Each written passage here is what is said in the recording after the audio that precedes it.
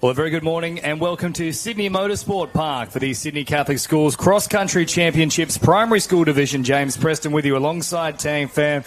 And Tang, we can't wait for this one. It should be a terrific day and beautiful conditions as well. It's been very wet in Sydney for the past few weeks, but cleared up just in time. Thank you, James. Yes, perfect weather today for our primary championships. And I'm looking at the kids now and they look ready to go. So it should be a fantastic day for everyone. And we're just waiting for them to head over to the marshalling area. But before we officially commence, we'd just like to acknowledge and pay respect to Aboriginal and Torres Strait Islander peoples as the First Nations peoples of Australia, on whose ancestral homelands we live, serve, learn, worship and work, the homeland of the Gandagara and Darug peoples. We pay our respects to elders past, present and emerging. We celebrate the histories, languages, cultures and spiritualities of Aboriginal and Torres Strait Islander peoples, and we respect their continuing connections to country and sea over thousands of generations as the world's oldest living culture.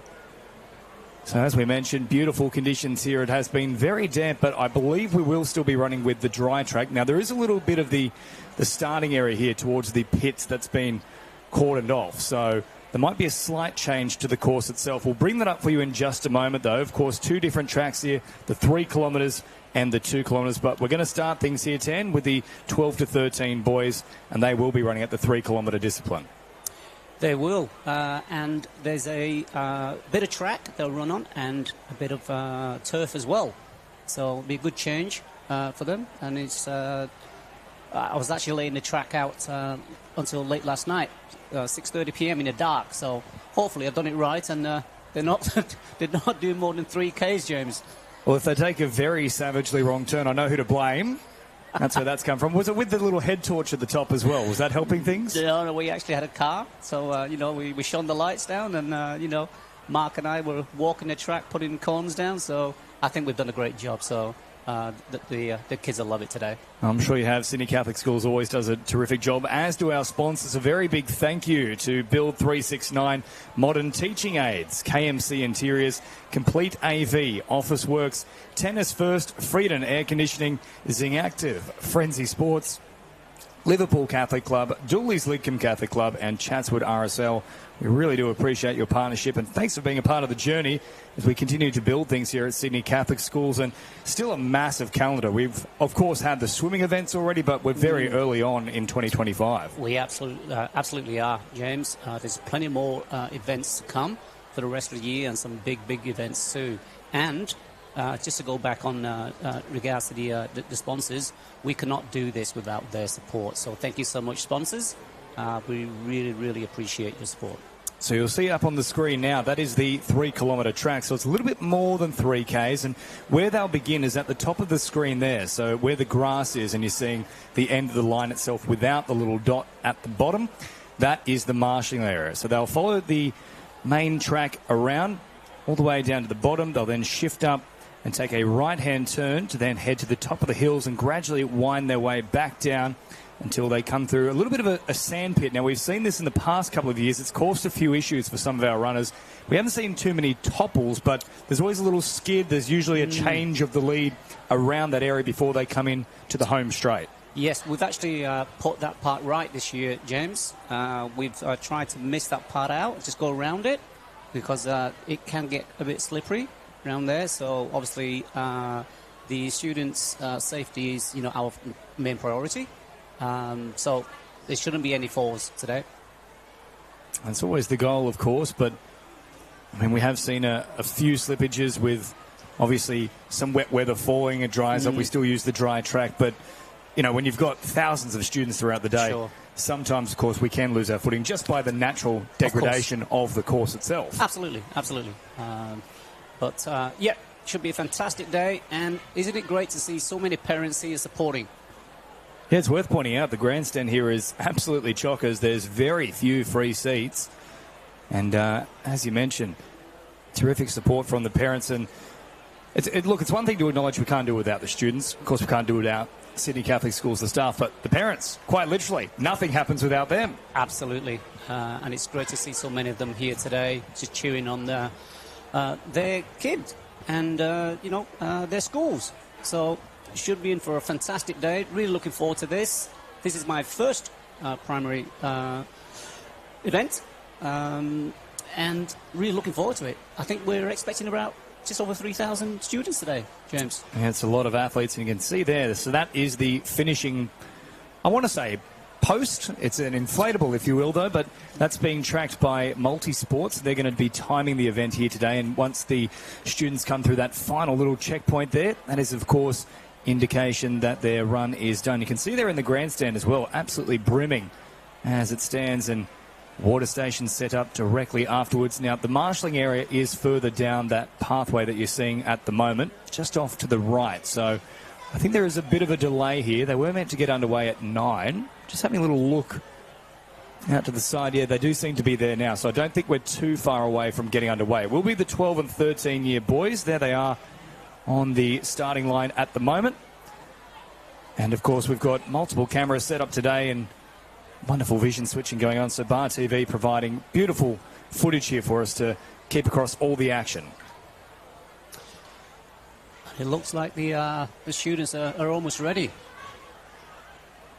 It's a large field to start with, of course. Directly following the 12 and 13 boys, we'll move to the girls division. And this is Conference 2 to begin with, and they are off and running. So we're underway here for the Sydney Catholic Schools Cross Country Championships Primary School Division. We'll get a good idea of who's in front as they hit the first checkpoint, but nice start made across the board, and we'll have a number of students looking to just establish themselves as one of the pack leaders to begin with, but it's a long way to go, so it's all about pacing here throughout the day as they now hit the tarmac itself. So Conference 2 is away. We'll have Conference 4 as event number 3, still with the 12 to 13-year boys. And then a little later on today, we'll then have Conferences 1 and 3. So we start with the even numbers, as they now all begin to spread out nice and early in this one. Yep, early into the race yet. There might be some tactical running today, James. Just to preserve the energy and wait for the last K or so. But we'll see. They'll be passing us soon. I can see them coming up on the track. And we do have an early leader establishing himself here by probably about 5 metres. And then second, already with a reasonably good gap here between himself and third. So around about 10 metres thereafter. In fact, our front runner has pulled away significantly here. We'll soon get his bib coming through as we approach these little checkpoints. There's multiple checkpoints across the venue itself, and the results will be fed back to us in the studio up here. So nice lead being established of probably 15 metres now. We've had a change as well up into third. One of our taller athletes running up there as they continue to move through in front of the grandstand. It's a large contingency, this one, Tan. It really is. And isn't this amazing to watch? This is what it's all about, right, James? School sports, participation.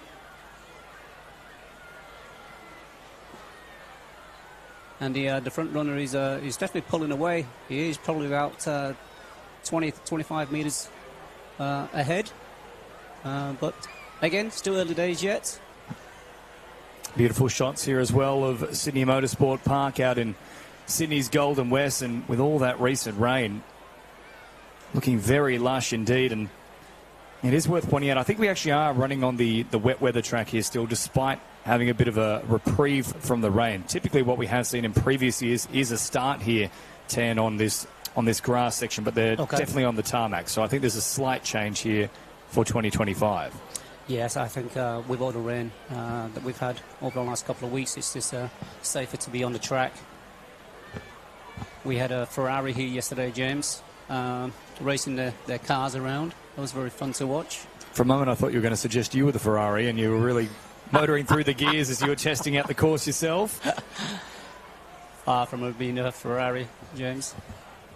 Too old for that now. I've heard that you're very much keeping up with your fitness, though, Tan. You can certainly put me to the sword. And off and running now with our second category here. So this should be the girls. Yes, they're underway. So this is the 12 to 13 girls. And ultimately, this is Conference 2 as well. So both Conference 2, 12 to 13 divisions underway now, the boys and the girls. We're still waiting for those first results to come through. So if we don't have those popping up soon, what we might do is as the students come around to one of our close cameras, we'll try and get a good little shot on the front bib so we can then track their number manually. So bear with us, because if those times aren't being populated on the website, we can't do much in the way of checking it from our position up here. And I know Tan does go for like a Ferrari, but I won't make him chase down the front runner at the moment. There's no way I can catch these kids, James. They're way too fast for me. And some very quick customers. So girls underway. Boys have been running for a few minutes now. And in terms of course, that course structure, so they'll hit the end of that straight, as we saw that shot overlooking all the grass, and then once they get to the top of the hill there, they take a nice big right turn further up the hill. So it's quite a steep course at times as well, and then they'll gradually wind down. I had to walk it yesterday, James. Need to finish me off. And here are the girls, just passing us now. They're going at a good pace. 1 and 2, pulling away from the pack. It's a nice start that's been established here. I think 1 and 2 are from the same school too, James. It appears to be the case. So they're also now marshalling for our next group of races. And so there are the girls fanning out, and you can see just the sheer scale of competitors here today at Sydney Motorsport Park. And I can assure you as well, it's actually quite a lot nicer than perhaps those shots are showing there. It looks like there's a fair bit of cloud coverage, and there is shifting over in that direction, but overall, Tan, it's actually quite a nice clear day. It is, and with the clouds, obviously, it's not too warm, James, which is good. And the next race is Conference 4 boys, 12 and 13s. That'll be starting in a couple of minutes. But the girls are going well, nice and steady. 1 and 2 are still pulling away, but the majority are still going. Yeah, so we haven't had any of our checkpoint updates come through as of yet. What I might do throughout the day is I'll just touch base with our timing partners to make sure those results will be populated as these events get underway. Otherwise, it's going to be quite difficult for us to track, and certainly for you at home as well. But seeing live shots here of the 12 to 13 girls Conference 2, which is underway at the moment. Now, the next one to head to the marshalling area will be the Conference 4 boys in the 12 and 13 division. So, of course, we've got a few runners coming from each conference that will go through to the next stage, and then the overall times as well. I believe that's how it's working. Correct. That's right, yes. For a moment there, I thought we were having the old pace setter car coming out as well. We've got a car on the track. But that's purely just to make sure that all the students are okay. And it certainly has started quite well here, and seen them push through the gears already. Nice movement from the back there, actually, too, overtaking a number of runners and now shifting away from that other chasing pack that's pushed through. So we've had the clearance of our first 2 conferences moving through, both the Conference 2 12 and 13 boys and the Conference 2 12 and 13 girls. And if we do have any shots coming for our boys at the moment, we'll see if there's an update for them in the back of the course itself. But at the moment, no details regarding those checkpoint times. So shots you're seeing, that's all we have available to us as well. But again, you can see there a packed grandstand here at the Sydney Motorsport Park. And a very big day of events too. So obviously, after we get through this 12 and 13s Conference 2 and 4 divisions, we then move to the 11-year-olds, followed by the 8 and 9s. And, of course, we'll drop down to 2 kilometres for the 8 and 9s. And then a short little break in between before we recommence things at about 11:55. So once we have our race getting underway for Conference 4 and the 10 girls at 10:25, a bit of a rest in between. And then we recommence with our, in theory, afternoon session. We start a little bit early, but it's the afternoon session. Yeah, absolutely. That's just for changeover. Where all these students here, they'll go back to school, and students for the afternoon session will arrive, and we start all over again. So a huge day today, big day for the sports team the last couple of days. But you know what? We'll love it, James.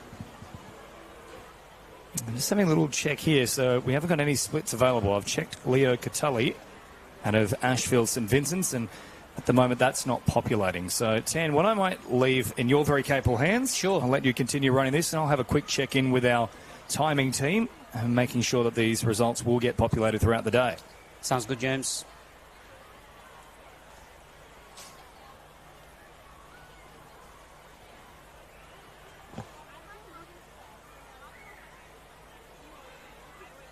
And again, apologies for not having the details for you, but hopefully James can get some information from our tech team to just update you of the standings. But thank you so much for joining us today.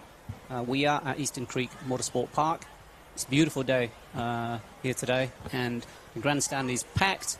Thank you so much for the parents who have taken a day off just to come out and support their children and their schools. Thanks so much for all those who have helped set up today on yesterday to make it what it is today. But we're waiting for the next race, which is a conference for boys, 12 and 13-year-olds, which should be hopefully starting in the next minute or so. But the first race today was Conference 2 boys, 12 and 13s. So they should be coming up to the finish, not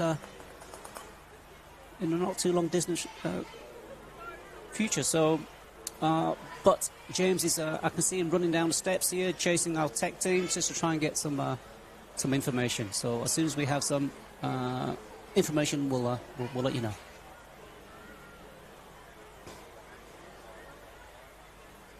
So here we go on the screen. You can see the boys. This is the first race running through, but we just don't we don't have any details in terms of who's in front.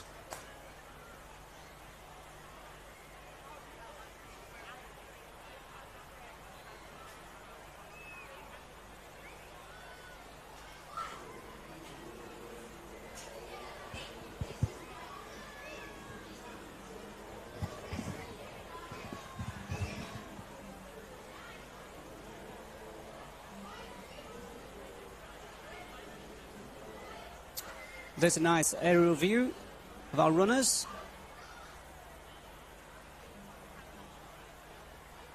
They're just going around the bend there, and it's not too long now before they come back on the straight to come down the finishing straight. So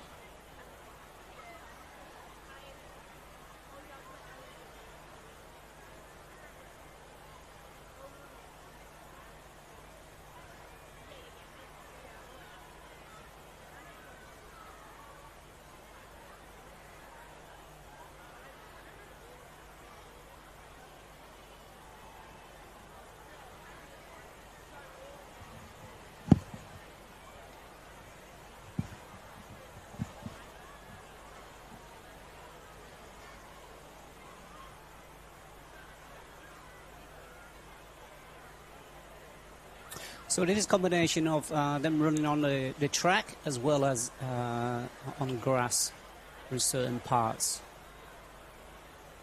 They're going to cross the track here, and this is the boys 12 and 13 Conference 4 getting ready for their start.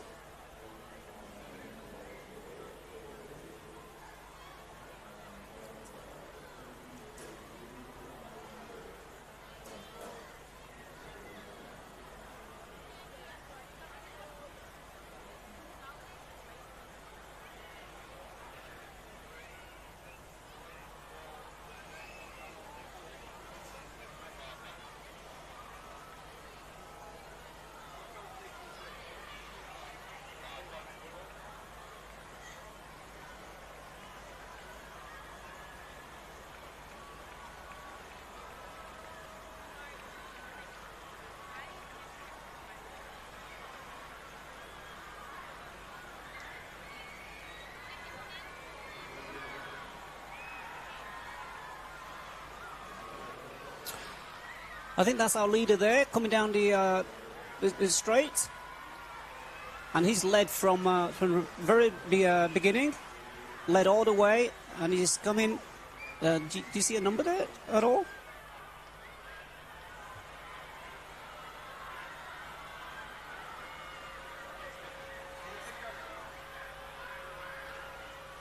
can't see a number there, but there's our winner, and he's won it by probably 50 metres, and our second and third place students are coming across the line now. Well done, boys. Fantastic effort. And 4th, 5th and 6th are just crossing the line now.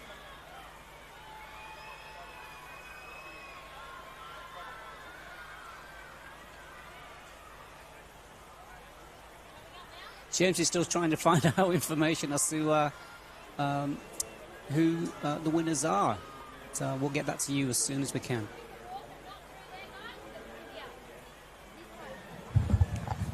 Tan, thank you very much. I've had a little run across the other end of the park here, so still out of breath myself, but we've got a few results coming through now. Now, it looks like Julian Diaz is the man who's come through. So we had a technical issue with the timing truck, which has now been rectified. So eventually these results will be populated in correct fashion. Now, I don't believe it's Diaz who's won it, though. So that's just one of the results that's come through. Our student is from St Mark's. So it's Diaz is out of North Ryde Holy Spirit. So it might take a bit of time to catch up. So we see some of the girls come through now as well. And we're also underway here with what looks to be Conference 4. So the boys 12 to 13, Conference 4 now underway.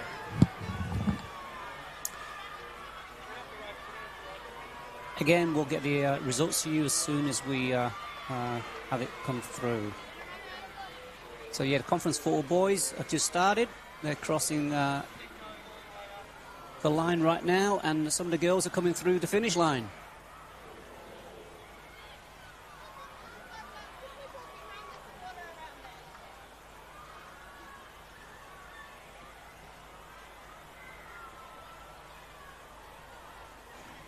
So just picking up with the girls here, so we can see on screen 2092. So that's one of our runners there. We can certainly check that for you here with the girls division. Not currently in front, but that is Sophia Dang, who's moving nicely at the moment down towards the final stages of this 3-kilometre discipline for the 12 and 13 girls, as the Conference 2 boys are wrapping up at the moment. So our student out of St Mark's, now he's the one that crossed the line first for the 12 to 13 boys Conference 2. You see there as well, runner 29.9. That's Layla Trujillo. And also pushing through on screen at the moment. It's a nice run there from Gabriella Baker. They're still working hard here, the girls, Tan. They are. They are. They're doing really well. Steady pace. Just confirming as well, our winner from Conference 2 in the boys 12 to 13, that's Paul Vlahos, who's got across first, and we're seeing some great shots there with the drone as well, courtesy of Bar TV, and it looks beautiful here at the moment, Sydney Motorsport Park. And as I mentioned, Tan, there's been plenty of rain out this way of late, and it's looking very lush. It is very lush, and you know what? I'm really glad of the clouds there, just keeping the sun at bay for now. And I'm sure the runners are too. And now underway as well. Looks like we've got our Conference 4 girls 12 to 13s who have just started in good fashion here. We've got an early leader as well, and that result will come through shortly. I think we are still playing a little bit of catch-up, though, from our time truck. Yeah, because we don't have the Conference 4 results coming through as of yet. They might not have hit the checkpoint, though. Still a little bit of time to go before they reach that mark, but we'll make sure that as that comes through, we inform you at home or at work, no matter where you are watching it from. This is Conference 4, 12 and 13 girls now underway, Tan. Yeah, so this is the final race this morning for the 12 and 13-year-old age group. And then we'll move on to the 11 years next, starting off with Conference 2 boys, and they also do 3K. So they'll be after this race. And that is our leading pack here in Conference 4 with the boys 12 to 13. So, as we mentioned, we don't have the bib number as of yet. The checkpoint either has not been reached, or once more we have some issues with the timing department. So if we do have anyone from Sydney Catholic Schools as well, part of the admin staff just tuning in and checking out how the stream's going. It's going fine from our end, but we might need to have a little check-in with the time truck throughout the day as well, just to make sure that things are being populated there. But you can see our front 4-pack here, so it's pretty tight still. At least a third of the way into this race, of course. 3-kilometre discipline here for the boys 12 to 13. This is usually a terrific opportunity just for a bit of a lead change. You can let yourself free fall almost coming down the top. And yes, just confirming there, of course, Conference 2 taken out by Paul Vlahos. So he was indeed the overall winner there. And Julian Diaz, of course, had a good start. That's the initial checkpoint category. So I'm not sure if he did finish in that point. We'll try and get the final results coming up for you too. We've had a change of the lead as well there in the Conference 4. As the girls now keep marching forward here out of Conference 2. So we've already had quite a few runners from this girls 12 to 13s pushing forward and trying to take the lead.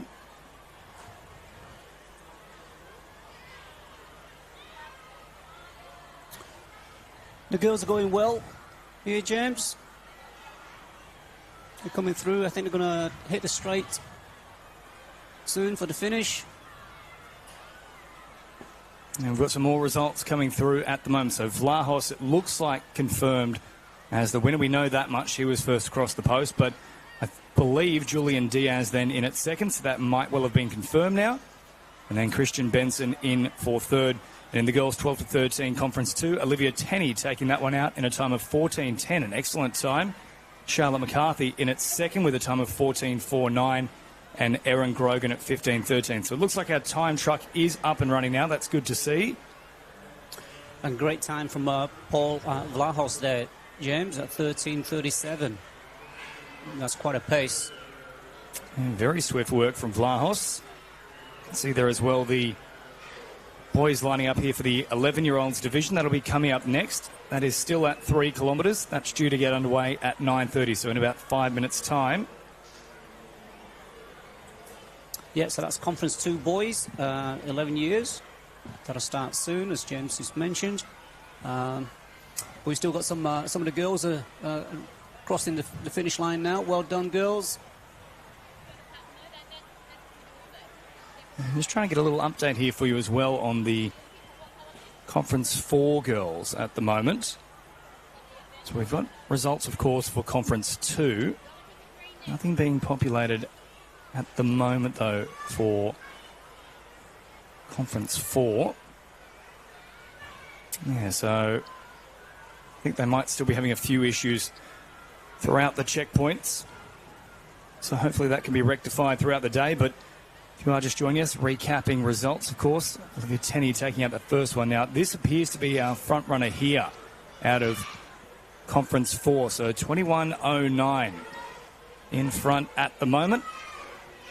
And that is Juliet Dick, who is storming all the way through the inflatable and will cross it and doing a great job there. So it looks like Juliet Dick has taken out Conference 4 here for the girls. A wonderful run, Tan. Well done, Julia.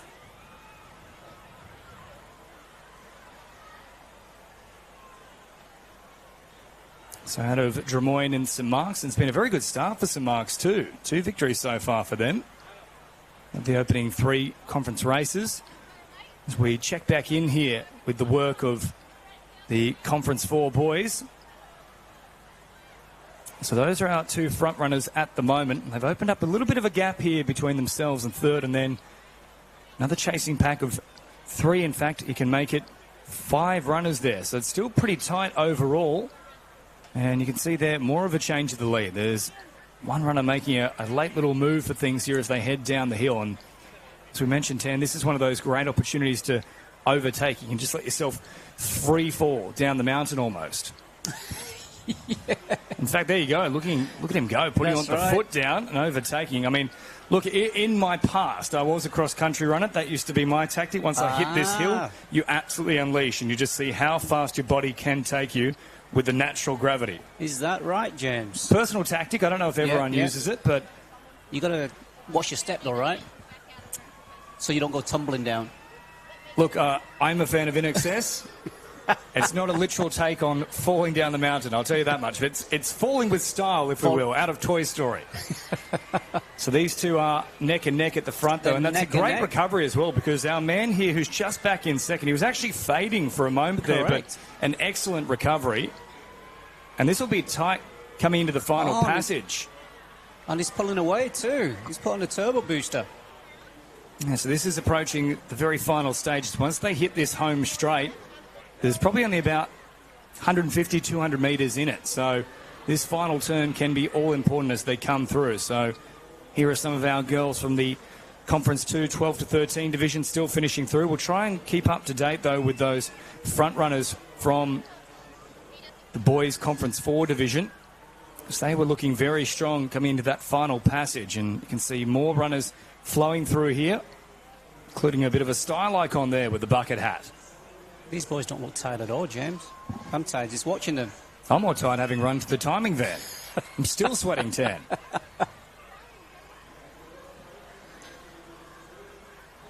There's a nice little gap here between the finishing runners here of our Conference 2 girls and the boys here in Conference 4. So we'll get a good view of them coming into the home straight and seeing who might be able to take this one out.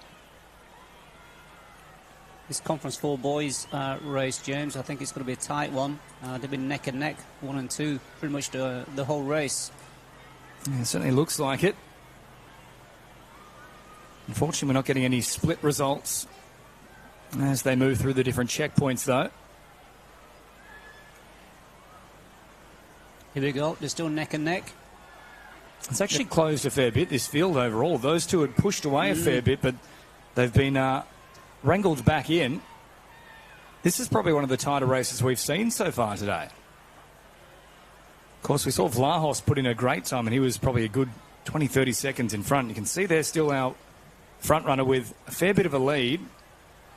Not a great deal of time remaining in this one, though. So roughly the average time we're looking at is about 14, 15 minutes for our winner. So I think we're nearing that mark now. Yeah, so they've clicked over about 15 minutes roughly. And these are the final stages of this race here in the Conference 4 boys 12 to 13 year division. 3 kilometres and still powering forward. You can see him just overtaking some of our other competitors from Conference 2 in the boys and also some of our Conference 2 girls. Look at him motor forward, Tan. He's leaving nothing in the tank. He's a pocket rocket, this kid. This is the final stages as he approaches that home straight here, well and truly out in front. It's going to take some form of a miracle to reel him back in from this point, but the gap he's opened up is sizable, probably a good 50 metres now. There was a challenge throughout that final third overall, but as we come into the home straight, it is all this runner. We'll get hopefully a good view of his bib coming around in just a moment, but as you can see here, the final turn and onto the home straight, and he will continue powering forward. And they have closed the margin a little bit here, but the way that he's moving, I don't think he's going to be letting up on this one. I think second place has left it a bit too late, but our runner here in green, he's motoring down at the finish line here. He's left a little bit in the tank too, just to put the foot down, because there is a pursuit that's on at the moment. It's closed the gap slightly, but I still think it's going to be a bridge too far here. So an outstanding performance from this young athlete. As you mentioned, not the tallest of customers, but a real pocket rocket. Well done. He's just crossing now. Well done. Yep, done a wonderful job. And just having a look at the number there. It's a 2.574, it looks like. I think that might be the case. What a fantastic run. He was sprinting across that line.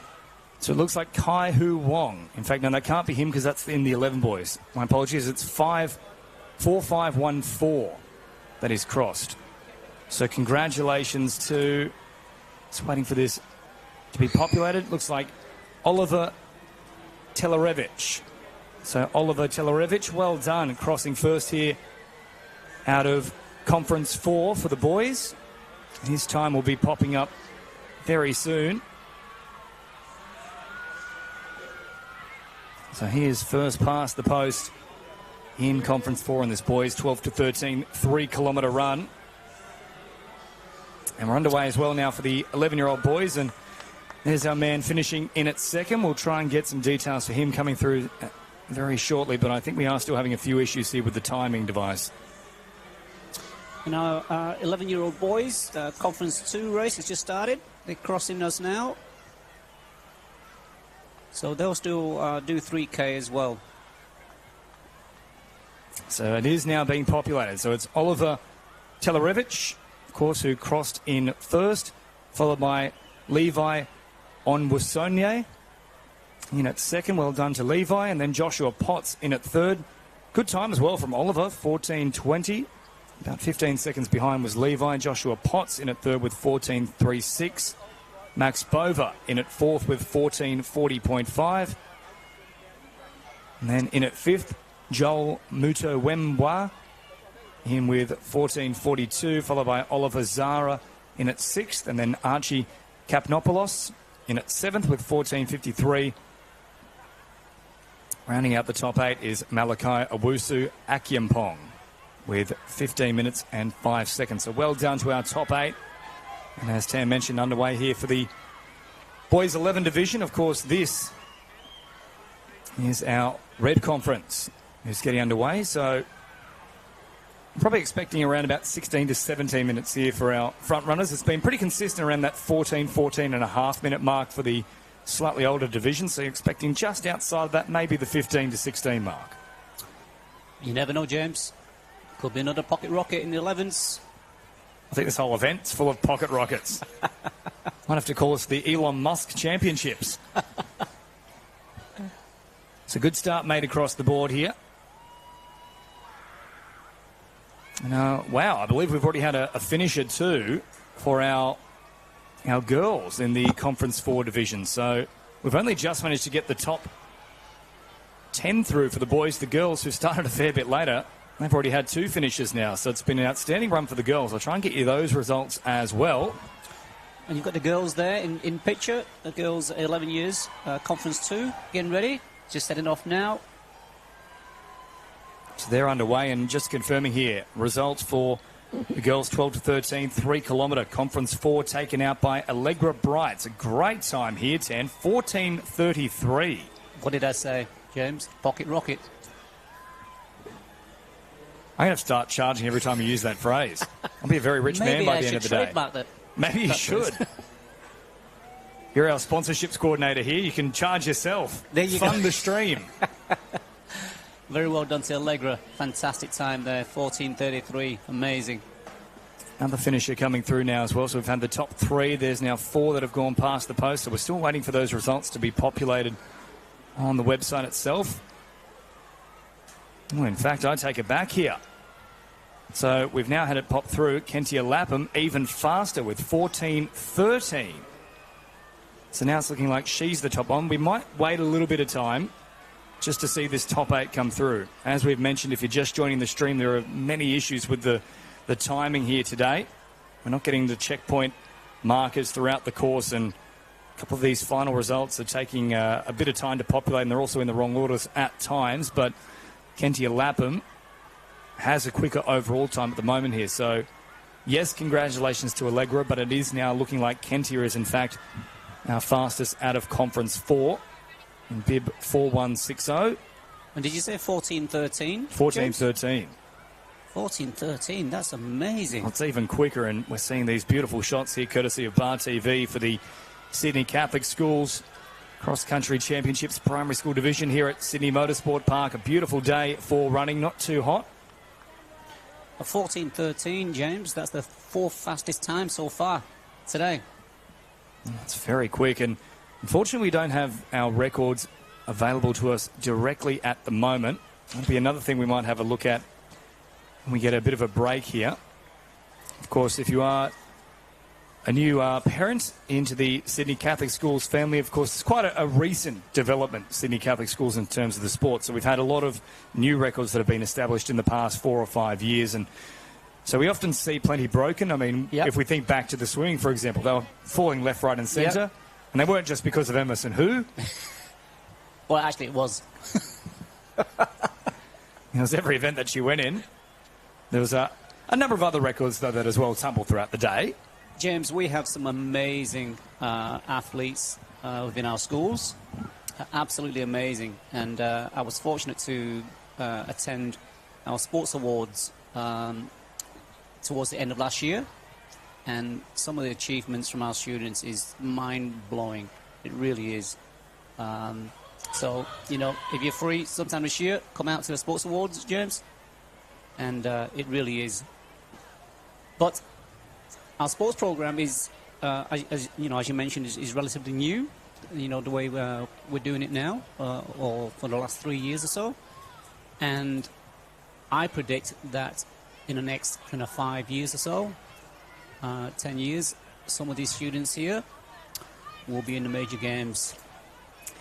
I'll tell you what, I did a little bit of research last year. I've actually found my old results here for the primary schools division. So I can tell you right now, whilst it is very quick, the record actually belongs to Kira Tui in the 12 to 13 girls. Can you believe this time? 12:37.8. So nearly 2 minutes quicker than our winner for Conference 4 here. So that just shows you how fast that is. Now, Kira Tui, I believe we'll see her later in the year as part of our secondary schools division. That'll be a good one to watch moving forward. Amazing. Amazing. And you got Cooper Cooper Dowsett, 11:46 in the 12 to 13 boys. So take nothing away from our athletes today. Some wonderful runs, but that's just to give you a little bit of an indication of some of these records. They are phenomenal. Absolutely. Absolutely. Now just keeping up with one of our runners here from our 11 boys Conference 2. So they're, of course, running the 3 kilometre discipline. I believe this is our front runner at the moment. And you can see there, a nice little lead being established and a really good opportunity to pull away. And that's where we've seen a look at that. You can see as we pan out here just the sheer scope of work that's needed to be done by the chaser at the moment. Probably a good 100 metres in front, our leader at the moment, Tan. You know what I've noticed, James? That the leaders tend to have really bright coloured shoes. I have said this many a time. Yeah. Especially when calling touch football. I think, well, if you have the flashy boots or the flashy footwear, you need to back it up. And well, typically we see it is the case. Look at our student there. It's, you know, it's something you can't get away with, right? If you try and enter a room with a very loud outfit and you haven't got the personality to match, you get called out on it. That's true. And the same thing happens if you're an athlete with loud shoes. You know what I'm going to do, James? These black things, they're going in the bin. I'm going Rebel tomorrow. But can you back it up? No. Then you've not heeded any of my advice at all. But I look good. Well, as they say, be good or be good at it. That's right. And it seems like our Conference 4 boys are getting ready. 11 years. They'll and also a presentation 9:45. here as well. Apologies, Tan. So that's just confirmation of some of our outstanding performance here. And that is, of course, from Conference 4, the boys up onto the podium now. Yep. Well done, boys. And it should be Oliver Telerevich hopping up now. There he is. Our top place getter, Levi Onwasonye, in there at second. And, of course, Joshua Potts in at third. Congratulations to the boys in that Conference 4, 12 to 13 division. Well done on your performances. Of course, they'll be moving through to the next stage of competition. Tell us a little bit about that, Tan. So they'll move through to play to run against other conferences, James. So we have conferences and the top runners go through to race against Conference 2, Conference 1, etc. And, of course, all on a pathway to that Combined Catholic Schools division, right. the Triple C Championships. Yep. And that particular event, that won't be too far around the corner either, actually. I believe that might be in June from memory. So I can actually just do a quick little check for you from the information I've got available with that one. Yes, it's the 11th of June. It'll be at the Equestrian Centre in Horsley Park. So where the secondary will be running. Yep. And it's a beautiful venue there too. Whilst we're seeing a lot of, especially with the wet track here today, we're seeing a lot of the use of the tarmac and our pavement here. But when we get to the Equestrian Centre, there's none of that. No. It almost feels like we need to leave out all the barriers for the horses for the students to run through. It can be quite rocky terrain at times. We're still seeing some runners here pushing through from the 11 boys division. course, they're running at a 3-kilometre distance. They got underway at 9:30, so about 13 minutes into things now. We're expecting that winner to come somewhere between the realms of, say, 13 to 16 minutes. So a front runner, if they're moving at record pace, they'll be close to the finish. I'm just having a little look here at some of our previous records. So Dylan Green, now, he would probably be up into that 12 to 13 division now, and I don't think we've seen him run so far. So he might be in Conference 1 or 3 potentially. Mm-hmm. Now, 7:53.7 is the time he set in the 10-year boys. So that was back in 2022. So he should potentially still be in the 12 to 13, might be in the secondary. Of course, we do have a cut-off date for each year, so... Sure, so the 10 boys is 2K, right? Yeah, so 2K. So, I mean, that's someone to watch potentially. So he could actually be in the secondary, though, for now. So...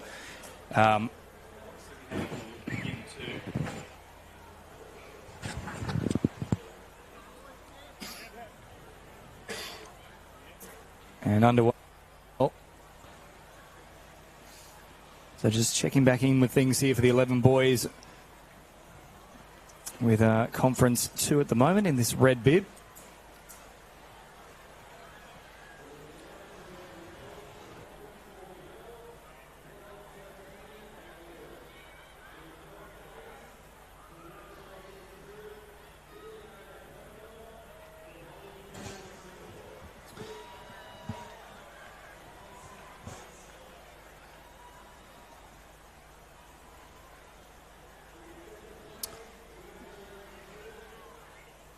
And here we have the presentation for the girls. I think it's the girls Conference 4, 12 to 13 years.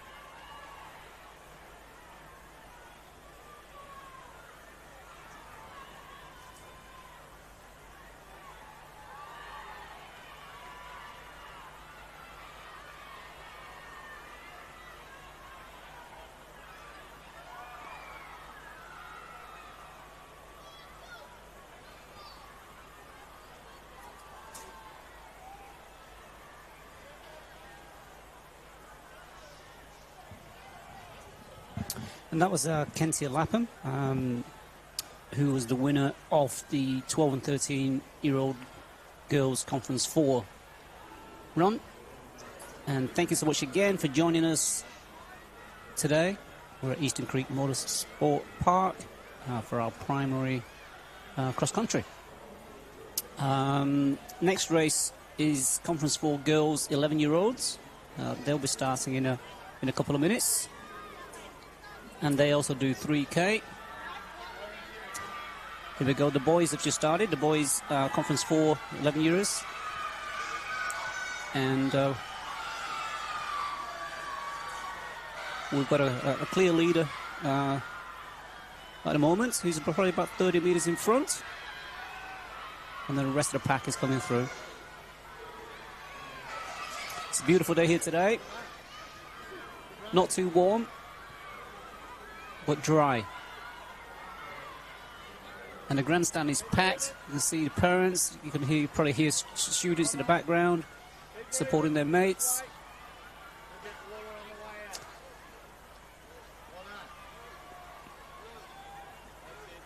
A great aerial view there. Again, James is doing some technical work, trying to find out some information. And the update I can provide you as well, Ten, is that we are having ongoing issues with the timekeeping truck that's here at the venue. So no split times are available to us. We do, of course, have the final times as they cross that finish line, but throughout the course, those split time checkpoints aren't currently working. That's a shame. Hopefully they can get that sorted sooner rather than later, James. I believe we've got a couple of other people chasing up about it, so without putting too much pressure on our timekeepers, makes it a little bit tough for us, but hopefully it can be sorted, as we're still seeing these runners push through now for some of the 11 girls, and underway as well, I believe, now with another conference here for the 11 boys. That's Conference 4, who are up and running as well, Tan. Yes, they are. And Conference 4 girls will be running in a few minutes, I think, James. But it's a great start to the day. We've had some pretty good times so far, but it's early days yet. So after the 11s, we've got the 8 and 9s, which will start just after 10 o'clock. And, of course, conditions at the moment, a little bit of cloud coverage, but only 17 degrees, so it's actually perfect conditions for long-distance running. The last thing you want is, searing temperatures, 28 degrees, and there's all sorts of fire and brimstone that you have to deal with, and the tarmac's got all the heat rising off it too. Absolutely, James. So, and of course, as well, don't miss out on Conference 2 and 4 with the boys and girls multi-class. So a big combined group there. You'll have plenty of runners for that one. That's due to get underway at 9:52. So they'll be marshalled already, waiting in that area. So in just a few moments, in fact, they'll be getting underway. And then in roughly a minute, we're due to commence with Conference 4. The girls, they'll be wearing the orange bibs. So it's going to be a very busy starting area quite shortly. And the multi-class will do 2K, James. So really looking forward to seeing the multi-class run. And it's a big group here too. So it's the 8, 9s, 10s, 11s, and the 12s and 13s, boys and girls. So it's quite literally our entire multi-class divisions from Conferences 2 and 4. And then a little later today, Conferences 1 and 3. They'll get underway at 12:57. So just the two batches, if you will, of multi-class runs here. And then, of course, once we get through this first multi-class division, we actually drop down to the 2 kilometre overall. So that begins it, and then we follow through with the boys and girls 8 to 9s, and then the boys and girls 10 years division. Yep. And then we'll have a little break in between. And then we'll start back up again at 3K.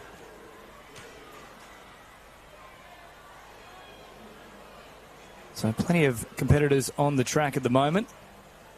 I've had one girl finishing now who's just come across in first place, and I believe she may have actually outpaced here the work of the 11 boys in the yellow division. So that's very quick work. I'm sure so some of the boys in the red division. So girls Conference 2. We've now had 2 finishes pushing through. We're keeping up to date here with, I believe this is the boys Conference 4 runners here. So this is the green bibs.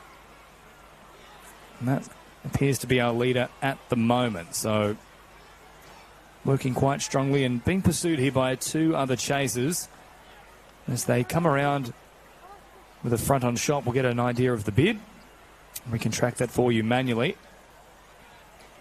Just having a little look over the shoulder. It's hard not to do it, isn't it, Tan? Absolutely, James. But he's got quite a lead. It's probably about 15, 20 metres in front, so just needs to keep up the pace.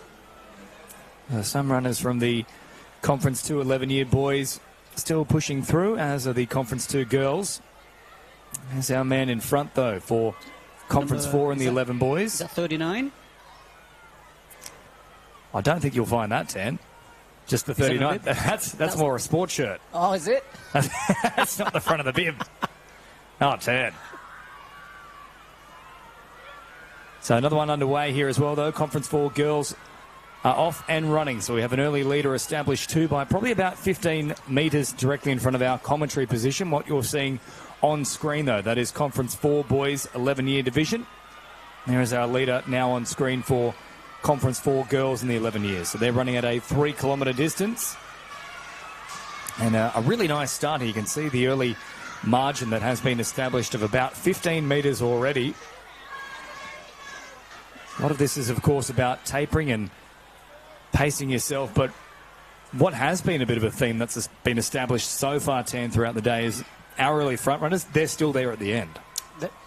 They are, that's right. And they take an early lead and they just hold on to that lead. So it must take a lot of stamina, James. It's all about stamina, this one, isn't it? Once you get past that even 400-metre distance, as we start to look at like 800 metres, that's when you're pushing through that lactic acid. It's now about the cardiovascular system, and you're really breathing heavy, getting those tired legs, but just finding a way through. Yep. Speaking of finding a way through here, our man is still finding his way in front, and I haven't really reined him in at the moment. If anything, I actually think that lead's probably increased by maybe 5 metres. He's keeping a really steady pace there, so unless second place starts to put on the propellers, you're not going to catch him. It's going to take some serious catching too. So that is, of course, the Conference 4 boys, and we'll see if we've got a little fix of the split here. I'll have another quick check for you.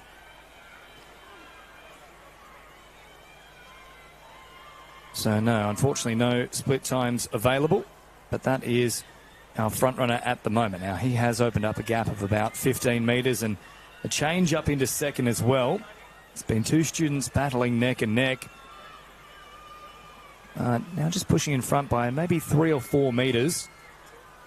So roughly at that halfway point in this race. And you can see all the parents who have come here today in attendance parking at Sydney Motorsport Park to cheer on their students. And in fact, here is our front runner here. So it's 4.373, I believe.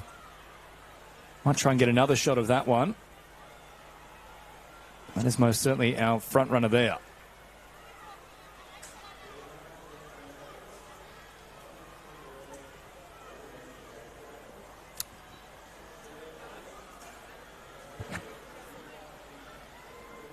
Oh, and the gap just been closed here a touch 10, about 10 metres now. So the chase is well and truly on for that top position. There's a bit of work to be done, but there is enough time left in this race. There's certainly enough distance to close the gap. There is, and second place is making his move. So let's see if our front runner can pull away again. You know, he's really barrelling down our man in second at the moment. He is closing that gap well and truly. So we see more runners come across the finish line here. And as we get another chance to take a look at that bib number, we'll try and do this so for you, just to keep you informed as to who is in front for that particular division.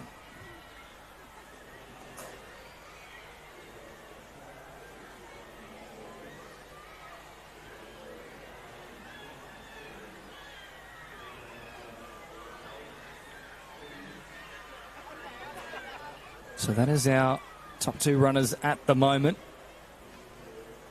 And you're also seeing some of our award winners here for the Conference 2 boys in the 11 years division. So we can inform you across, of course, those results now that they've come through. And again, our next race is Conference 2 and 4 boys and girls multi-class for years or ages 8, 9, 10, 11, 12 and 13s. That'll be starting any second now. Certainly will be, and of course Conference 2. So taken out by Andy Lewis with a sub 13-minute time, 12:57.2. Luca Talone in at second, 13:21. Levi Messina in at third with 14:09. Rocco Stanic in at fourth with 14:22. Fifth, Hudson Lantry Griffith with a time of 14:27. Sixth was Axel Ellerin with a time of 14:33. Seventh, Tiago Manias with a time of 14:34.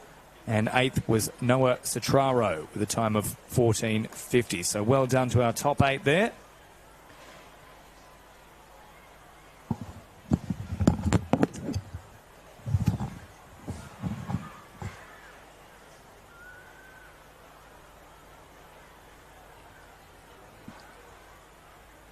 So runners still coming through now. I'll try and get a little look at who's in the lead out of Conference 4 here for the boys in the 11-year division. So I don't believe that is our front runner, but these are some of the chasing pack. And they're really powering forward though.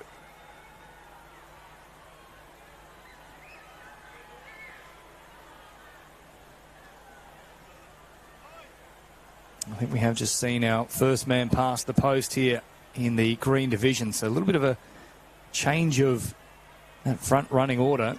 In fact, I think it might have been a man who was pushing well away from the pack that we had in that drone footage, in fact. Yeah, this is a man that's well and truly in front of our runner who was in the green top with the 39 on the back.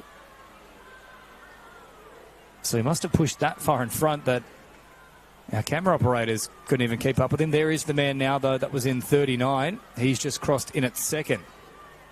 So great sprint finish here into the home straight. And an outstanding shot here of Sydney Motorsport Park. Beautiful and sprawling green rolling hills. A wonderful venue for our athletes here at Sydney Catholic Schools to compete at. We've had the top 5 finishers now push through in the 11-year boys Conference 4 division. And those results will be populated shortly.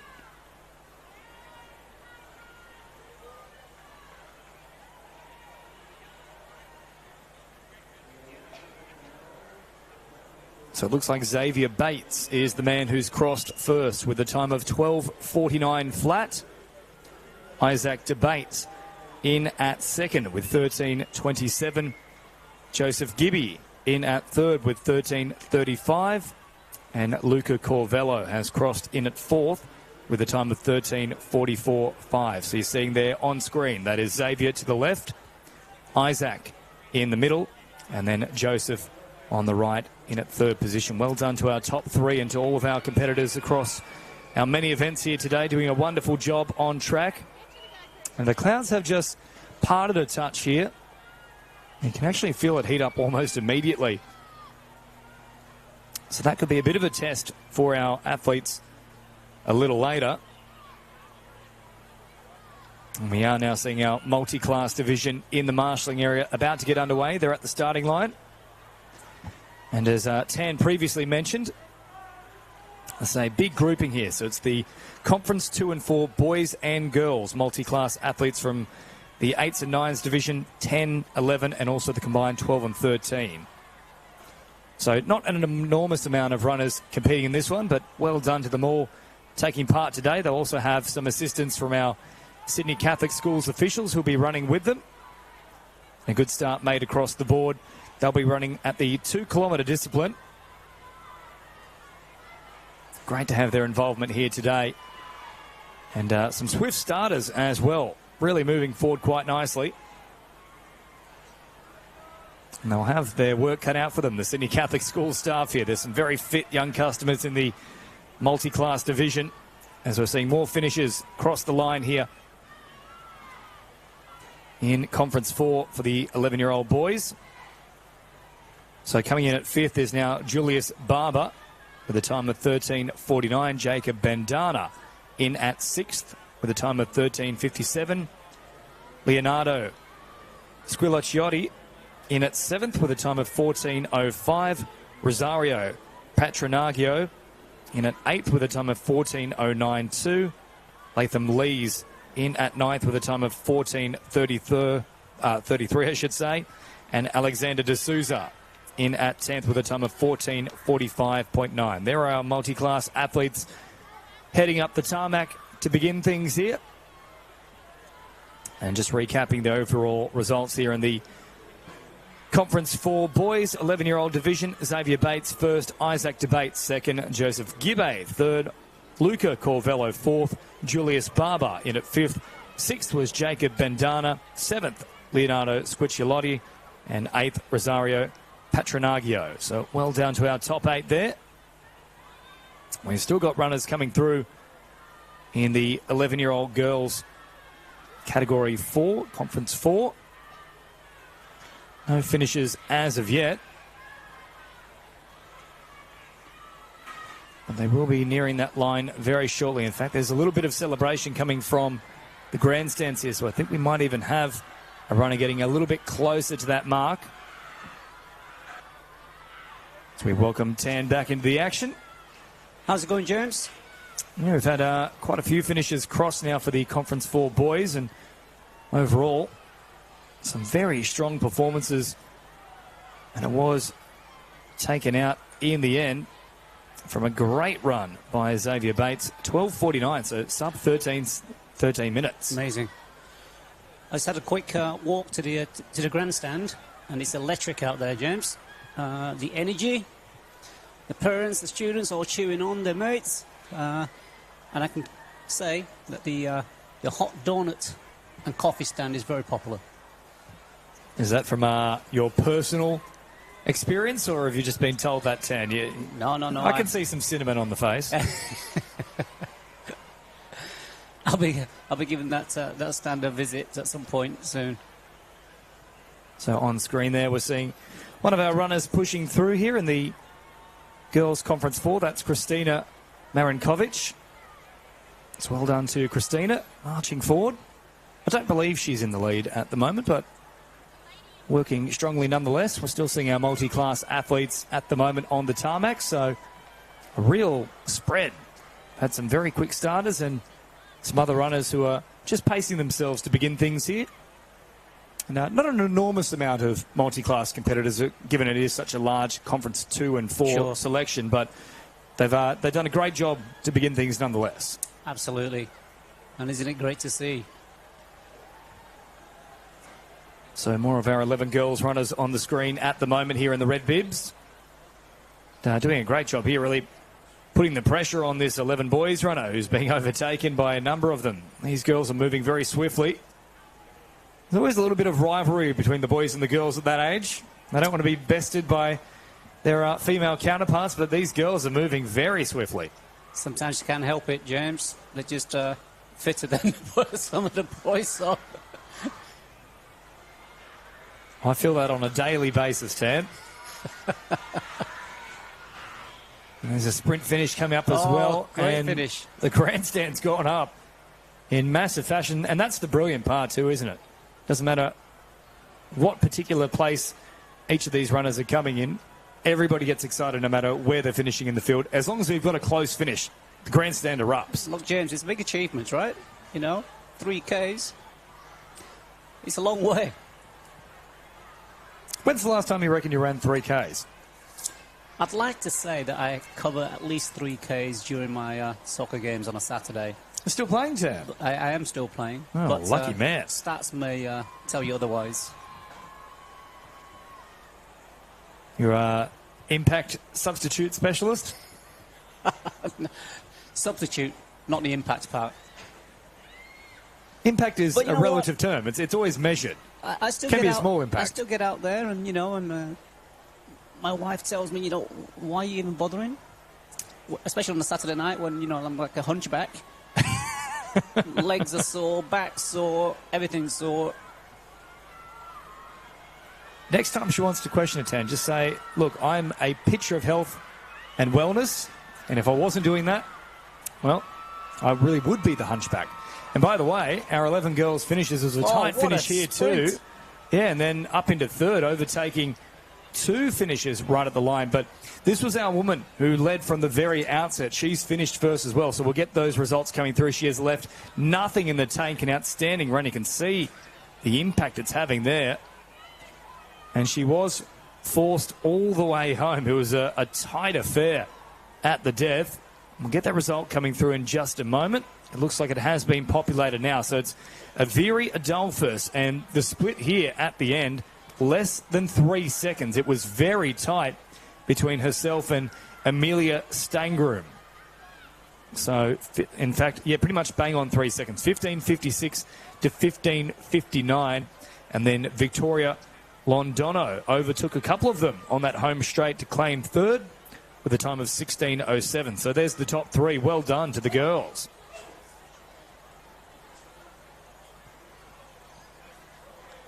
Well done to Avery Adolphus, though. Of course, she led from the outset in bib 4174 and managed to stay the course that entire period. Aria Geit also coming through in at fourth, so she has crossed. We've got a few other finishers that have now got there as well, so they should be popping up very soon. And here it is coming through now. So Alessandra Mezzasalma in at fifth with a time of 16:29.1.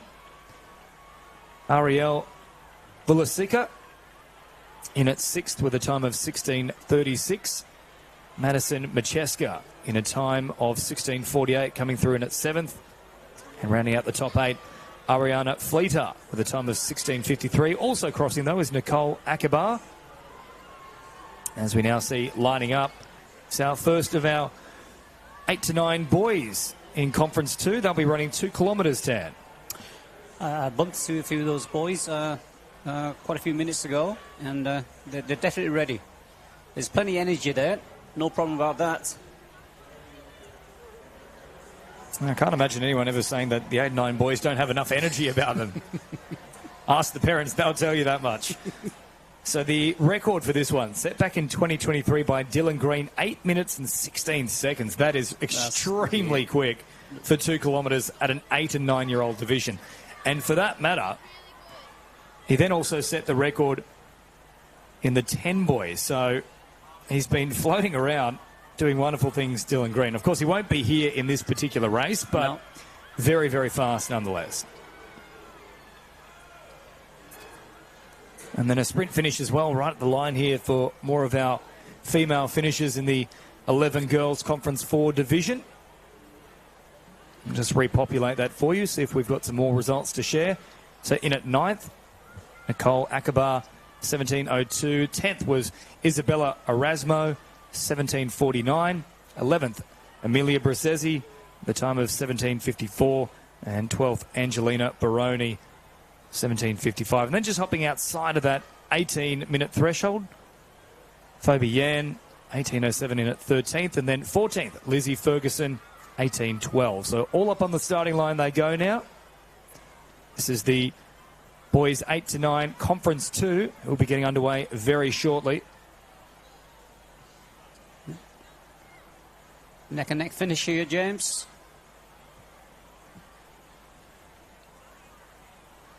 I do love this with, in particular, cross country. You tend to get these little personal battles. Once you've sort of established where you're sitting in the field itself, you'll typically try to pick a local marker, and either your goal is to match the pace if you're having a little bit of a struggle, or you're really looking to burn them in certain locations and just pull away. And you might not know that there's, a win coming your way, but it's always about giving that 100% maximum effort. You want your personal best, and sometimes the marker is whoever is closest to you, and you really want to just have that personal battle. That's absolutely right. It is the person that's closest to you, right? Because you don't want to come second to that person. And you may be in 40th, but it doesn't matter. Well, you don't want to finish 41st. No, that's the whole point. Right. And so here we go. The 8 and 9 boys are underway now. I love that when we see a little check of the chasing field. It looks like a horde of zombies at this point. Here we go. Here's a little press up. Well, our young man in front initially was craning the neck every which way, but he couldn't stop the advancement there of a motoring individual who's come past him. Maybe he's understood the fact that we are at the Sydney Motorsport Park and said, watch this, I'm in gear 6.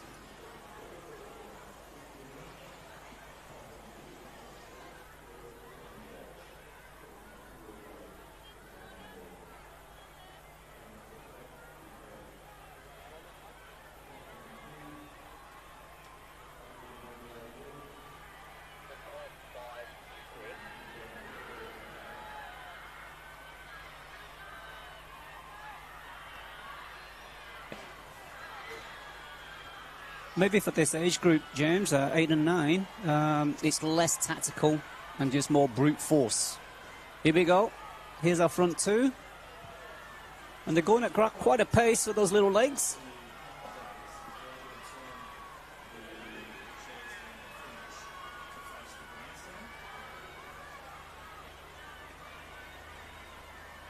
So we've got a clear leader here who's pulling away, and he's not stopping. He's probably 30 metres in front of second place. Now let's see if he can keep this throughout the 2K.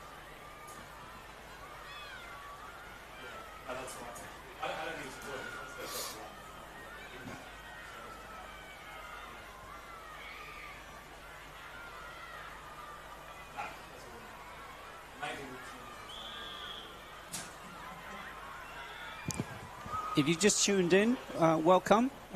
Thanks for joining us. We are at Eastern Creek Motorsport Park.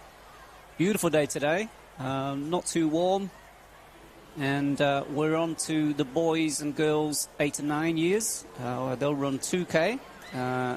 And this in your picture is the boys Conference 2.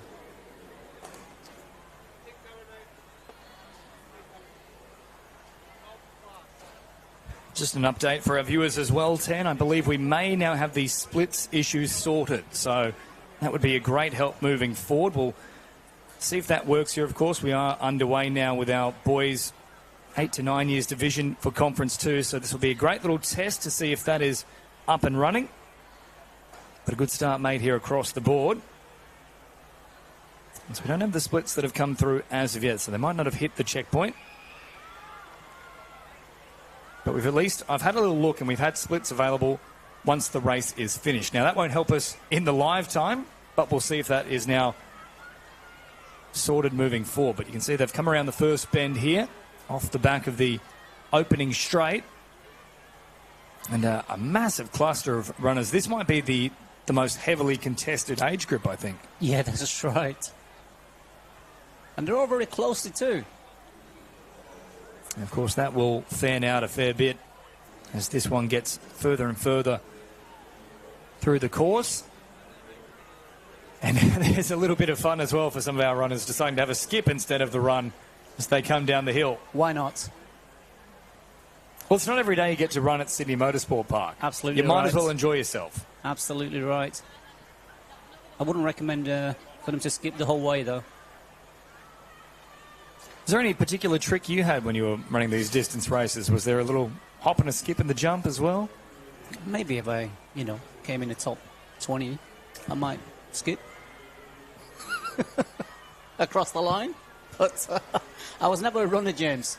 If there was a piece of leather, a ball, then I'd You'll run. chase it. Yeah. You're essentially a Labrador in human form. There you go. That's what I'm hearing.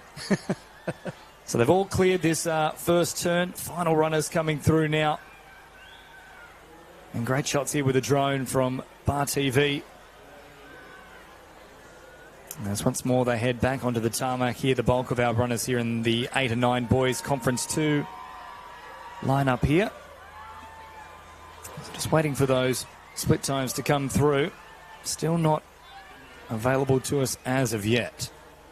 So once we do get those populating, we'll be able to tell you who's in front at the moment. But just recapping some of the results, of course, that we've already seen. I think some of our multi-class athletes actually might have now wrapped up too. Yeah, it looks like Ezra Montano has taken things out. Of course, there should be a percentage still applied, so not necessarily first past the post, but Ezra Montano crossing first overall with 12:39.9. So that's a great time for Ezra. Ashton Whiteman then in at second with 13:59.5, and they're both from the 8 to 9 years boys. And then Aurelia Ferrugia from the 11 years girls across in at third with 15 minutes flat. So there'll still be a little bit to be calibrated here from the officials and the admin staff, but well done to Ezra, Ashton, Aurelia, and now I think Johnny as well has crossed in that multi-class division. Well done, Tan. What an amazing time there from Ezra at 12:39.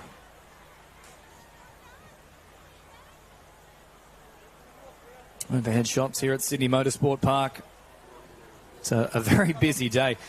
Just to get your mind around the logistics involved as well in setting this up. Take us through the process. Obviously, you were here last night helping lay the final checks of the course, but how long has the build-up been to this event, Tan? Weeks and weeks, James. We have some amazing colleagues of mine in the sports team, in head office. Troy and Maddie has organised this whole couple of days.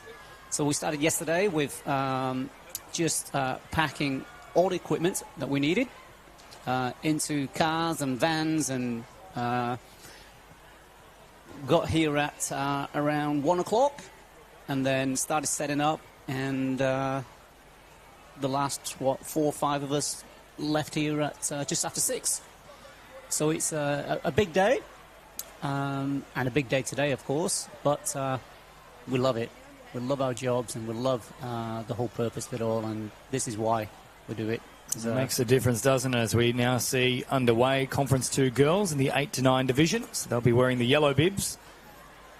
Yeah, so we do have some splits available, but the way they're populating, that's a slight issue for us. So they're not actually populating in order. So everybody is currently in position 91. So the split... keep us on our toes then. Absolutely. So Massimo Ericilio, for example, that first split at 2:32.6, but we're going to have to individually check all 91 runners, it looks like, to find out different splits. So, for example, we've then got the work here of Lewis Jarjo, who got his split in 2:24. His second split has now come through at 5:11. So we are getting updates. They're just not happening in order for us. So bear with us throughout the day. We've had some giant issues, unfortunately, with the timing. But you are still seeing these beautiful shots courtesy of Bar TV. The girls underway here in the 8 to 9 division. Conference 2, running those yellow bibs, and good start here on the tarmac to begin things. It must be such a thrill, Tan, to take off knowing that you've had some of the great drivers, James Courtney and whatnot, moving through this particular venue at 300 kilometres an hour. Like I said earlier, James, we had a Ferrari here yesterday, and we were setting up, and we can hear the roars in the background, and they were just racing for about 3 hours the whole time. It is quite an amazing place and an experience when you see, incredible machines like that move around this course. But today, we have amazing machines here running across the line now, as we've got the girls, 8 to 9 year olds. They're doing 2K, and I think at this age group, it's less tactical. Am I right, James? And just pure grunt. Let's just go. Pin the ears back and go. Yeah, that's pretty much it, I think. I love it. That's a good tactic I would in itself. say, though, in fairness, as a general rule, cross-country is probably one of those more tactical races. Sure. I mean, obviously, you have to have the endurance. You've got to have, you talk about Stamina greatest machines. Yeah. The human body is, in my opinion, the greatest machine. How it functions is mind-boggling to me every day. I don't know how I'm even picking my arm up right now to gesture to you, for example. It's incredible how all the neurons fire, but I've seen them firing on all cylinders here today. These incredible machines, our young athletes, starting well. And you can see just how large this field is again. The 8s and 9s division, it's always the biggest one. I think it's just the sheer unbridled enthusiasm when you're at that age. That's and as right. you get a little bit older, you go, I don't want to run the cross country anymore. That's how I feel now. That's how you felt for about 40 years. But like you said, at this age, it's just all energy. And they want to beat their mates, and they want to run with their mates, and, sometimes they want to walk with their mates.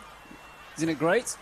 Well, here we go. We actually have some splits that are now operating in proper fashion. So Jackson Punch, 8:21.2. Now, I'm just trying to make sure this isn't our final result, if we will. Unfortunately, it is. So we're only getting the final coming through when it gets put in order. So well done, though, to Jackson Punch. He's taken this one out in 8:21.2. Spencer Marchant then crossing in second, 8:27. Daniel Gow in at third, 8:29. Jason Georges, fourth at 8:31.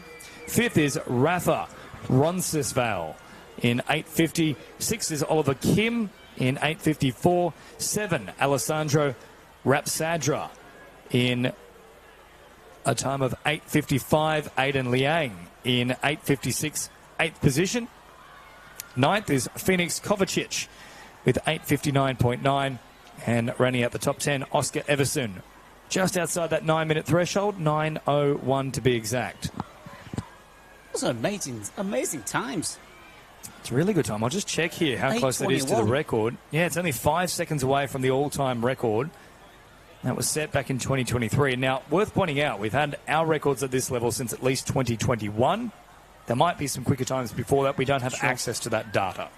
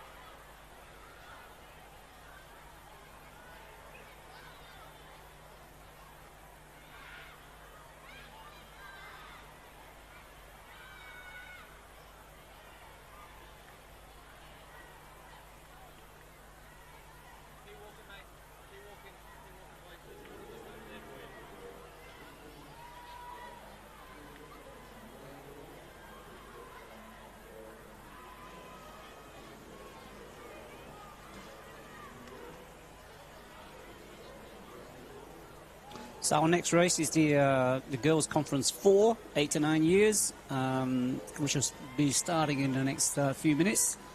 And they'll run 2K. It's a great area review there of some of our runners. I think that's the boys conference for 8 to 9 years.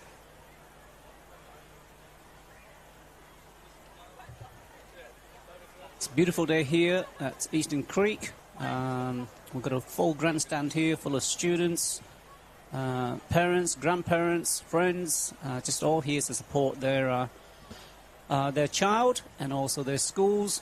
And it's electric out there.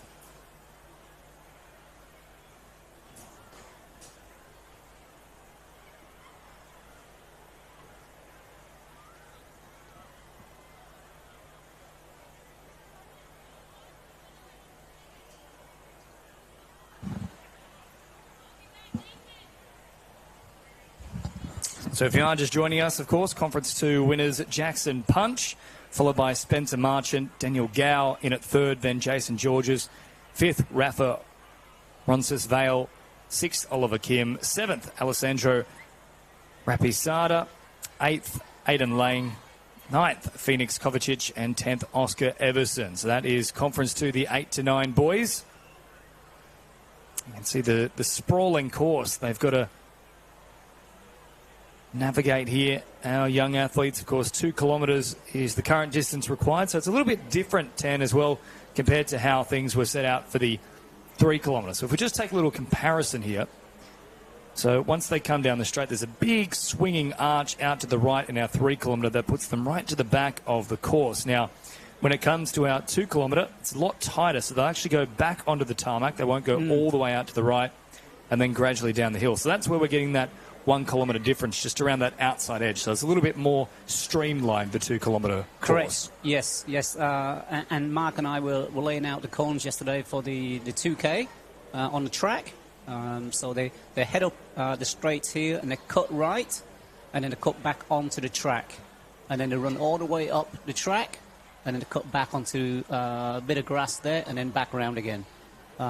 So there are some quite steep inclines, which will test their lungs and their legs, but it tested mine anyway, and I was walking. Well, look, in some ways it's actually a more difficult course because once you're hitting that tarmac, at least in the experience that I've heard from a lot of runners, is the impact on that harder surface actually wears down away at the calves a little bit quicker, so you feel that lactic acid hit sooner. Maybe for us old folks, yes. But for the 8, 9-year-olds, I think they're fine. They might be a bit more limber. Certainly more limber than I. Here we go. We've got that is our front runner here. So that's going to be our winner overall, 2095. So well done to this runner who's popping through. It's Natalia Maniscalco, who's had a great run here and well and truly out in front. She's probably cleared it by at least 20 seconds to her closest competitor. And the time is popping up. It's a good one as well, 10:09:07. Well done, Natalia. And look at her shoes. What colour are they? They are flashy. They're pink. That's right. Very much Barbie inspired. So, and just to give you a little bit of an idea of records, it's not too far outside of the record that was set last year by Isla Bates. Now, you've probably heard Isla Bates' name across multiple sports if you are often tuning into Sydney Catholic schools. She's a freak of an athlete. 8:48 the time she set last year. So incredibly quick here from Natalia, but still around about 19 seconds off. That just shows you how quick Isla Bates was running. Yep. Of course, Natalia out of Croydon, Holy Innocents. And a wonderful run from her. We've now had a few other finishers pop through, though. So let's take you through that final finishing order here. It's been an outstanding run from these girls in Conference 2. Natalia, of course, claiming the victory overall. But the results coming through. Georgia Small in at second, 9:32.6. So, yeah, it was pretty much 20 seconds bang on there, around about 25 seconds. Third, Rileyana Barnett Palmer with a time of 9:37.3. Annika Persson in at fourth with 9:49.3. And then Audrey Cameron running out fifth with 9:50. And then just outside of that 10-minute threshold, Brooklyn Belo Brajic getting across in 10:04. Well done, girls. And now we've just had the boys 10 years just started. And they'll run 2K as well. And they're off at a good pace. We'll try and see if who the front runner is and hopefully give you a name. But the girls are just finishing their race there. Well done.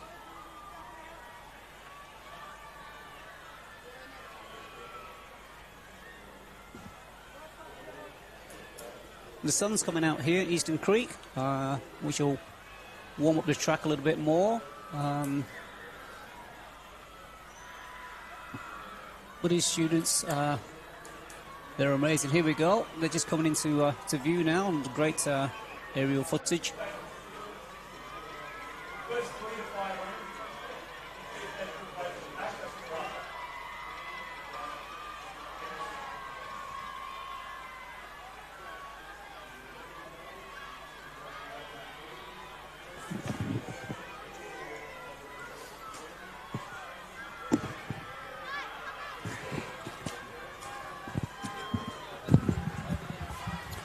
This is our boys 10 years old.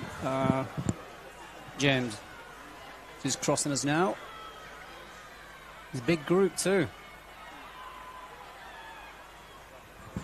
And they've got underway here the Conference 2, as you mentioned, boys 10 years. They're still running at a 2-kilometre distance, so we'll have one more race shifting on before we take a little break here. Of course, that'll be the girls' 10-year division. And boys' Conference 4 as well, of course, to come. So still a few to go through at the moment. You can see there some very proud runners who have taken out those top spots. Well done in that department. And you might remember this man here who finished third overall. He was storming off the starting line. That's right. And we had an initial runner who was checking every which way, but couldn't stop the advances there of that man coming through. And I believe that's in the 8 to 9s division, so we'll keep up to date with that one here. So 8 to 9 boys, that should be Conference 2. 4, is it? 2 or 4? I believe it might be. No, that's Conference 2. So that was Daniel Gow there, who got away very quickly and ultimately finished third. So well done to Daniel, because he came off like a house on fire, but somehow had enough fuel in the tank to outlast the rest. Good on him. Jackson Punch, of course, claiming first, and Spencer Marchant in at second. So that's who we're seeing on the podium. Punch first, Marchant second, and Gow in third. So that's the medal presentation for our 8 to 9 boys Conference 2. As Tan has mentioned, we're underway here in our 10-year division. And they're wrapping around to the right now, of course, with this slightly different course. They'll head back onto the tarmac. Yeah, it's sharp turn there, sharp turn right. And then they'll hit the tarmac. Here we go. And then our next race is the girls' Conference 2, which should be starting in a couple of minutes. But they head up the tarmac there, all the way up. And so once more, they'll be running at a 2-kilometre distance. Once they're all cleared out, just having a look there, I'm not sure they are actually in the marshalling area as of yet. So they actually might be a touch delayed here, the girls. So they come streaming out of that little hairpin turn and back onto this next straight here. And there's that is probably one good thing I really like about how this course has been set up. There's a lot of straights here for them to just focus. Yeah. Yeah. Not consistent hairpin turns. They can start to get into their groove and here the girls. Not worry about too much going on. So, yes, you are indeed right there, Tan. They're underway now, the girls. This is Conference 2, so actually bang on time. They've done well here, the girls. So 10-year division, also running at a 2-kilometre length. And got a little bit of word as well for our viewers. We'll actually have another camera shifting towards this starting line very shortly. So we're going to try and get across all the details with the ongoing issues with the timing. We really do appreciate your patience with it all as well. We're doing our best for you, and we know that regardless of the issues we're having here, he's still getting some great shots courtesy of Bar TV to keep you across all the action. Absolutely. And if you're joining us on the live stream, you can probably hear the cheering in the background. of all the students and the parents cheering the competitors on. So we've got 2 more races after this, which is the boys 10, Conference 4, and Conference 4 girls, and then we'll have a little bit of a break and restart again just after midday when Conference 1 and 3 will be in the house. I'll try and give you a little update here as well for our Conference 2 boys in the 10 years division. They're on track at the moment. See if those split times are functioning correctly. Unfortunately, they are still not. So, unfortunately, your guess is as good as ours. What you're seeing here is what we are seeing as well from the commentary booth. But great start made here from a number of our athletes. That's our front runner here in the 10 boys Conference 2 division, running at 2 kilometres. And probably well and truly beyond that halfway point here, Tan, at the moment. Here we go. There's a little opportunity to have a look here at 4.710, it looks like, and then being pursued by 4.506. So we can have a little check of those 2 athletes for you. Those are our 2 front runners at the moment. Great work there from the camera operators at Bar TV. So in front, that's Domenico Janua. So he's leading at the moment. Well done to Domenico. And Flynn Ferguson is hot on his heels. Certainly is. So that's a nice little battle between these 2 leaders at the moment. So it's Domenico in front, followed by Flynn, probably only about 15 metres between the pair of them. This is the 8 to 9 boys, it looks like, in fact. Flynn is the 8 to 9, correct. Yeah, so is Domenico Janua. So this might be a little bit of a holdover here. In fact, it is, yes. This is Conference 4. So these are 2 athletes that are still running through at the moment. So this is not Conference 2 with the boys 10 years. So I think they're actually a little bit of the way back. But those are 2 of our runners having a nice little battle there. And we've talked about those personal battles so far today, Tam. You're always trying to best your closest competitor. Absolutely, absolutely. You know, it's the nearest person to you, you know. So you got to, like, hey, me and you, let's go. And here we go. We do have a couple of runners here on the home straight. I can't make out the number on. Oh, and he's asking for a cheer. He's really getting the crowd involved too. There's a bit of showmanship. And he'll keep huffing and puffing all the way He's got his arm to up. the line, flexing the muscle, and well done. There you go. He will get across first, and there's another raise of the arms. It's 4-3. Is it 7 or is it 4-3? Oh no, 4-7-1-0? Yeah. So 4-7-1-0. That's our winner here in the 8 to 9 boys. Apologies, that was Dominic Janua. Yeah, so in fact that was indeed our 2 front runners. So that's our boys Conference 4 then, James. Well, I mean, he's listed here as the 8 to 9 boys. Yeah. Yeah, for Conference 4 it must be here, out of Moorebank St Joseph's. So well done there. And of course, Flynn Ferguson was in at second. I think he's just fallen back a touch here, Flynn. I think he has ultimately finished in at 4th. So, of course, that's our runners from Conference 4, the 8 to 9 boys. And we'll get a quick little look here at how things are working in Conference 4. Yeah, so Flynn has dropped back, just squeezing in to 3rd, so still maintaining a podium finish. And Kai Konsanji hopping up into 2nd with a time of 8:20.9, but Domenico Janua taking that one out, 8:16.3. Well done to Domenico. It's a very strong time too, 8:16.13 in the 8 to 9 boys. Oh, I'll tell you what, it's a brand new record here, Tan. So Dylan Green set it 8:16.3, and Domenico Janua 8:16.3. Well, I think it's dead on. It's going to have to go to some sort of extra countback. It's equaled the record, it looks like. Amazing. Well done, Domenico? Domenico Janua. Yeah. Well done. It's an outstanding run from Domenico. We were talking about Dylan Green and the work he's put in because he holds records in the 8 to 9s and the 10s as well. Yeah. So if you are matching a man of that calibre, you'd know you're running well. You're pretty good. That's right. And even 2nd and 3rd, James, that's 8:20 and 8:23 fast times. Very quick across the board. We saw the pressure that Ferguson was applying a little earlier in the race, right. so you knew it had to be a good run when you're having that much pressure being applied. And then a great finish from Konsanji to overtake Ferguson in the final stages. But Domenico, I think he knew he had it. Arms raised even before he crossed the line. Now, they do like to have a little check, this 8 to 9's group. Yeah. We've seen that multiple times so far, a little twist of the neck. They're certainly very competitive. He knew he had a bit of space. The last thing you want to see is celebrating too early and then getting pipped at the post. And unfortunately, we even see it at professional athlete level. We certainly do, that's right. So here's some of our runners coming through as well now for the 8 to 9 girls as well.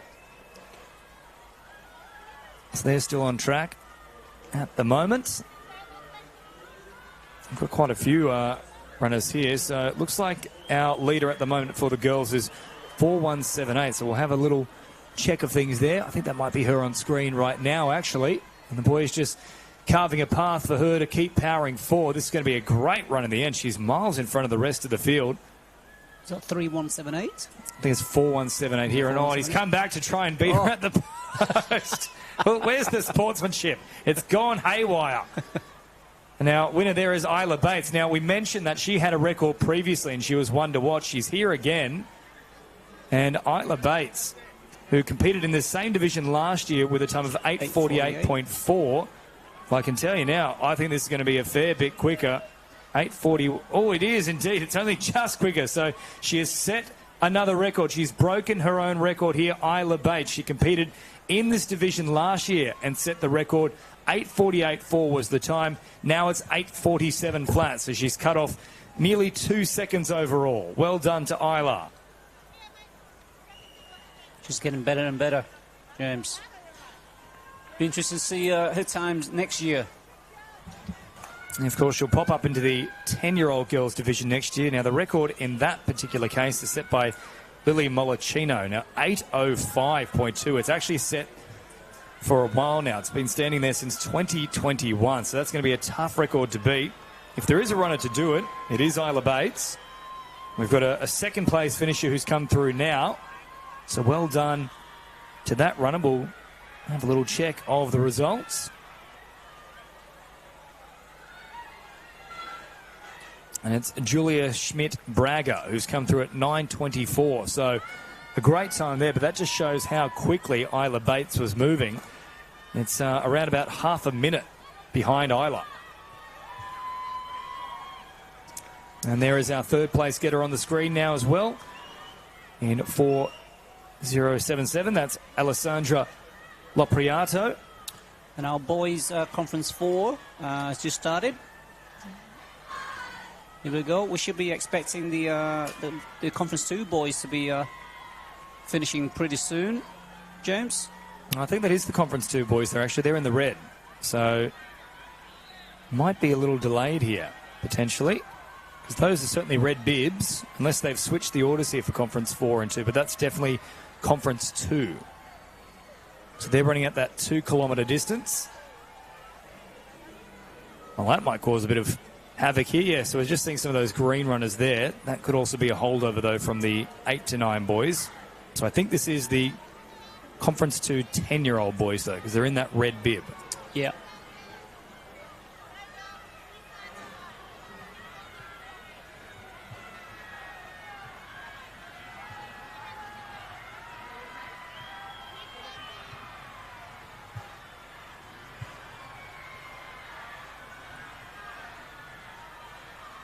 Just giving you more of an update here on those final finishing orders for the 8 to 9 girls Conference 4. Isla Bates, of course, setting a new record with 8:47 in its second. Julia Schmidt-Braga with 9:24. Third place to Alessandra Lopriato with a time of 10:10, followed by Letty Ems in at fourth.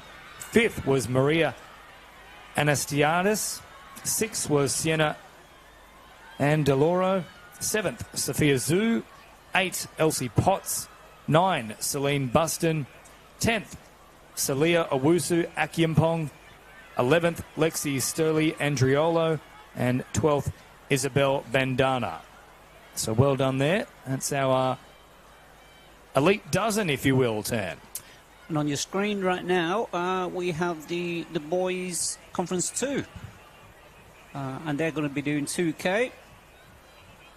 We're running slightly behind, but that's okay. And then after this, it will be the Conference 2 girls.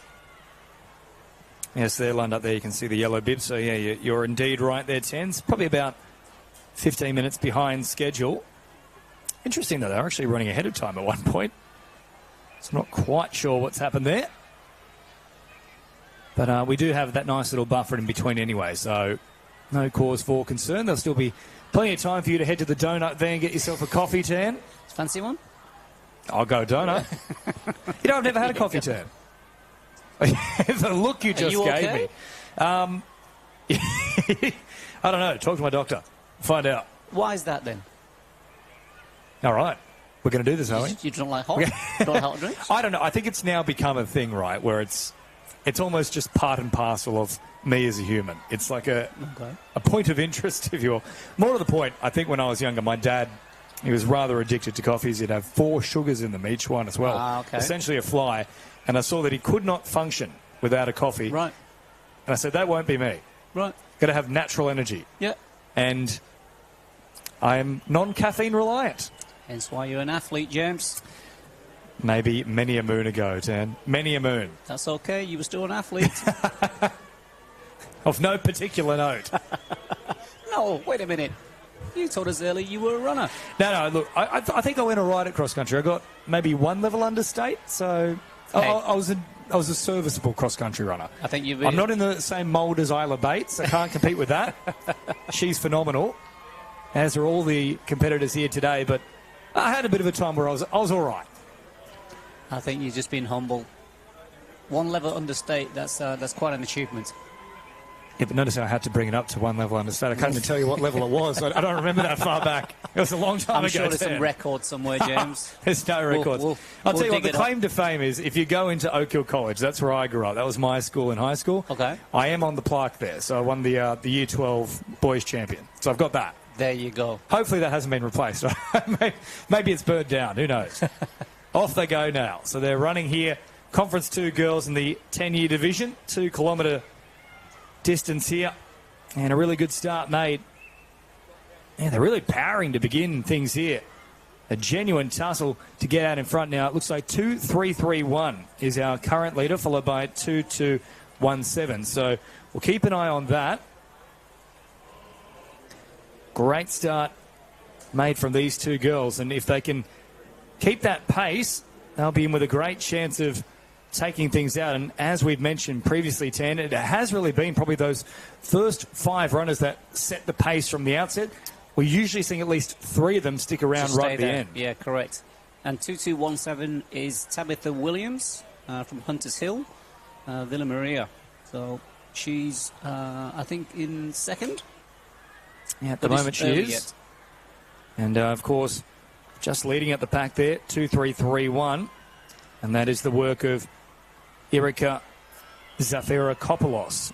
So she's in front just marginally at the moment. Now, they'll come past our position shortly and we'll get a better idea of things. And, yeah, it looks like Tabitha Williams has actually now overtaken Erika. So working really well. It's a close group of 3 now. There we go, as they cross across us. There's 3 of them, that's line in line. Extremely tight, isn't it? Yep. Well, it's going to be a tough one to keep across here, but Erika Zafirakopoulos still thereabouts. I think Tabitha Williams actually fallen back a touch here into, yeah, she has. She's fallen back into 4th. So it's a very strong start. It's actually Erika who's come out the best of the 2 of those. Big group too, James. Well, it's a massive contingency. Well, we're saying that potentially the 8s and 9s might be the biggest, but this looks one is well and truly up for grabs, doesn't it? Here's some of our runners coming through as well in our boys division. So this is out of Conference 2. Now, this might be our front runner here that we're seeing on screen. We'll wait for that number to come into focus. Haven't seen it as of yet, so it's a little bit hard with the black on the red. For a moment, he was getting a little bit lost with the course too. There he was swerving.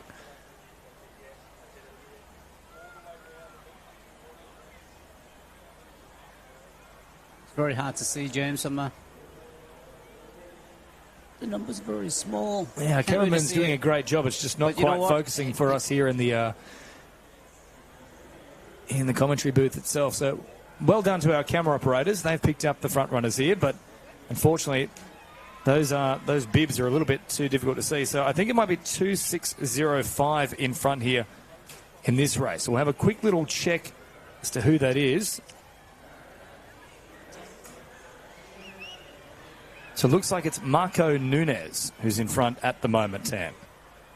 Marco Nunes. Okay, well, this group is very, very competitive. The top four is pretty close together. So when you come up the final straight, we might have a bit of a sprint off.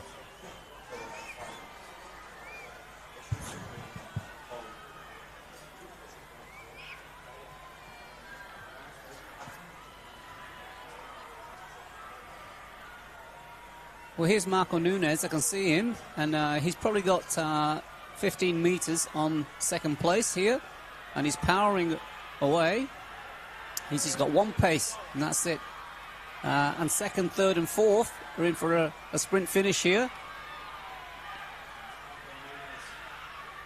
And it's Marco Nunes who's come through there, and that's probably the tightest race we've seen so far, Tan. That was a great finish, especially between second and third there. There was a bit of a fight right to the end there, but Marco won probably by 6-7 meters there, so quite comfortable. And the time coming up is 8:37.6. That's very quick too. And we'll take a little look to see if that's actually best of the previous record. No, it's just outside of it. It's a great run nonetheless, though, from Nunes. And in behind him, Patrick Tomey with 8:39.1. Harry Thompson in at third with 8:39.7. And then Charbel Marcus Dewey in at fourth with 8:42.8. Josh Baloney also now confirmed in at fifth, 8:45. Dash King. Well, there's a name that says you can go fast. Dash King Tan in at 8:45.9. It was a real dash at the finish between those two as well. And Liam Boutros in 8:49.1, finishing seventh. Pero Hilton finishing eighth with a time of 8:49.8. Matthew Azzi in at ninth at 8:52.1. Isaac Ho in at 10th with 8:57.6, a very close finish as well with Aidan Hyde, who was just 0.02 of a second away from him. In at 11th, Nicolo Liotta in at 12th with 9:01.7, and Hugo Nugent 13th, 9:02.9. So well done across the board. Marco Nunes, though, claiming first with a time of 8:37.6. There's a great image of our top seven there, James. There's Marco with the yellow shirt on. He barely looks like he's breathing, Tan. He's an athlete. He's an athlete. Well, all of them. Look, a bit of a stroll in the park. But well done, boys. Great effort. Future members of the Sydney Run Club, you'd have to imagine. Might be members now. Haven't those picked up in recent years, the old social run clubs on a weekend? I'm with you, Tan. What happened to chasing a ball? I'm still doing it. How about you? Mate, 4 ACL reconstructions. Not a chance. Good call. Good call. I'll still come back. Yeah? It's a bad idea, but I still want to do it. I shouldn't be doing it, but it's a bad idea. That's all right. Just put a knee brace on. You'll be all right. Oh, mate, been there, done that. Look what's happened to me 3 extra times. But look, a very special thank you as well to our sponsors here today. Build 369, Modern Teaching Aids, KMC Interiors, Complete AV, Office Works, Tennis First, Freedom Air Conditioning, Zing Active, Frenzy Sports, Liverpool Catholic Club, Dooley's Lidcombe Catholic Club, and Chatswood RSL. We really appreciate your support in bringing these great events to you, whether you're here in person, of course, or you're watching at home on the live stream. Certainly appreciate your involvement with Sydney Catholic Schools. It's a terrific organisation with some wonderful athletes. And a lot of them, of course, we are watching to be the next big thing. We talked previously at the swimming carnival, for example, about Emerson, who a genuine chance for the 2032 Olympics. Absolutely. And like I mentioned earlier, James, we have some outstanding students with just some out-of-this-world ability. So to watch out for them in the future. Could be Olympic Games, could be Commonwealth Games, state, national champions. Now, I dare say you can also keep an eye on the name like Isla Bates, for example. If she continues progressing as she has in the first couple of years with Sydney Catholic schools, I dare say that could be another one, as you mentioned, Commonwealth Games, potentially Olympics, and, you know, even just looking at some of these records here, I mean, they're phenomenal times. Kira Tui, 12:37, for example, in the 12 to 13 girls. So that's incredibly quick. And I think last year, at the Olympics last year, James, I think we had 12 ex-students Wow. represented in the That is a phenomenal number. Olympics. Isn't that amazing? Well, especially, and we talk about it again, being a relatively new sporting organisation. So to have that many athletes coming through is an incredible feat. Any chance Lachlan Kennedy was one of those? Not sure. I know he's done wonderful things with the sprint championships of late. Of course, it was him and Gout recently that were neck and neck. Huh? And here's an early front runner here now. It's, I believe, 0.62, is it? 0.42, so just in front at the moment.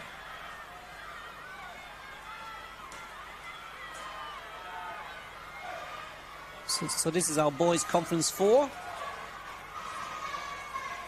10 years, they'll do 2K. And we're the front leader. He's pulling away. And in the 10-year girls, Grace Carney looks to be in front at the moment. And has crossed there first, it looks like. So we'll just check in on that one for you because we've had a few finishes coming through now in the 10 girls.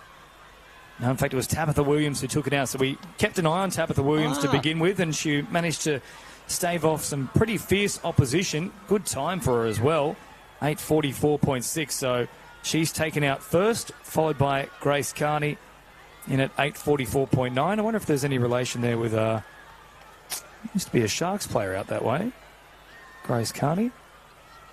So she's at a Sefton. Sienna Tenney in at third, and then Ava Boyle in at fourth. Charlie Murhey in at fifth. Lucia Dillon in at sixth. And Wendy Takaya in at seventh with the time of 9:35 to round out that top 7 there. Underway as well. This should be our final event in this particular division here. So it's the girls in Conference 4 of the 10 years before we have a little break. And then, of course, all the action recommencing around about 12:15. So a chance to have a bit of a rest in between. Now, we'll try and get a closer look at this bib as they come around to this commentary booth, so we can tell you who's out in front. And based on the way she's moving, I dare say she's going to be there toward the end, Tam. I think so, and huge congrats to the girls in Conference 2 there. Do you see the top 2 times, James? 8:44.6 for Tabitha. Phenomenal. And Grace, 8:44.9. That's pretty much a photo finish, isn't it? Yeah, it's extremely tight. So some of the other finishes here from our yellow conference. We'll try and get a shot once again here for you for our front runners back on the starting straight if we can. That'll give us a good indication as to who's in front.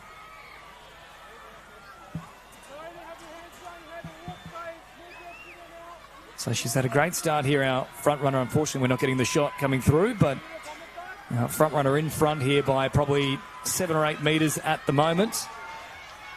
And then a rather large gap between second and third already being established here, Tan. Early, yep. Front 2 is has made their move. But you can probably hear in the background all the cheering, all the students and parents cheering on the runners. And on the podium there, we've got it's Isla Bates in the middle. Yep. What a performance from Isla Bates, breaking her own record from last year. You don't see that too often. Back to back in the 8 to 9s division. Especially when you consider it in general. I mean, girls aren't developing earlier, so in theory, that extra year in the 8 to 9s could be a huge disparity. Yeah.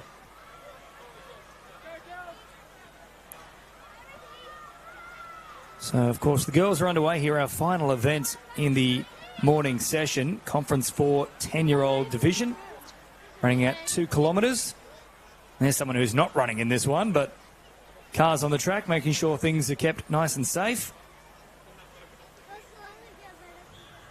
Just checking in on our athletes as we go through. And, of course, a lot of medical staff around the venue as well, making sure that if anything does go wrong, that they're quick onto the scene. That's right, James. Safety is obviously, a main priority for us. So we have medics spread around the course, just in case, a child is feeling sick or, hurt or, had a fall. They get seen to pretty much straight away. Some more finishes coming through here in our Girls Conference 2, 10-year division, 2 kilometre distance. I'll just keep you across that finishing order again. If you're just joining us, this is how it all wrapped up. The girls in Conference 2 taken out by Tabitha Williams, who got away to a flying start. And as Tan mentioned, it was a neck-and-neck finish between herself and Grace Carney. 0.3 of a second between the two of them, 8:44.6 and 8:44.9. And then Sienna Tenney not too far behind to claim the bronze with a time of 8:56.4. Some strong finishes as well on the home straight as part of Conference 2. And on track at the moment, of course, we do have two different divisions here. The boys, this is our front runner at the moment. So 4.6.42 is our current leader. He's being pursued by, it looks like 4.795. 4.795 in there. So 4.6.42 out in front at the moment.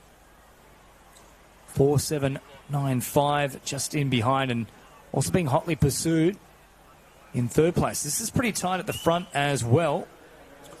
4.795 is James Nguyen, and he is from Smithfield, St Gertrude's.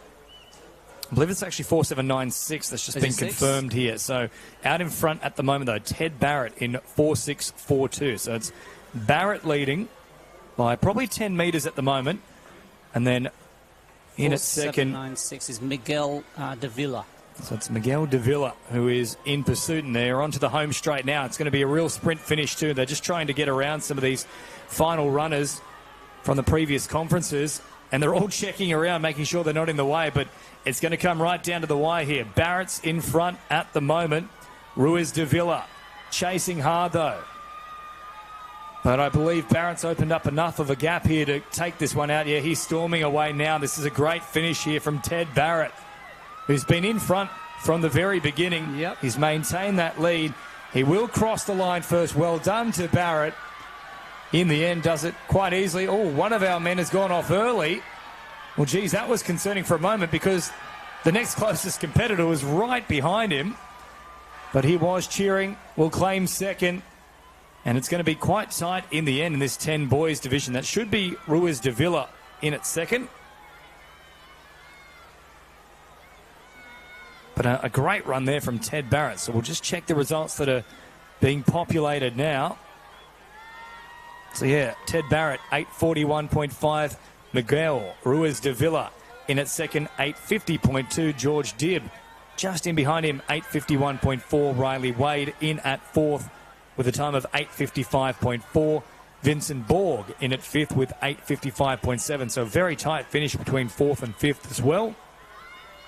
And sixth now confirmed as Luca Zevgitis in 8:57. So really good times, all sub 9 minutes, Tam.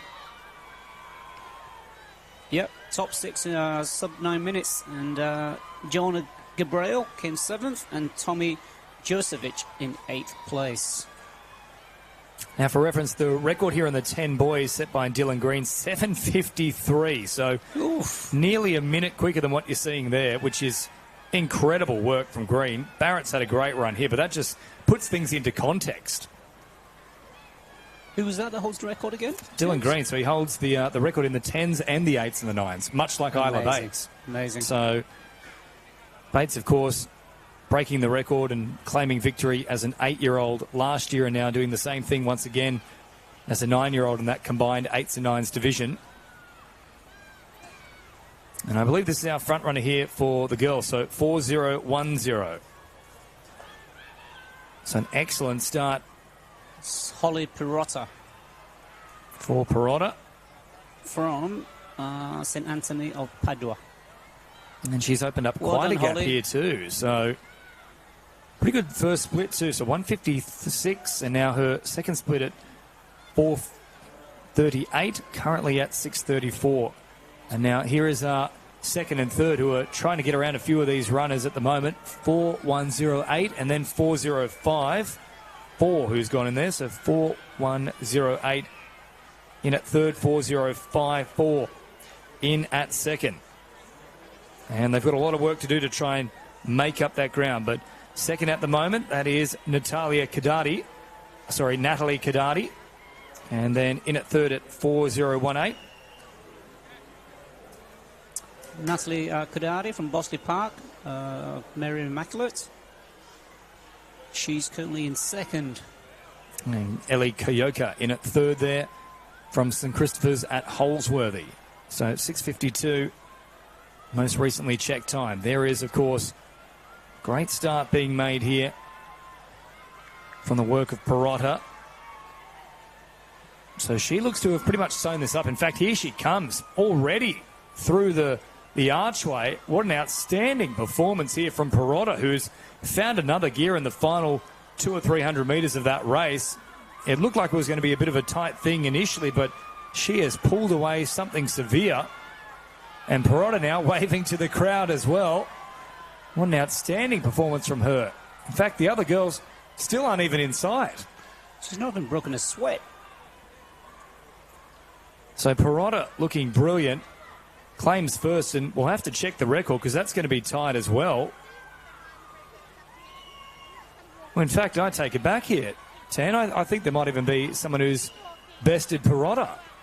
Now, we thought that might have been the leader, but Pirotta's actually sat down in the second position. It's Natalie Cadati. Yeah. I've got Natalie Cadati here, finished at 9:39. Just Followed by double Isla check. Clements. Give me one moment here, Tan. No, so it's Ruth Taylor who's claimed it at 8:38. And then Holly Pirotta is in at second with 9:13. So this is, of course, Conference 4 for the 10 girls. So we've got finished popping up there, but if you have a look at that, so we've got a faster time popping in there for Ruth Taylor. So Taylor was well and truly in front of Pirotta. Now, Pirotta's where we picked up things, of course, coming down that hill. She was in front, but Taylor has pushed miles in front of the rest of the pack here. 8:38 the time. We'll have to check if that's close to a record too in the 10 girls here. Now, it's outside of the work of Lily Mollicino at 8:05.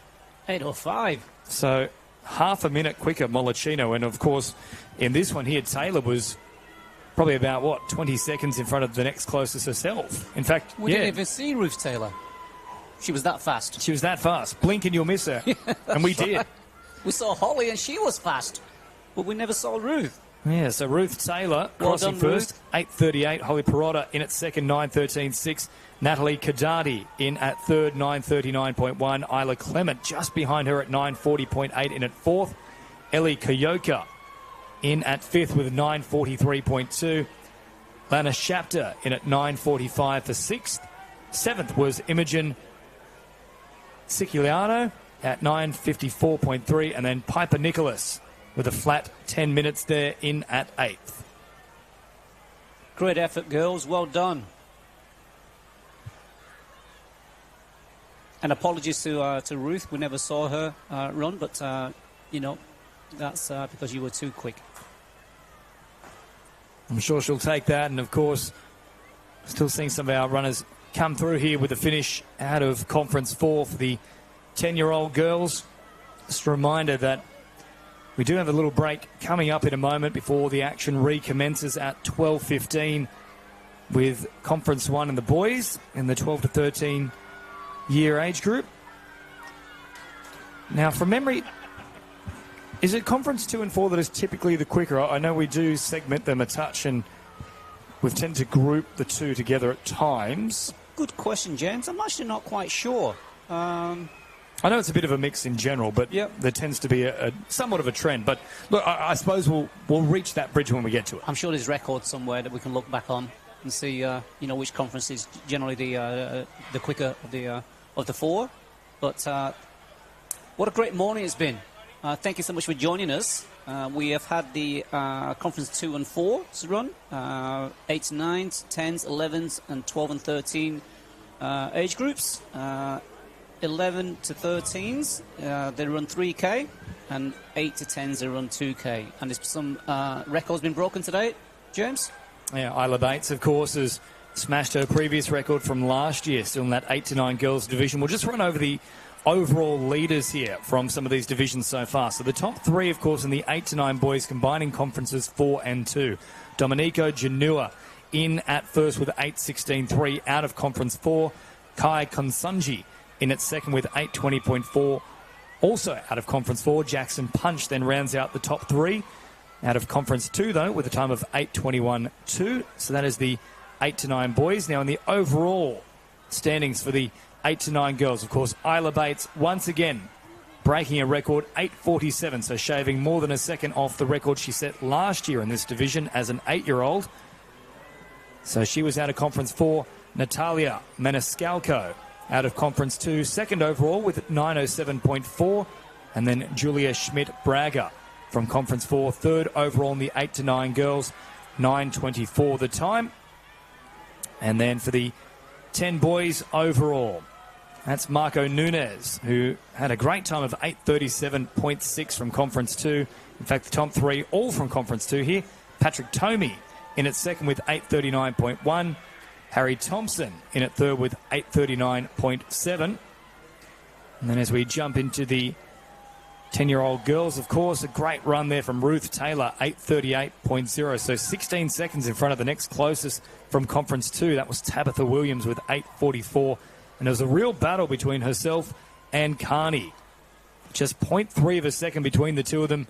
8.44.6 compared to 8.44.9. Tremendous finish in that one.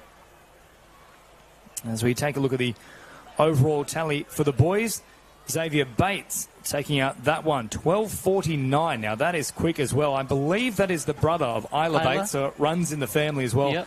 12.49. Now, let's just have a quick little check of the record because that's pretty strong as well. It's outside of that time, but and incredibly, if you want to know the record for that one, for the 11 boys, Benjamin Case, 11.54. Now, that is swift work, nearly a minute quicker than Xavier Bates. Andy Lewis from Conference 2 in at second overall with a time of 12.57.2. And then Luca Talone, 13.21. And, of course, in the 11 girls, currently looking at Evie Moroney with 14.45.2. First overall out of Conference 2. The other two top performers also from Conference 2, Kira Murphy in 15.05 and Isabel Kim in 15.13.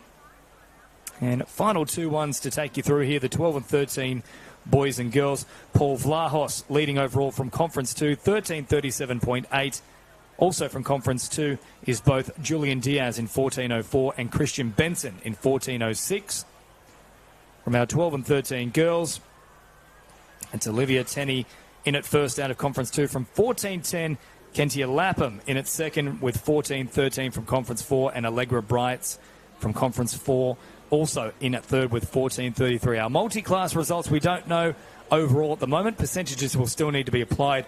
Beautiful shots here of Sydney Motorsport Park, courtesy of Bar TV. We'll take a quick break and then the PM session not too far away. First race of the next lot set to get underway at 12:15. We'll see you then.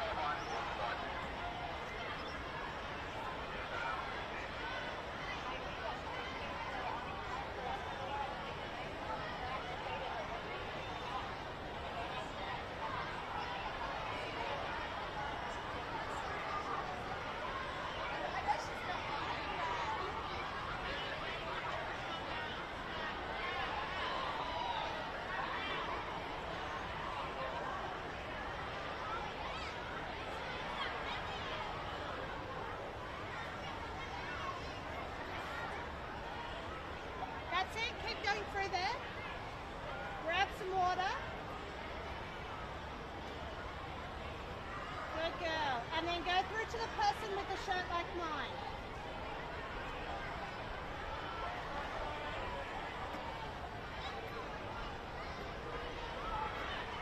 Right.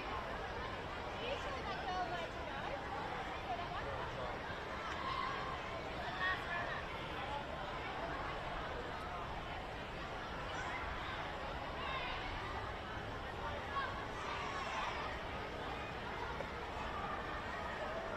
You still got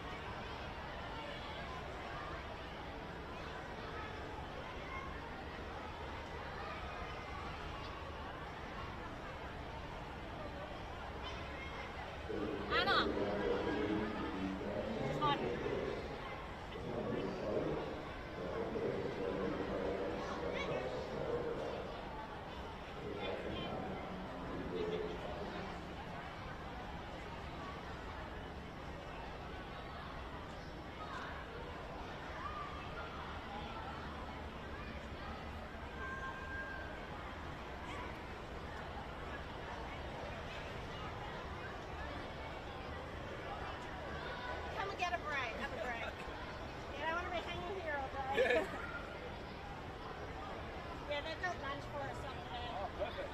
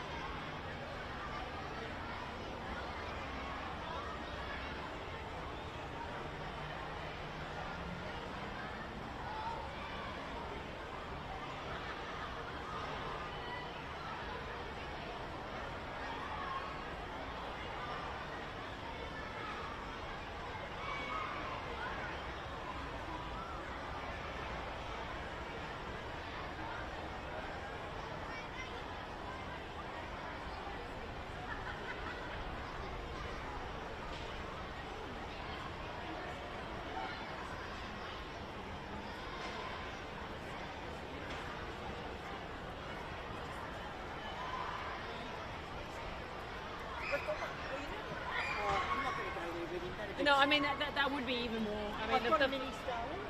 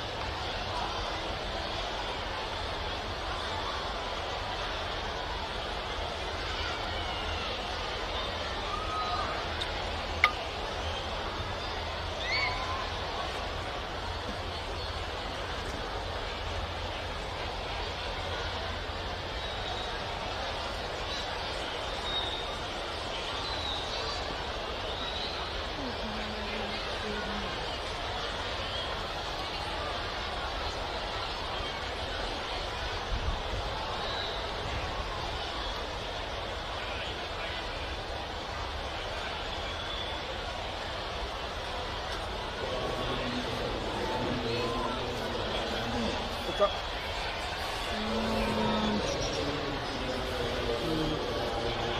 How's your light things looking? Battery life? Pretty good. Yeah. Pretty good. This one I can't.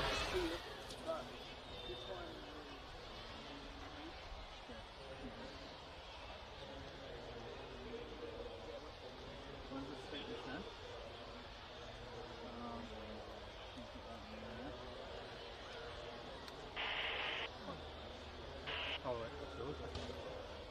See that? And that I can use for the power, Yeah, cool. the USB power. Yep, all good.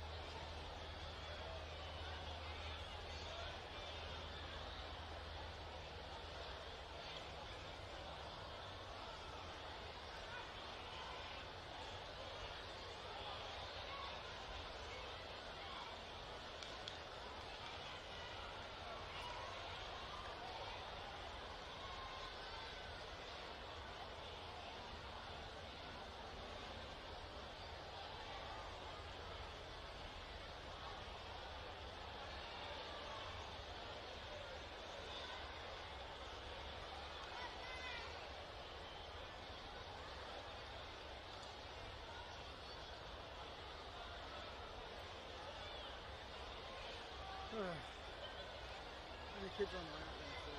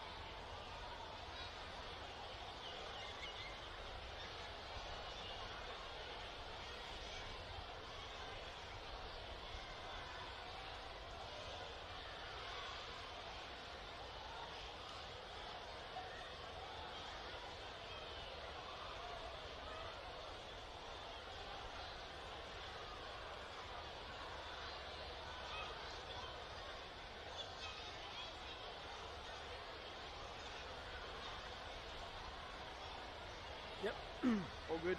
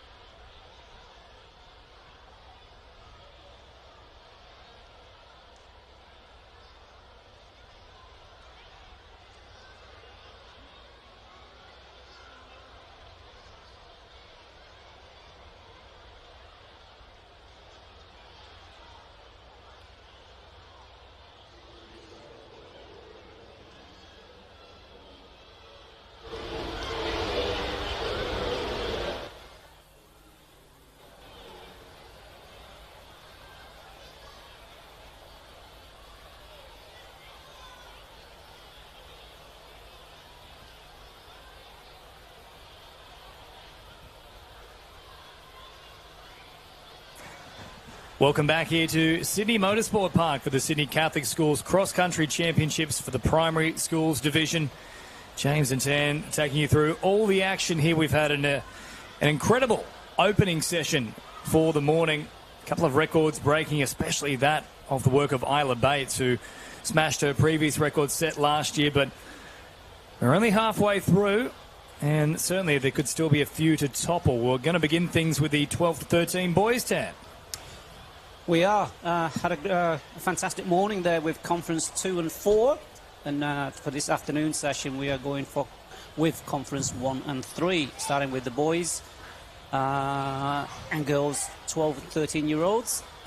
We'll follow that with the 11-year-olds. And then we've got a multi-class in between, and then 8s and 9s and then 10s to finish off with. Great morning of sportsmanship, racing. Lots of smiles. Grandstands are full. You can probably hear behind me lots of noise there. We're waiting for our first race, starting with the boys to start, and you'll hear the grandstand erupt with lots of clapping and cheering. And thank you so much for the parents taking a day off today to come out and support their child and schools. It's just great to see. And what a great venue, James. Yeah, wonderful venue here. And, of course, the two different courses between the 3 kilometre and 2 kilometre, both of them, of course, involve running on the tarmac itself. And on the 2K course, you're almost exclusively on that tarmac as it winds around back towards the right and then adjacent to our opening portion. And just recapping some of the results so far for the boys 12 to 13 division, of course, across conferences 2 and 4. It was very much dominated by Conference 2. So the top 8 finishers all coming out of top Conference 2 outside of just the one place to Oliver Telerevich, who ultimately claimed first place from Conference 4. He's the only one out of the top 8 that hasn't run as part of Conference 2, but Paul Vlahos is the benchmark at the moment. 13 minutes, 37.8 seconds. Julian Diaz in at second with 14.04. And Christian Benson then in at third with 14.06. So we'll soon get an idea as to which conference, if you will, is the quickest of the bunch. It's been a great start from this particular division so far. And as I mentioned, of course, we've already seen the likes of Isla Bates setting a new record in the 8 to 9 girls. Of course, last year she established that record herself with a time of 8:48.4. This year, 1.5 seconds quicker, Tan. Some fantastic running from Isla Bates. She's getting stronger and stronger each year, so we look forward to seeing her set another record next year. But perfect temperature for running today. We've had a lot of rain, obviously, James, but today it's, I'd say, you don't want any warmer than this, would you?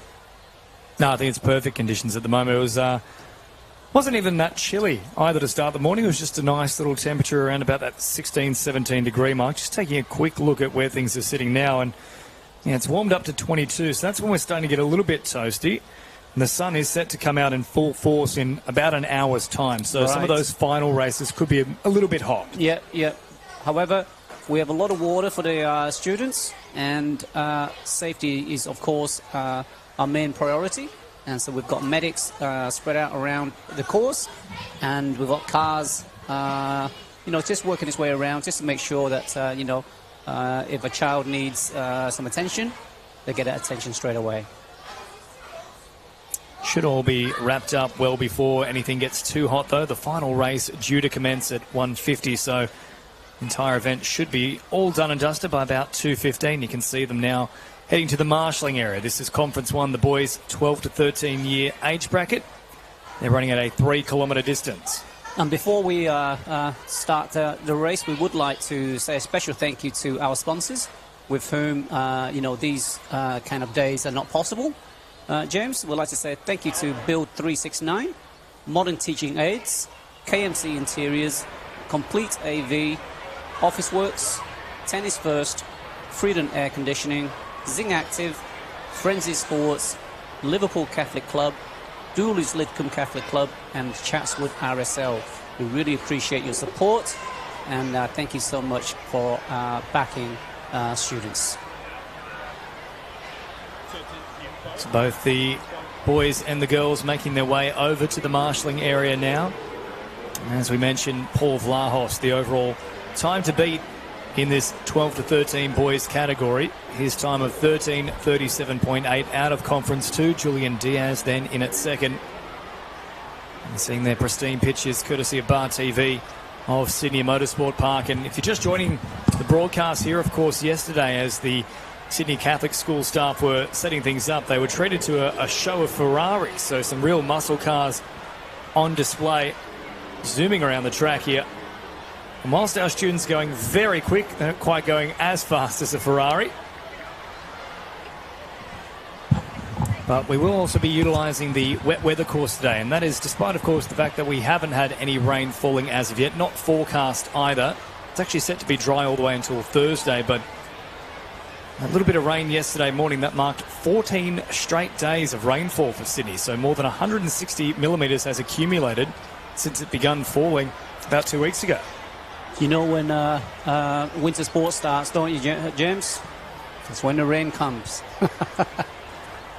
Well, there's an age-old adage as well, Sam, that whenever there's a touch footballing tournament, the rain will follow. It doesn't matter what time of the year it is or where it is, there's always some rain. And I was down in Mudgee a couple of weeks ago. There was rain there as well. Yeah. Coffs Harbour, we had an earlier tournament that was meant to be played. It was washed out, so it's been postponed for about 2 or 3 months. And it's pretty much no matter where you go. So, look, we could get worse luck. The touch calendar is unfortunately very much part and parcel with wet weather. Well, there's no touch football here today, James, so I think it'll stay dry for the rest of the day. And we look forward to the next hour and 45 minutes. We've got, 17 races for you in Conference 1 and 3. And hopefully, James, we'll get a few new records too. That certainly would be wonderful to see. And speaking of something to see, there's a heck of a outfit there from one of our racers on that left-hand side. He's got the mullet flowing with the sunglasses as well. That man is all business, and he could be producing a big result here as well. They're taking a little look at the camera, and they've spotted it here, the students. Nice little wave up to our cameramen there, courtesy of Bar TV.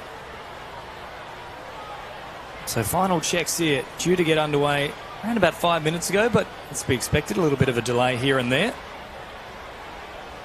Not the largest of fields that we've seen so far today. No, it tends to be the younger age groups, right, James? The younger, the 8s and 9s, and even the 10s. Was a big field, but 12s and 13s a bit smaller.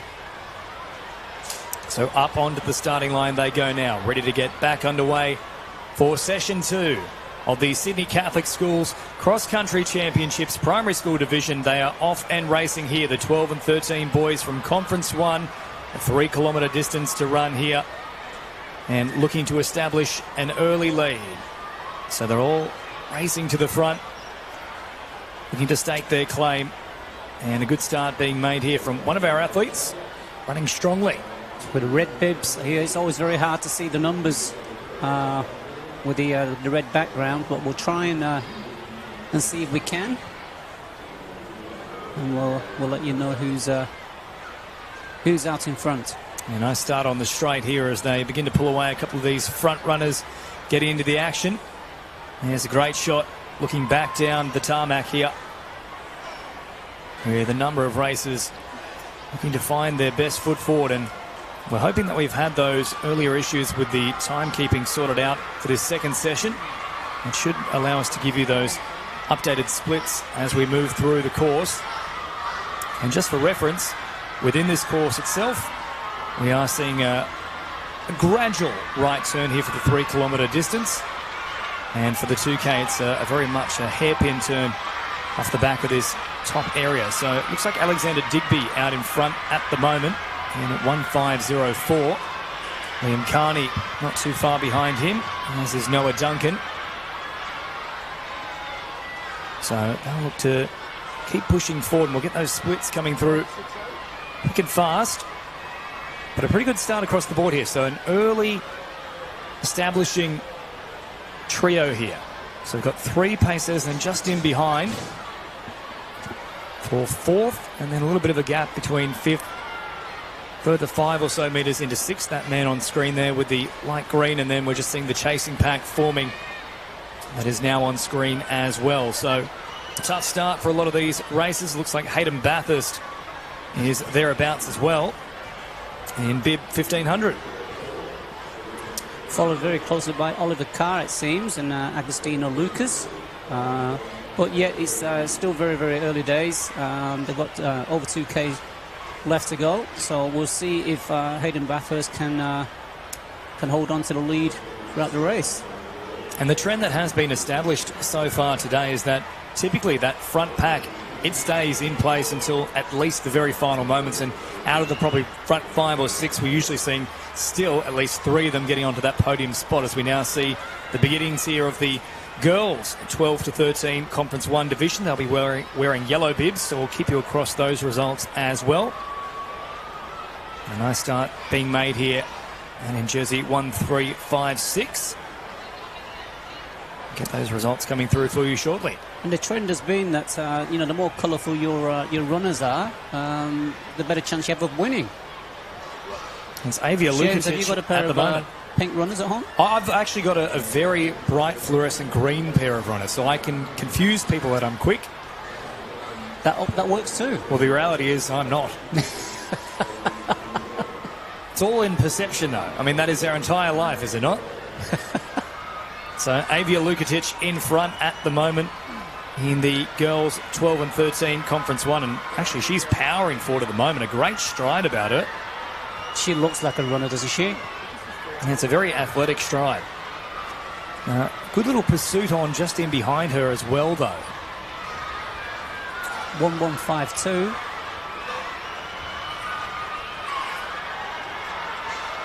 So Lukatic in front, and then she is being pursued there, as you've mentioned, Sarah Hickey. Yeah, Sarah Hickey it is, and then not too far behind her either. 1016 is also hot on the heels, and that's the work of Scarlett Crease. So they have established a pretty strong lead here overall, though, those front 2, and then it is then Scarlett Crease who's battling in and for that 3rd place at the moment with 1143 for the girls, also pushing up, holding on to 4th. And that's the work of Cara Van Shalwick. And just checking here with the boys, they haven't quite hit their next split as of yet. So Bathurst is the most recent leader that we have available to us there. Followed by Carr, then Lucas, Littman, Reveal, Piggins, King, Brewer, Whittet and Costa. So they'll be coming around this bend shortly. But you can still see out in front some great work here from the girls. If you just tuned in, we started off with the boys Conference 1 and the girls Conference 1. So they're both out on the track running. Next race is the boys Conference 3, 12 and 13-year-olds, followed by the girls Conference 3, 12 and 13-year-olds. The girls having fun here, a little wave of the camera. So Lukatic still in front, followed by Hickey, then Crease, and then Van Shalwick. So that's all the girls, as now the boys also prepared to get underway here. That's Conference 3, the boys 12 and 13 division. No split coming through as of yet here for the boys. So our last bit of information we have for you is that Bathurst was in front. That was at split 1, followed by Carr, and it was quite literally neck and neck. Seeing them on screen at the moment. Lucas also thereabouts, and Charlie Littman not too far away. Liam Revel was in at 5th at that point in time, and it's still a pretty tight pack overall. So we've got a leading 3 followed by a further 3, and you mentioned that it was quite steep at parts. Well, this is a great new shot that we're getting here from Bar TV, showing us that very steep incline.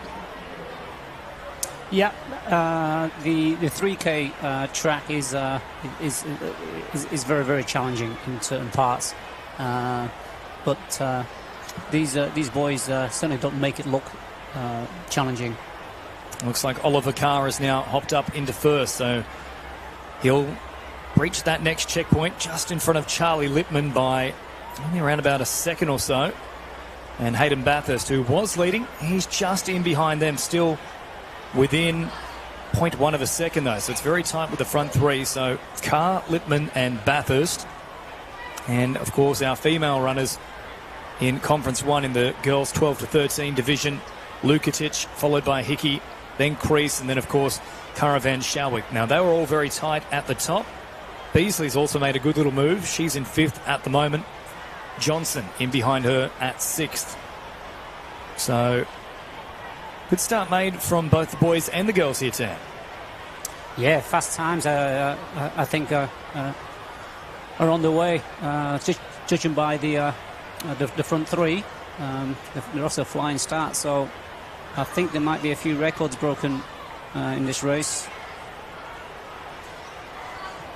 And just keeping you across that record time in the 12s and 13s division. Now, you say there might be a record broken, but I've got to tell you, Tan, it is an incredibly fast time for both the boys and the girls. For the boys, Cooper Dowsett, 11:46.3.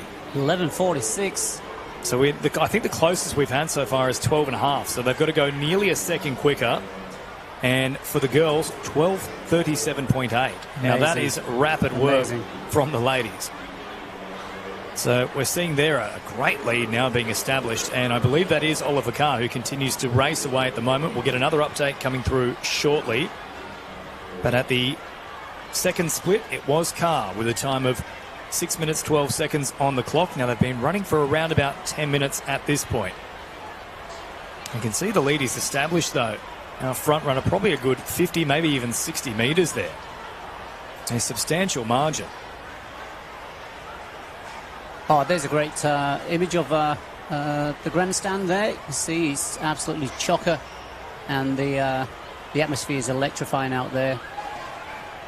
Parents taking photos, cheering on the students. Here we go. Is this? That should be Carr in front. He was the man who was setting the pace at the previous turn. He'd overtaken the likes of Bathurst and Littman, and I think he's gone from strength to strength here. So we'll get an update coming through very shortly once he hits that next checkpoint.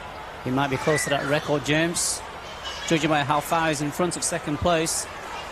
He's certainly looking very strong at the moment. Of course, that record for reference set by Cooper Dowsett 3 years ago, 2022, the time 11:46.3, and he is powering forward at the moment.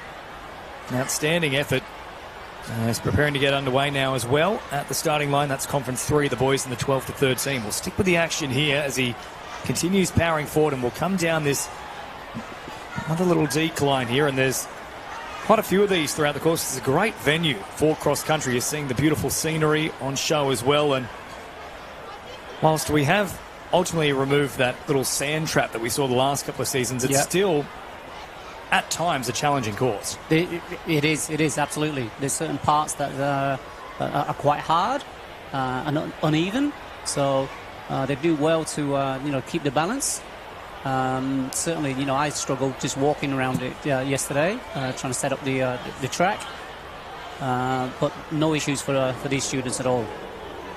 And just give you an update as well on the 12 to 13 girls conference one. Avia Lukatic still in front, 6:07 hitting that split, and around about 0.2 of a second behind her. So hot on the heels was Sarah Hickey, and then only 0.4 in front of Cara Van.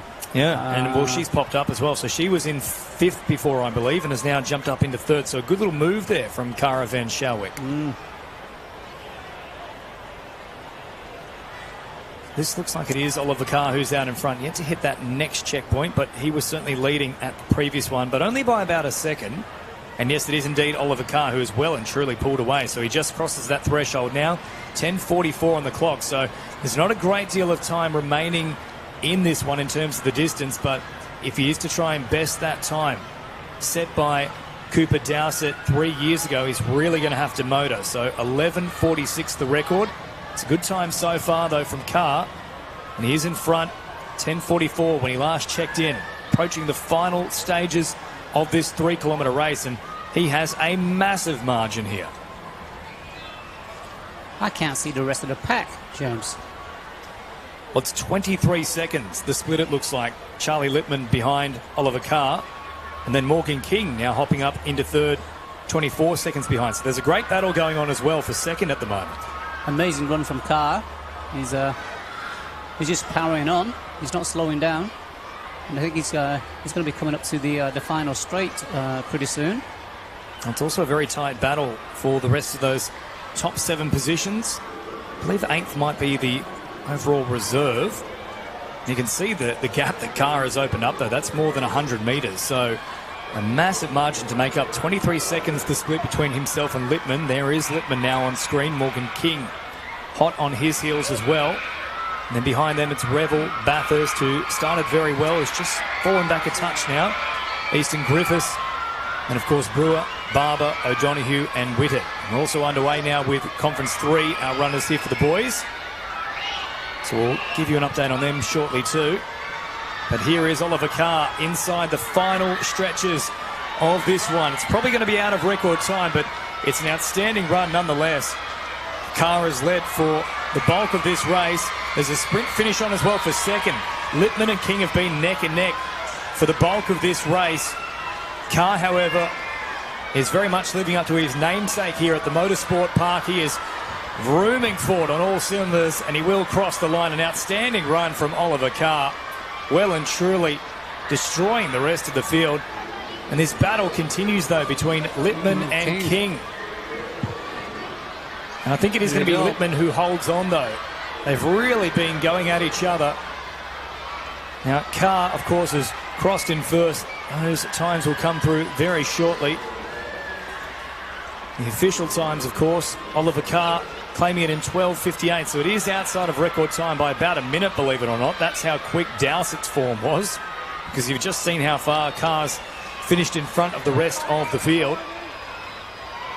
Amazing run from the top 3 there. Carr, Littman and King. Yeah, it was King that's pipped him at the post there. So King was chasing, coming into that last checkpoint, overtaking down the hill and then finishing strongly. So Carr, King, Littman and now Griffiths in at 4th.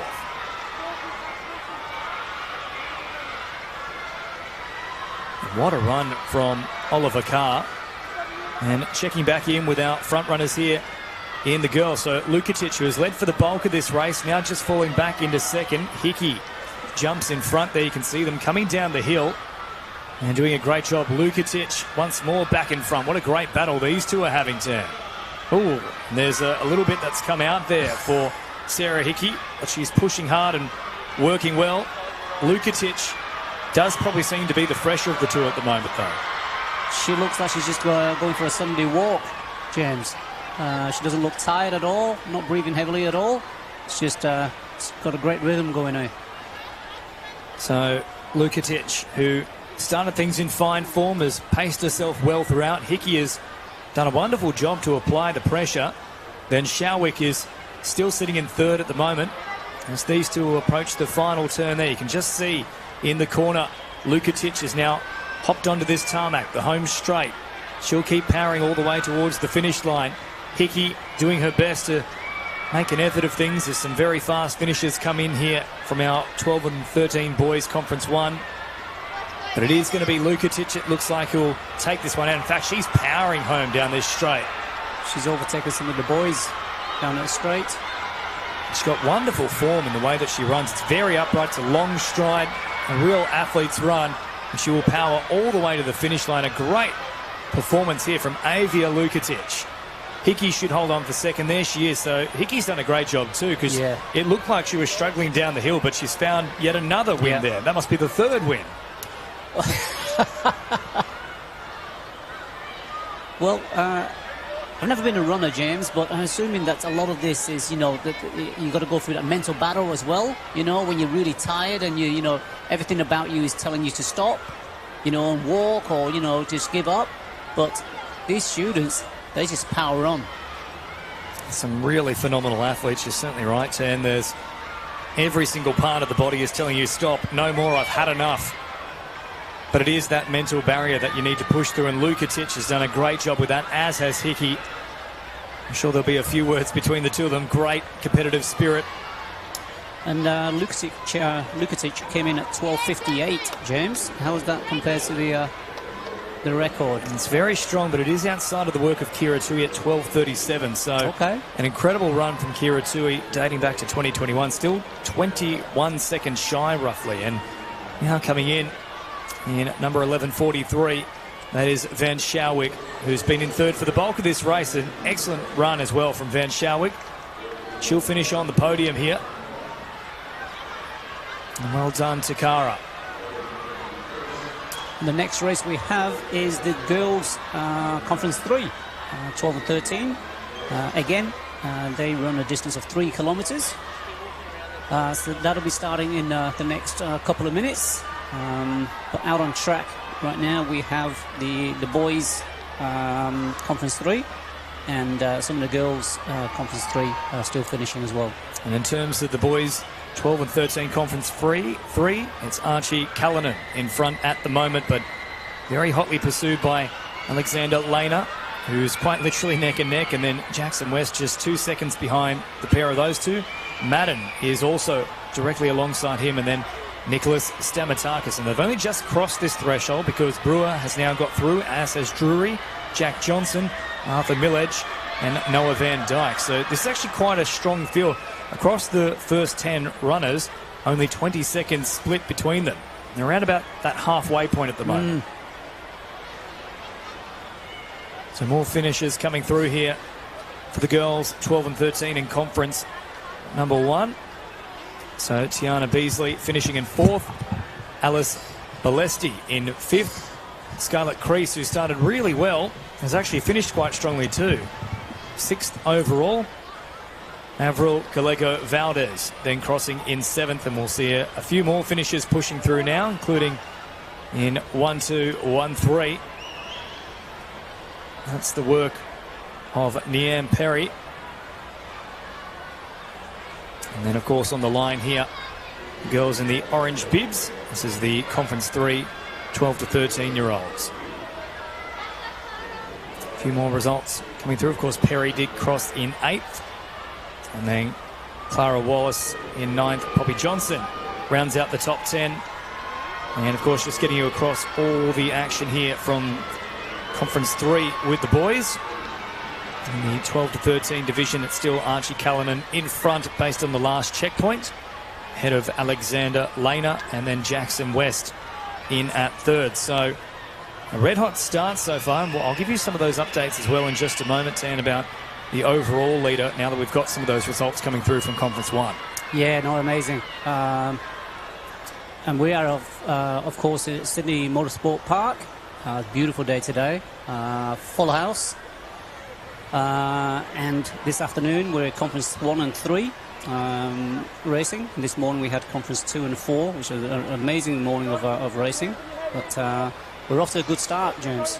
Certainly are, and in terms of those overall times, Oliver Carr has indeed bested the rest of the field. In fact, it's a very fast conference. We were talking about this before we went to break in between the morning session and PM, that we typically find, I believe it was Conference 1 that is meant to be the quickest. Yep. That has proved to be the case again. So Conference 1 now occupying the top 4 slots. Oliver Carr, Morgan King, Charlie Littman and Easton Griffiths. So Paul Vlahos was our previous overall leader. He's now hopped down into 5th. So we're about to see the girls in Conference 3 get underway. They're on the starting line, just waiting for the final checks here. And they are off and running. So we'll have those results coming through for you shortly. And no change at the moment in terms of the checklist. That should be coming in very soon, though, for Conference 3 and the boys 12 to 13. It was Callanan who was in front, but Liner was neck and neck with him, and then Jackson West and Jackson Madden were both just 2 seconds behind. So I think we could see a fair bit of a change here. In fact, here's a couple of those runners coming around now. And a good start made here too from the girls in the orange.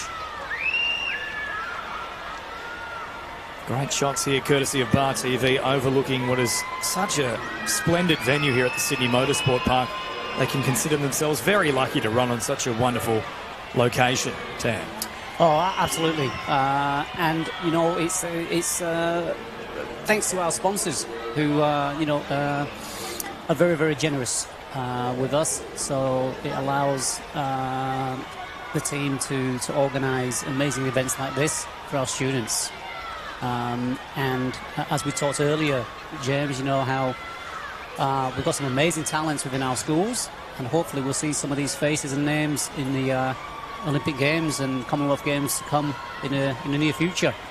So a change in leadership as well for the 12 to 13 boys in Conference 3. Jackson West, who is sitting back in 3rd place, has now hopped up into 1st, and he's got a bit of a gap on the rest of the field too, because they still haven't hit the check mark yet. Yes, about 3 seconds on Archie Callanan, who was in front, and then Jackson Madden now into 3rd. So Alexander Liner, he was in 2nd. He's dropped down into 4th, about 22 seconds off the pace now of West. So that's been a massive, massive stint through the middle of this race by Jackson West. He must have had a moment there where he just put on the turbo booster, James, because he's off. So now it's Archie Callanan in 2nd and Jackson Madden in 3rd, who are quite close. They'll be battling for that 2nd spot, but you know, there's still time yet. I think they've still got another KSL to go, James. So again, we talked about, you know, how it's in the mind. You know, when everything about your body is telling you to stop, but they just power through. So we could see Archie or Jackson, compete for first spot yet. Yeah, set to be a great battle between those two as they approach that final straight. And of course, we are keeping across all the work here from our 12 to 13 Conference 3 girls. Working nicely at the moment. We've got a very much well-established front runner as it stands. We'll get the details of that racer in just a moment. Out of Conference 3, it looks like it's Jenna Hayden. Now, that is certainly a name you would have heard at Little Athletics previously. She is an absolute incredible performer across every discipline. And Jackson West, this looks like him who is crossing right now. Should be 3.621. Yes, it is there for Jackson West, who gets in front of Archie Callanan. So well done to Jackson, holding on. Callanan in at 2nd. And that looks like Jackson Madden just behind them, now crossing. Well done, boys. Great effort. And look at that sportsmanship there. Well, those two had a wonderful battle the entire time. And there's a little ruffle of the head as well. That's what we love to see here on Sydney Catholic Schools. Terrific work from those two runners. We've got another one coming through now. 3.660, so that'll pop up in just a moment. They're all finishing thick and fast now. So Jackson West in at 1st at a time of 12.46. It's a good time as well from Jackson. Archie Callanan just 3 seconds behind him. Jackson Madden finishing 13 seconds behind West. And then pretty tight between Brewer and Stamatakis. Just keeping up to date here as well with Conference 3, the girls. Jenna Hayden, of course, in front at that first split.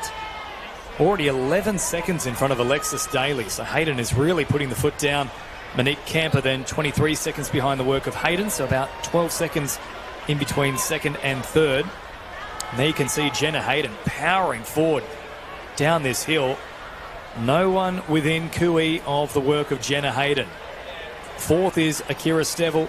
Fifth, Jada Clark. Matilda Plummer in at sixth. Eliza McManus. Seventh, Aaliyah Farse. In eighth, Stella Pinney.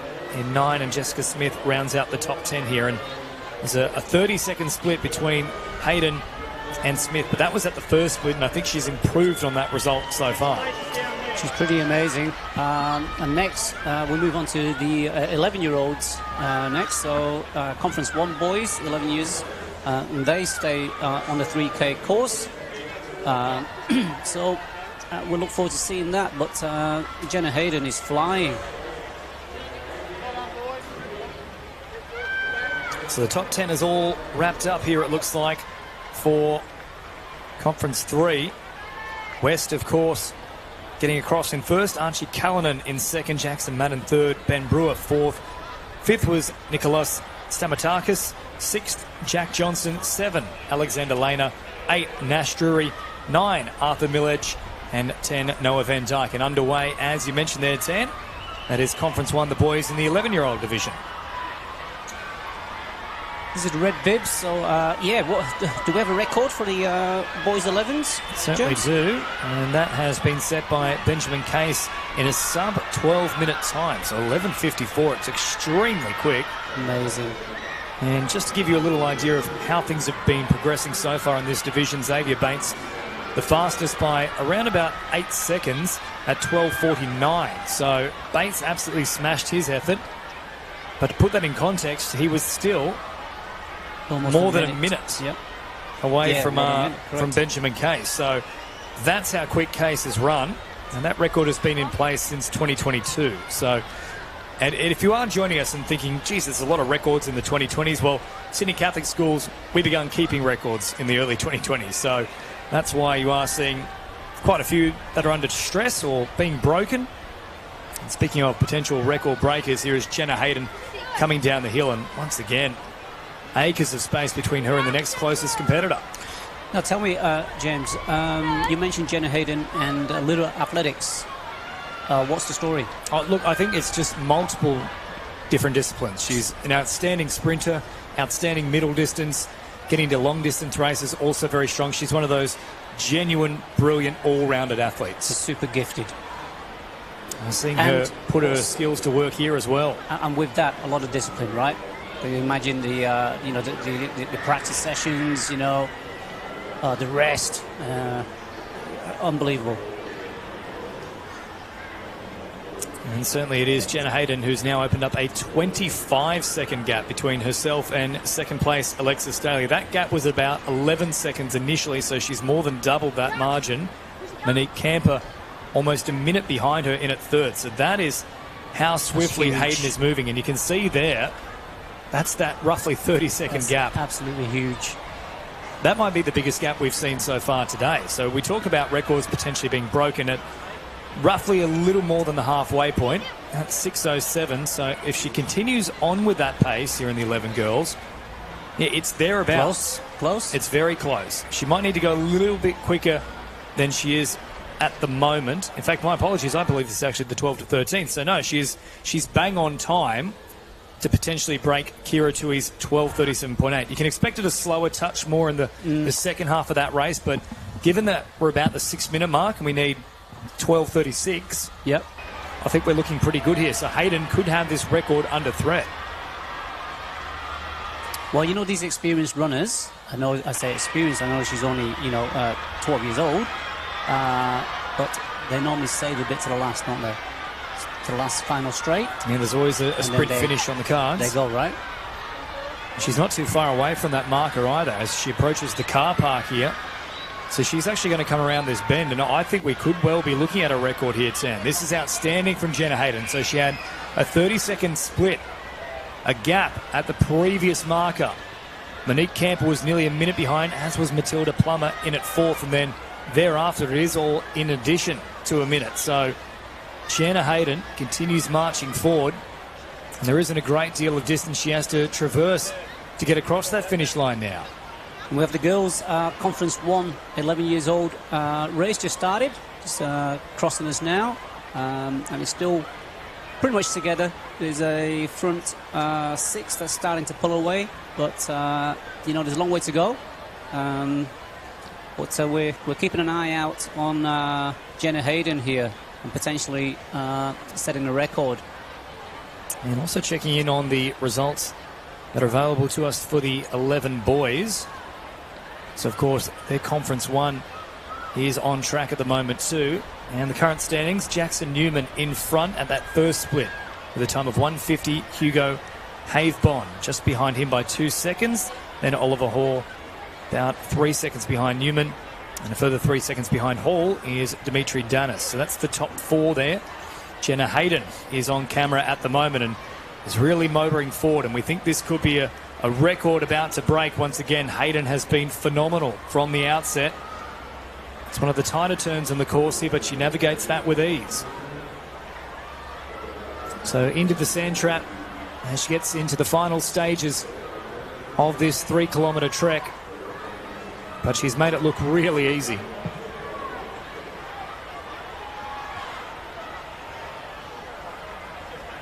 Hayden just has a little look over the shoulder, but she needn't worry. There's probably a good 45 seconds between herself and second place.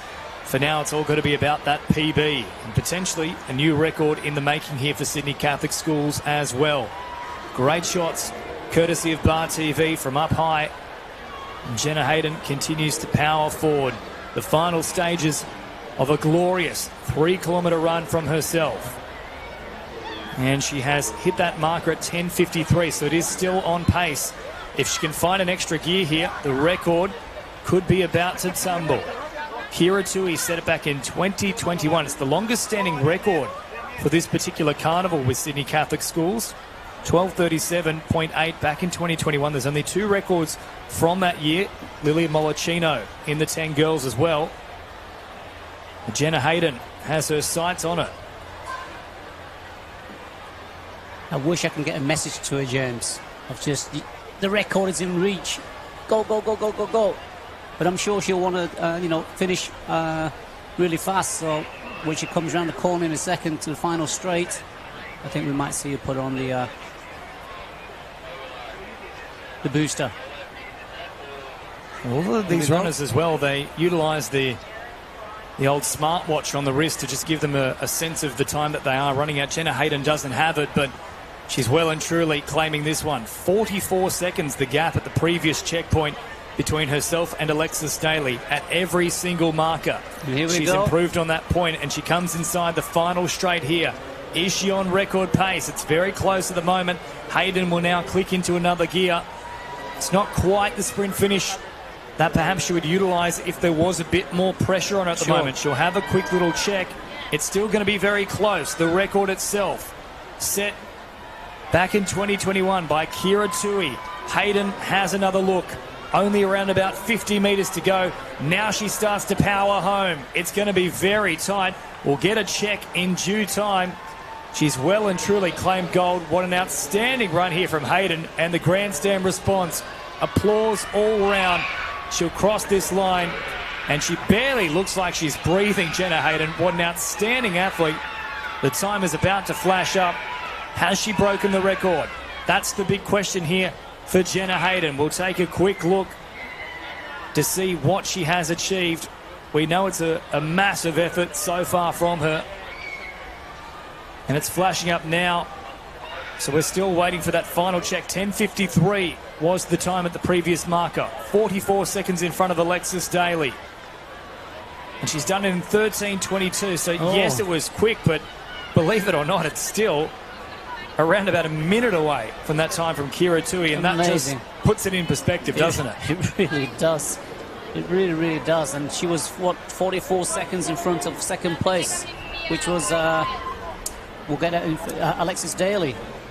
Who actually 35. closed the gap in that final period. So she actually shaved off 9 seconds of the lead there, Alexis Daly. So well done to her. A very strong finish.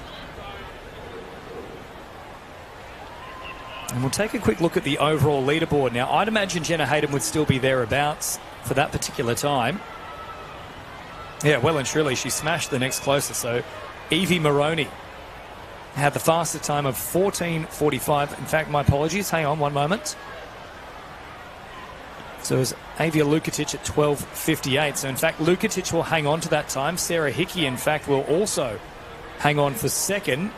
Jenna Hayden overall third fastest. So Avia Lukatic, and we talked about her wonderful stride, Lukatic, previously. Well, that's why the only sub 13-minute time. But well done here to both Jenna Hayden and Alexis Daly. An outstanding run from the pair of them. No, fantastic.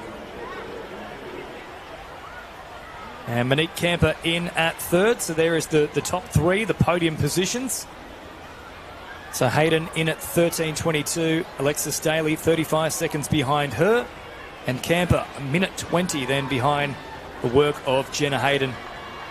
Just keeping an eye out on the boys' conference 1, 11 years race. And we've got Jackson Newman in first, and followed closely by Dimitris Danas. But just crossing here is the boys' conference 3, 11 years. That's a good start made from the boys, and already a few runners feeling the pinch early on in this one. Still a long way to go, and of course for this 11 years division, they are still running at 3 kilometres. The record for the 11 boys at this distance, of course, set by Benjamin Case, 11:54. It's a phenomenal time. And in terms of the fastest results so far in the 11 boys, that's gone to Xavier Bates at 12:49. So nobody's sub 12 and a half, and certainly no one's sub 12 minutes as of yet. Can it happen here, though, in conference number 3?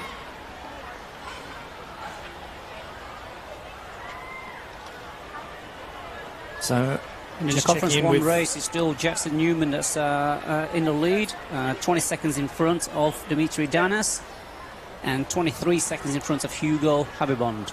Yeah, so we won't have too much further to go here. Jackson Newman, he'll be approaching that home straight very shortly. So his time at 10:54. And as you mentioned, Danas 20 seconds behind him. A further 3 seconds behind Danas is Habibond, followed by Bradley Cheel, Xavier Doon, Axel Brunskog, Harry Oselins, Cody Millick and Hamish Rendell. That's the top 9. We're waiting for the 10th runner to come through now. But Newman is the pace setter here in Conference 1.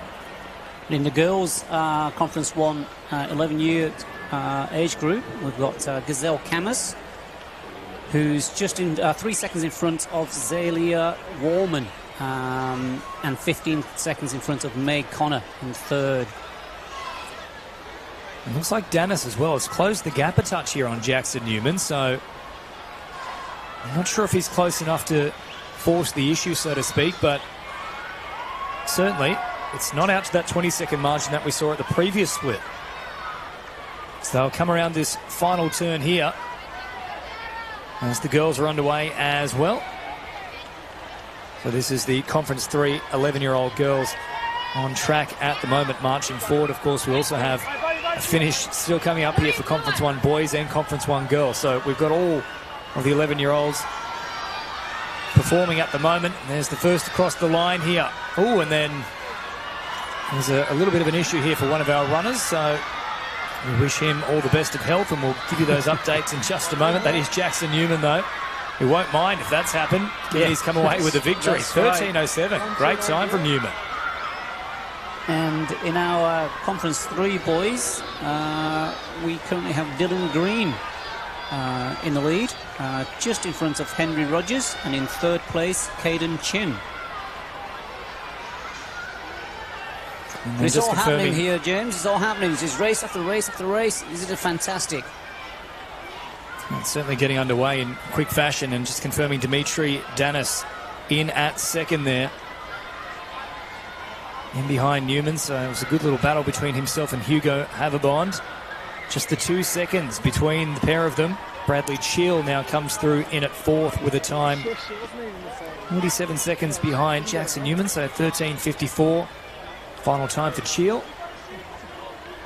Followed by a flurry of finishes here. So Axel Brunskog just outside that marker, so I think at about 13:59. And then Xavier June just outside the 14 mark, followed by Cody Millick, Max Kennedy, and then Harry Ozoan. So well done there to the Conference 1 11-year-old boys. We're just waiting for updates in the Conference 3 boys and the Conference 1 girls. But last count, Gazelle Camus was still leading the Conference 1 girls, and Dylan Green the Conference 3 boys race. Well, Dan, he's the one to watch. Dylan Green, of course, has set records in the 8s and 9s division and in the under-10s as well. And he is in front at the moment. And, oh, wow, he's already clicked into the next checkpoint in a sub-6-minute time. I think that's the first sub-6-minute time we've seen for this distance across any discipline. I wonder if he has red sneakers on.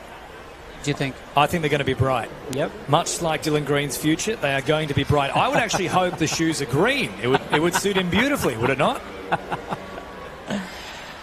Yes, a confirmation. Gazelle Camus is 8 seconds in front of Zalia Warman and 15 seconds in front of third place Amelia Porter. But there's still time to go. And Dylan Green is 18 seconds in front of Noah Pascoe, who's in second, and Henry Rogers in third. Caden Chin's dropped down a spot to fourth. And that split between Shin and Green, 25 seconds already, so he's really motoring here. Now, to give you some perspective of Green's previous efforts here, so in the 8 to 9 boys, he ran 8:16.3 for the record. In the 10 boys, 7:53.7. So incredibly fast work there. Now, the record to beat in this 11 boys division, set by Benjamin Case back in 2022 at 11:54.6. Now, the current pace he's going at, he should obliterate that record. Yeah, at least stands a chance. So let's see what if he can set another record. It'd be a rare feat, holding the 8s, 9s, 10s and 11s record, Dylan Green. So we'll keep a close eye on him. And bib number 3713 out of Conference 3 for the 11 boys. We're seeing a few runners here heading down the hill. It's a varied course as well.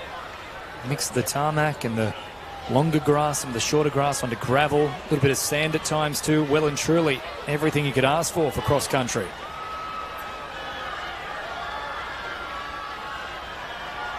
So Giselle Camus still in front. My apologies there, Sam. And then Amelia Porter in at second, of course. About 4 seconds behind. So yeah, the gap. You're right. It's very tight at the moment.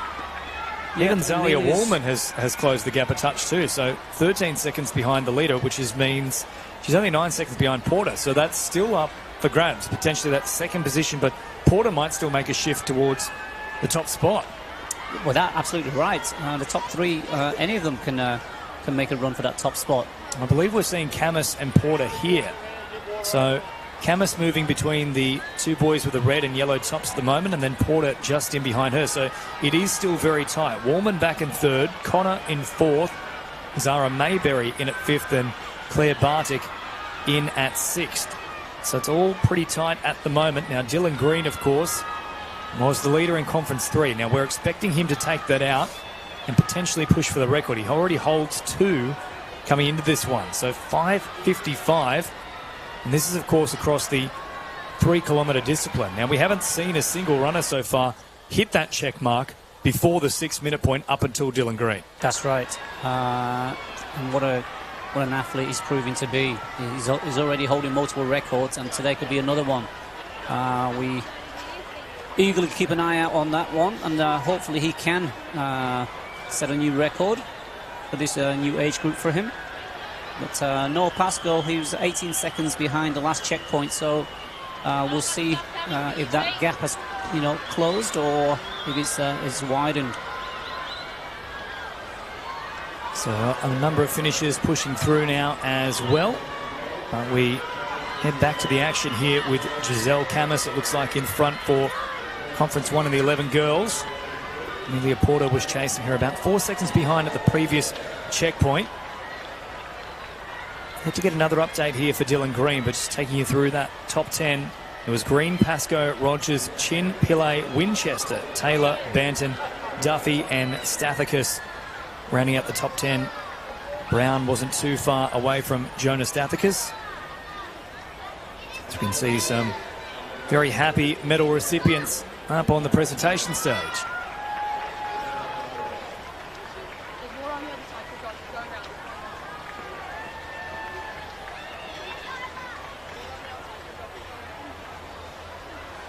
And Green is once more clocked in. Now 10:30 at the final checkpoint, so he's not going to be too far away from the home stretch. Of course, the record that he is trying to beat in this particular bracket was set by Benjamin Case, 11:54. He's really going to have to motor to beat that.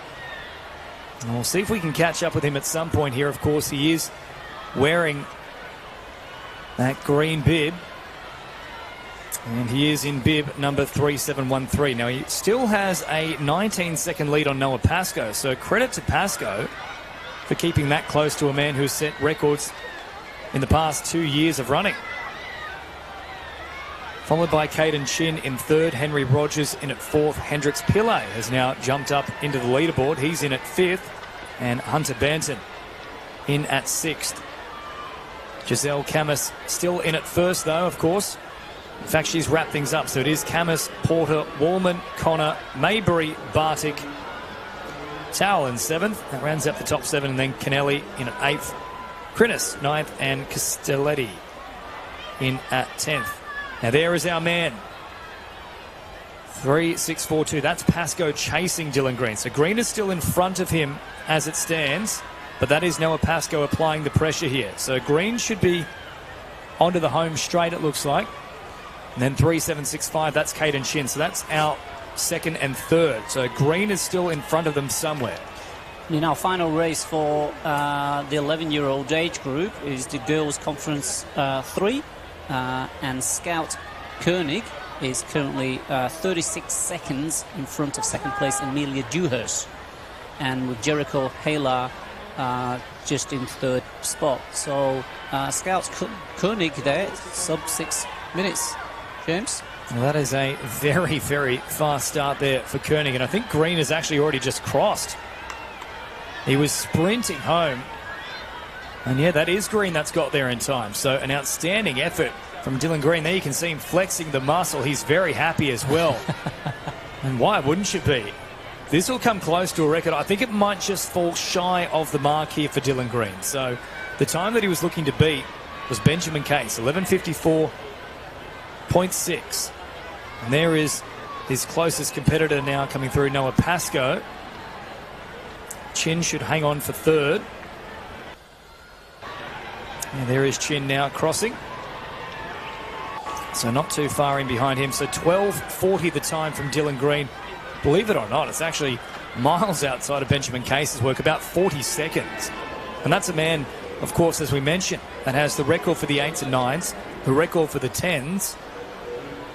So Benjamin Case, we might still get to see him. In fact, I don't think he's here today, though, I must say. I haven't seen Benjamin Case running as of yet, and he should have appeared in the 12 to 13 boys. Yeah, that's right. No. Scout 3.094 Koenig is here. just is doing in front of Amelia Dewhurst and Jericho Hayla in the Girls Conference 3, 11-year-olds, at a time of 10:38. So it's a quick time. It's brilliant time. Dylan Green, I think, at this checkpoint was maybe 10:30. He was around that point. So, yes, you're right. Scout Koenig, they're only about 5 seconds behind. Dewhurst in at second, 42 seconds shy of the work of Koenig. And then Hayla is not too far behind Dewhurst, just the 3-second split. I think there she is already coming in to the home straight. So, Koenig doing some outstanding work here. Out of Conference 3. In fact, that might be Conference 1. So, yeah, there she is again on screen now. So that is Scout Koenig there in the orange, marching forward, and for reference, that record set by Olivia Kalamvokis at 11:59. Koenig is going to come pretty close to that. Getting across the line now. Outstanding run from Scout Koenig. And the race after this is, we've got a multi-class race, Conference 1 and 3, boys and girls, ages 8 all the way up to 13.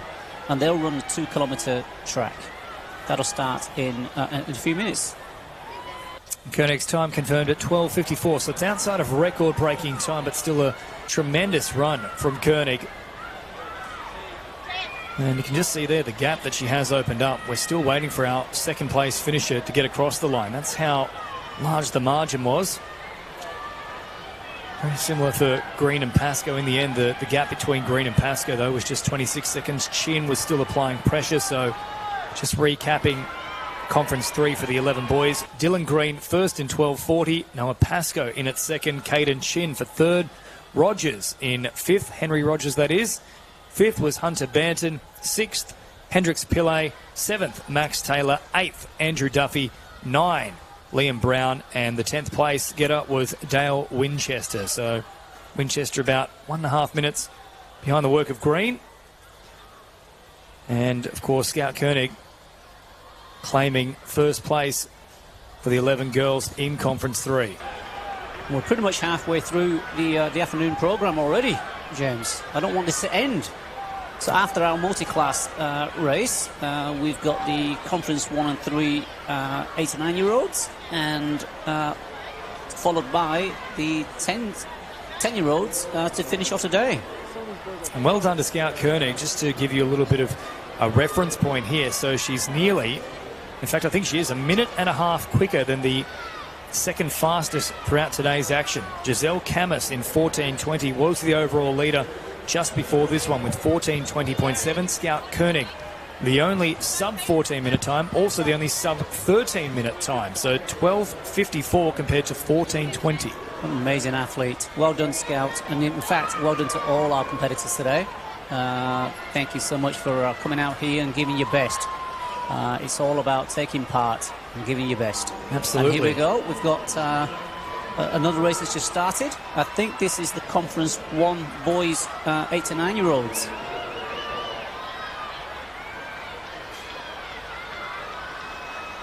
Yes, they've got a selection of bibs there on that are orange, it looks like. Orange, actually it's a mix. Red? Red, yeah, you're right. That is red now, so... Yeah, that is the boys 8 to 9. You are correct there, and Sam. look at that cool dude in front there. Pair of sunnies on. He looks the bee's knees. He has been watching the Sydney Marathon and the City to Surf. I've seen more than a few looks like that. Also, is that a bit of a mohawk going on too? That's outstanding. He's got the chains as well. Not only is he fast, but he looks the part. He looks the part indeed. Good on you, buddy. Let's try and find out what number he is. So, Scout Koenig overall, our winner, of course, in Conference 3 for the 11 girls, 12:54. Jericho Hallier about a minute behind her, as was Amelia Dewhurst. That should be good enough for both of those runners to actually hop into second and third overall. I think that should have outdone the work of Camus. Yes, it has. So, all of our top 3 coming from Conference 3 in the 11 girls. Scout Koenig, 12:54.8. Jericho Hallier in at second with 13.5. Amelia Dewhurst third, 13:55. So up until that race, we didn't have a single sub-14-second time. We ended up getting 3. Amazing, amazing. And the cool dude, his name is Luka Lukatic. Well, we've already seen Avia Lukatic, so we know that the genes are strong with the Lukatic family. So I'm expecting another big performance here from the Lukatiches.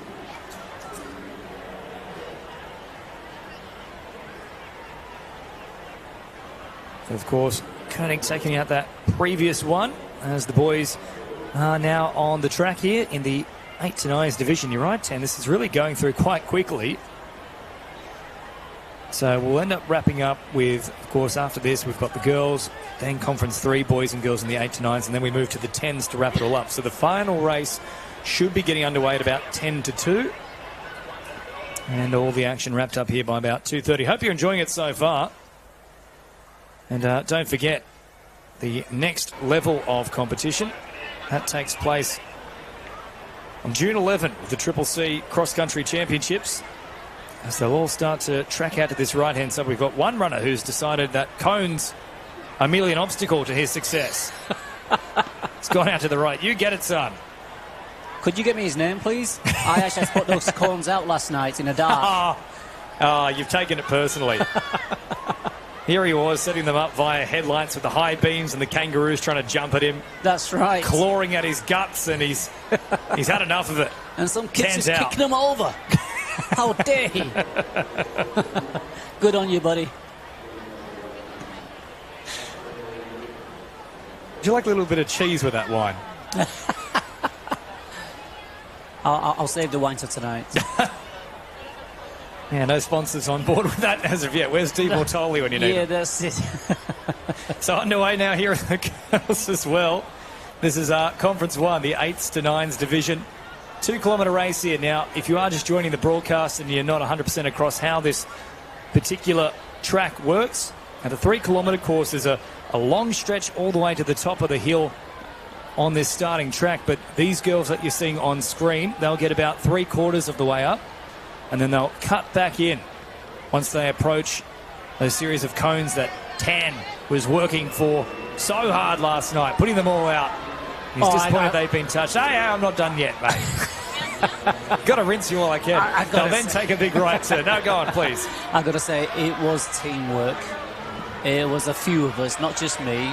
Not just Tan work. But that particular cone that that student kicked over, that was mine. You know how I know you're petty? You keep track of individual cones. That's right. Anywho, just joining us. 2, of course, different segments here. The 3 kilometres is a rather large and winding one, almost in a circular fashion, whereas for the race you're seeing on screen at the moment in the 8 to 9 division, for the girls here, they'll take a bit of a hairpin turn at the right once they get towards the top of the straight on this tarmac, and then they'll shimmy back along with an adjacent tarmac without heading too wide of the mark, and then wrap back around for that 2 kilometre segment. So let's just get across some of those details coming through as well with some of the other races that are underway. If you've got it for us there, Tan. Yes, so we have the boys 8 to 9, and that last checkpoint, Carson Lukatic was in front of Josh Devine and Rafferty Ford. And this race here is the girls' Conference 1, 8 to 9 years old, and it's Joyce Collins is in front by 2 seconds. In second place, Helena Erihi, and in third place, Caitlin Shanahan. But there has been a big change, though, in that one. So Lukatic, I'm not sure what's happened, but he's completely out of the top 10 here. So hopefully nothing's gone wrong. But you'd imagine the way that he was powering forward to begin with, Yeah. he would have been thereabouts. Instead, it's Rafferty Ford who's in front. But look at this battle on screen now. Parker Dowsett Hill. Oh, in fact, Dowsett Hill overtakes. And look at Ford trying to respond straight away. He is not letting him get out of his sight. This is a great battle between the top 2 here in Conference 1 for the 8 to 9 boys.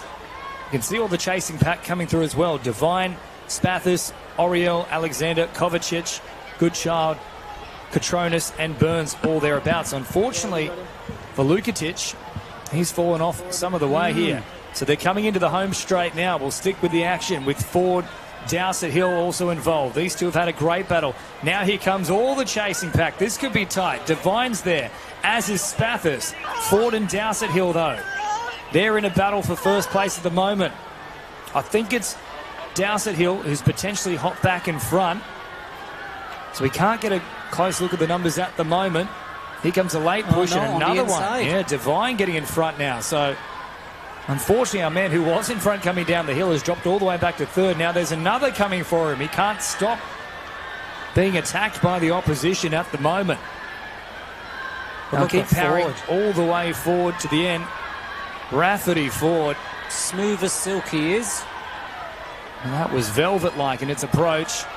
Devine also there. It was Dowsett Hill who crosses forward. So Ford is the one who's actually fallen off a bit. So Parker Dowsett Hill gets across the line first with a great time of 8:15. Now that's going to be close to a new record. I'll do a quick check for you there. It is in fact a new record. So Dylan Greens is done and dusted. Dowsett Hill takes a new record in the 8 to 9 boys division, shaving a second off the previous record that stood for 2 years. Fantastic effort, Parker. Well done.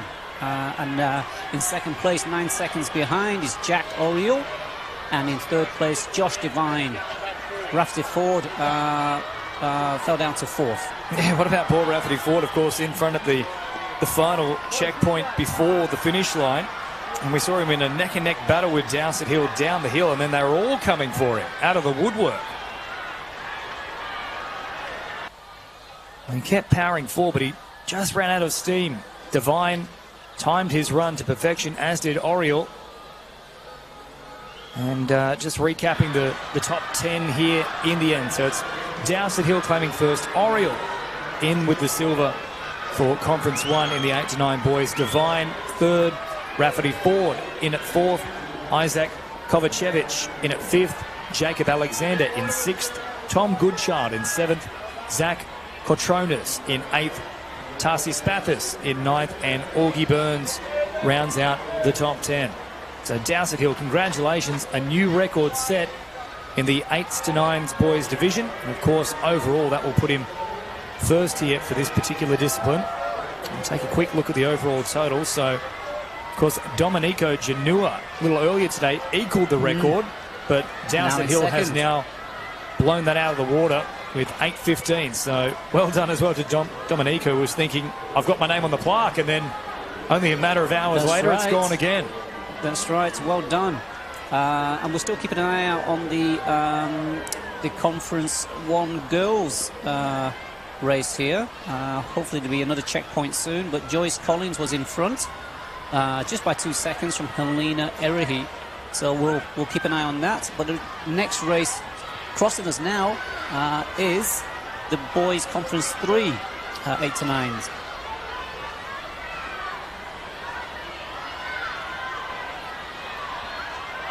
It's quite a big group, this one.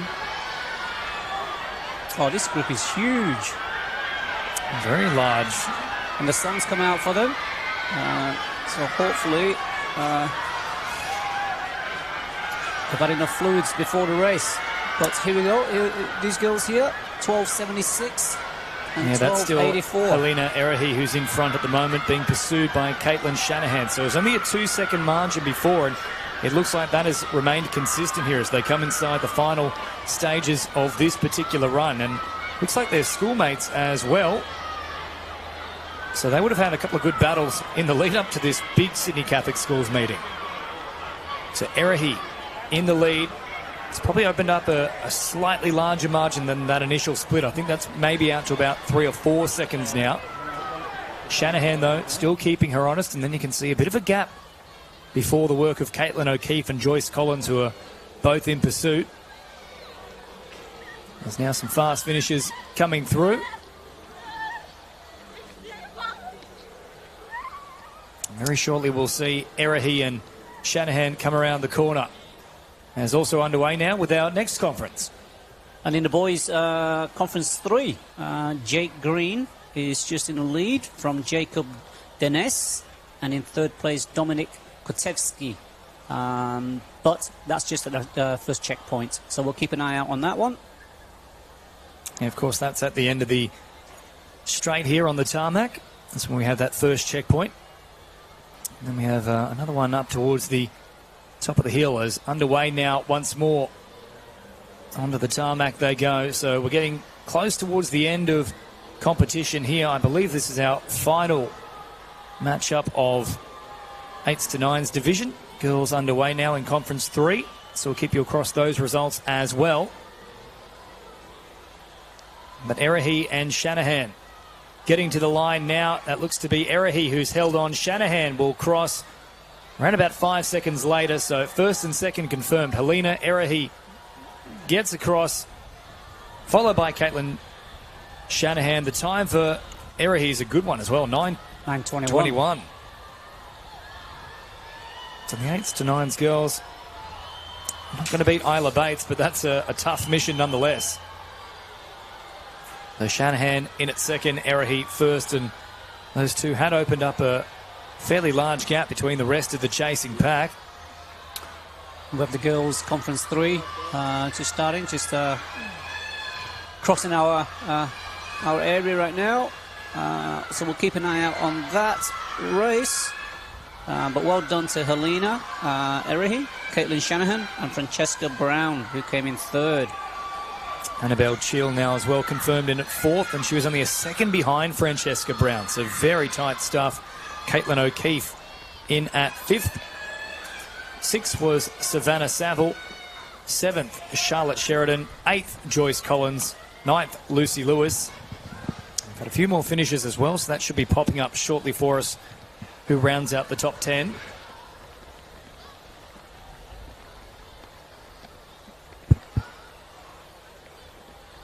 And just checking in with Conference 3 in the meantime here for the girls' 8 to 9's division. Indiana Freeman in front at the moment, 1:49 the time. Addison Baker, 11 seconds behind her at that first checkpoint. And then Arabella Canova, 4 seconds further behind Baker, followed by Falvo, Lewis, Imogen Pitt, Lee, Chin, Curtis, and Vergios. That rounds out the top 10 in Conference 3. Just checking in again, though, for Conference 1, that final finishing order to round out the top 10. Suki Ward has been confirmed in at 10th place. So overall, great run from Helena Erahi, followed by Caitlin Shanahan for second, and Francesca Brown third and bronze.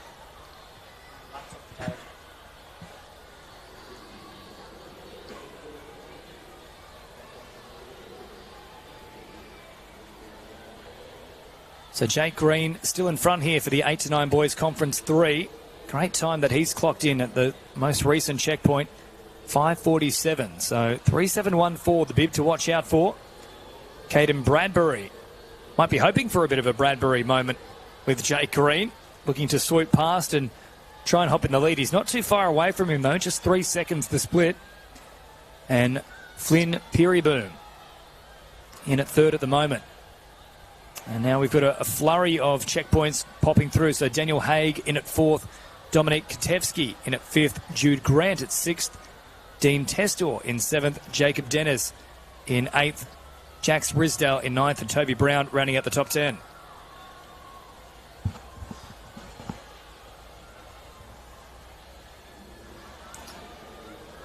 So we'll move on to the 10 years next. 4 races in that, and that's it for today. So we'll start off with the Conference 1 boys, followed by the Conference 1 girls, and then Conference 3 boys, and then girls. So the boys, the Conference 1 boys, will be starting in the next little while. 4 more races left, James. Yeah, it certainly doesn't stick around for too long. As the Conference 3 boys are getting very close to wrapping things up here. They're coming around to the final bend. Jake Green has been leading from the outset, but Bradbury has been hot on his heels as well. Here's a couple more of them pushing through. Peeryboom was in third, Haig in fourth, Katevsky in at fifth. There's a real flurry of them coming down the hill, not too far behind our leading pack. And we've seen a couple of them cross now, and it was very close at the top. Jake Green and Caden Bradbury. They were neck and neck. We'll find out in just a moment who crossed over that line in first place.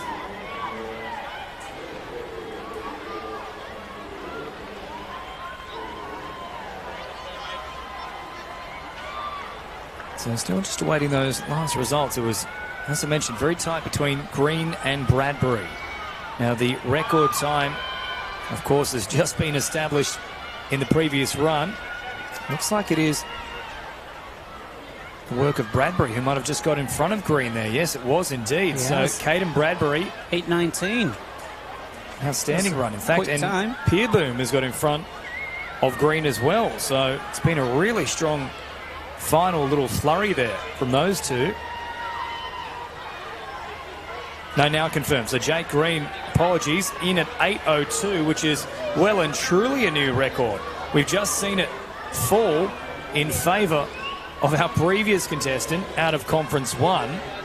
That came from the work of Dowsett Hill in 8:15. He beat Dylan Green's previous record of 8:16, which Domenico Janua tied earlier today. But now Jake Green shaves around 14 seconds off the previous record to establish himself at the top of the pecking order. Well done, Jake Green. Absolutely unbelievable. Well done, Jake Green. What a fantastic time. And Caden Bradbury's time too, at 8:19. A very strong push there, and Pierre Boom as well wasn't too far behind the marker. And now we're seeing underway here. This is the 10-year-old boys division. And the record at this age group set, of course, by Dylan Green, 7:53.7. There's a green wave at the moment. So Jake Green now has the record in the 8s and 9s boys. Dylan Green still holds the 10 record, which could be under threat here. I'm seeing up on the podium now some of our winners from the previous conference. Well done to the boys. And that's Dowsett Hill in the middle, surrounded by Oriel and Devine. And speaking of Devine, it's been a Devine performance thus far from the likes of Canova, who's on screen at the moment. And she was 41 seconds behind our leaders coming into this one. Freeman had a big lead on the rest of the field, and I think there she is now crossing Indiana Freeman. Very strong performance from her. And the closest competitor was Addison Baker, but we're sticking with the action here at the moment with Arabella Canova, who has a little look over the shoulder. Hazel Lewis wasn't too far behind her at the previous checkpoint, just 3 seconds the difference. How was that 2 kilometres?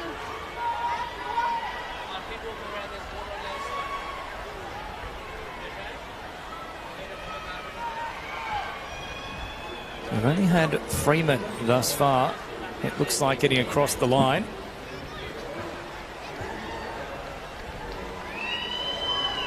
It would appear to be Baker now getting there as well. And yes, Indiana Freeman indeed confirmed with 8 minutes 10 seconds. That's a great time from Freeman in the 8 to 9 girls. I can tell you what, it has destroyed the previous effort of Isla Bates. 8:48 the record, so she has shaved off an incredible 38 seconds. That is mammoth from Indiana Freeman. We immediately start asking the question, is there any relation with one Kathy Freeman based on a performance like that? I don't think there is, but it's an What a outstanding effort performance. nonetheless. Absolutely amazing. And even Addison Baker wasn't too far away from Isla Bates' previous record. 45 seconds behind Freeman, but only around about 5 to 10 seconds outside of the previous record. So well done to Baker.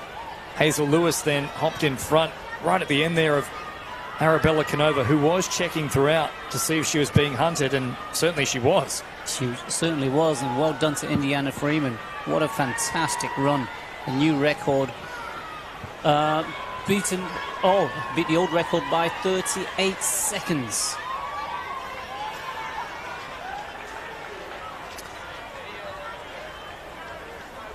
And so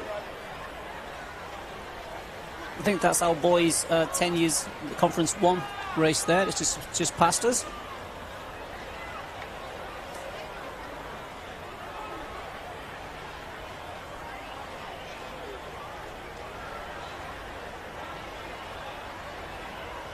So Thomas Morgan had the early lead there, 1:53, but quite literally level with him were Oliver Harrison and Rafferty Richards at the exact same time. And then 4 seconds after that, Edison, MacArthur, Onslow and Joey Pocker.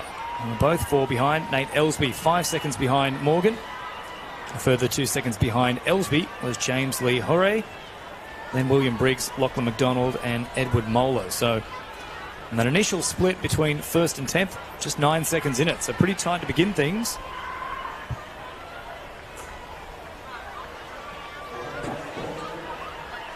Just recapping the top 10 here as well for Conference 3 in this 8 to 9 girls division. Indiana Freeman setting a new record by 38 seconds. 8:10 for first. Addison Baker in at second and silver. Hazel Lewis gets the bronze. Arabella Canova in at 4th. Imogen Pitt for 5th. Emily Duffy 6th. Naomi Shahata in at 7th. Isla Falvo in at 8th. Zara Lathwell in at 9th. And Maya Winchester rounding up the top 10. Our next race is the Girls Conference 1, 10-year age group. That'll be starting in the next few minutes.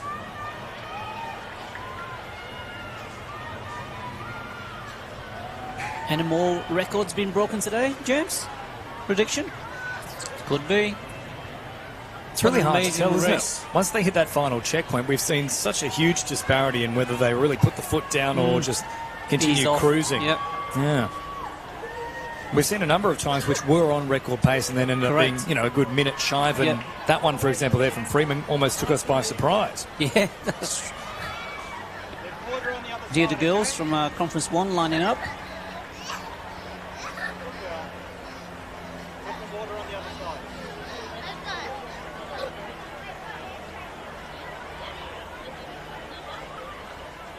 So they'll be getting underway shortly, and some of them are in a great mood there, bouncing around on the starting line. Of course, the boys were still waiting for their second update at the moment, but Thomas Morgan was in front. In bib 1657, Oliver Harrison in at second 1730, and Rafferty Richards 1525 was in at third. And we do now have an update there, and the top two staying the same. Thomas Morgan remains in at first with 5:49. Oliver Harrison just 2 seconds behind him. Ellsby in at third, about 5 seconds behind the work of Morgan. And Rafferty Richards is now in at fourth, followed by Oishan Martin, Alfie Begg, Joey Pocker, Lachlan McDonald, Ronan Trabulio and Edward Moller. But it's pretty tight with that top three, just a 5-second split between Morgan, Harrison, Ellsby. Tight race. Yep, tight race. And here they are on the screen now, some of these excellent competitors pushing through. That should be Morgan in front. You can see just how close Harrison is, applying all that pressure to him. It'll be pretty warm out there too, James. The sun is out now, unlike this morning, and we had cloud cover. But it's not slowing the boys or the girls down. No, in fact, we've seen more records getting broken since it's heated up. And the action has as well, though. 24 degrees at the moment. Just keep in mind, that's taken from the shade, so on the tarmac, it's probably pushing up around 30 degrees at the moment. Now the sprint finishes on between these two, Morgan and Harrison, on the home straight. They're going to be going neck and neck. You can see them just powering forward at the end of it here from our commentary position. They'll come on screen very shortly. Oh, yeah. Yeah, it's very tight between the two. Oh, here's They a are neck change and as neck. well. They are really flying. Well, you wouldn't be surprised thinking this should instead be at Sydney Olympic Park with the track and field events there Yeah. for the 100-metre That's final. right. These two are absolutely leaving nothing in the tank. There's a great flurry, and finally a bit of a gap is emerged. I think it's Morgan who hangs on here in front of Harrison. An outstanding finish from the pair of them, though. So we'll get their official times popping through. Now, of course, just keep in mind the record in the 10 boys. That belongs to Dylan Green at 7:53.7. This result will come through in just a moment. But a great finish there from Morgan and Harrison. They really were flying in the final stages of that race. They were neck and neck until the last 20 metres when Morgan just had a bit more in the tank there. But we'll see what time comes up. 8:09. Not far off the record. It's a great time there from Thomas Morgan, confirmed as our gold medalist out of Conference 1. Oliver Harrison just 2 seconds behind him, so it was a great battle down the home straight. And then Nate Ellsby a further 8 seconds behind Harris. So Ellsby claiming it in pretty good time there, that bronze medal. 8:19, so very strong across the board. We'll take a quick look at the overall final times here, and this has been the one category where there's just been so many phenomenal times. We had Domenico Janua, who tied the record earlier today, then bested by Parker Dowsett-Hill, who set a new record. And then in the previous conference, Jake Green in 8:02 then broke the record by around about 13 seconds. That was just set by Dowsett-Hill. Morgan, of course, his time here was also record-breaking pace. So 8:09, it will end up being the second fastest time overall. Jake Green will hold on to that top spot out of Conference 3 with a time of 8:02.7 and a new record in the process. Now, underway here with our third last race of the day. This is the Conference 1 Girls 10 years division. Great shots over the top, brought to you by Bar TV. Hope you're enjoying all the action here on Sydney Catholic Schools for the Sydney Cross Country Championships Primary School Division at Sydney Motorsport Park. Great day of action. The sun is shining. Perfect conditions for cross country. We are, of course, still utilising the wet weather track, though. So typically you would see these runners to begin on this straight here, just shifting out onto the grass as they approach the top of the hill and then winding around from that point onwards. But they've been instructed to stay on the track till much further up toward the top end, at least in the 3 kilometre discipline. Of course, this particular race being run at the 2 kilometre distance. So a great start made here from the girls. This will be the second last time we see the girls here. This, of course, in the 10-year-olds category. Conference 1 runners at the moment. Just recapping, if you are just joining us in the 10 boys Conference 1, Thomas Morgan claiming first and second overall with the work today, followed by Oliver Harrison in at second and Nate Ellsby in at third, followed by Oisin Martin, Rafferty Richards, Alfie Begg, Edward Moller running at the top 7, followed by Doyle, Joey Pocker and Ronan Tribulio. So well done to them. The Conference 3 10 boys preparing to get underway as well. They should be heading to the starting line now. But what you are seeing on screen at the moment is a great run here from Francesca Rugendijk. She's out in front. That first split, 1:55.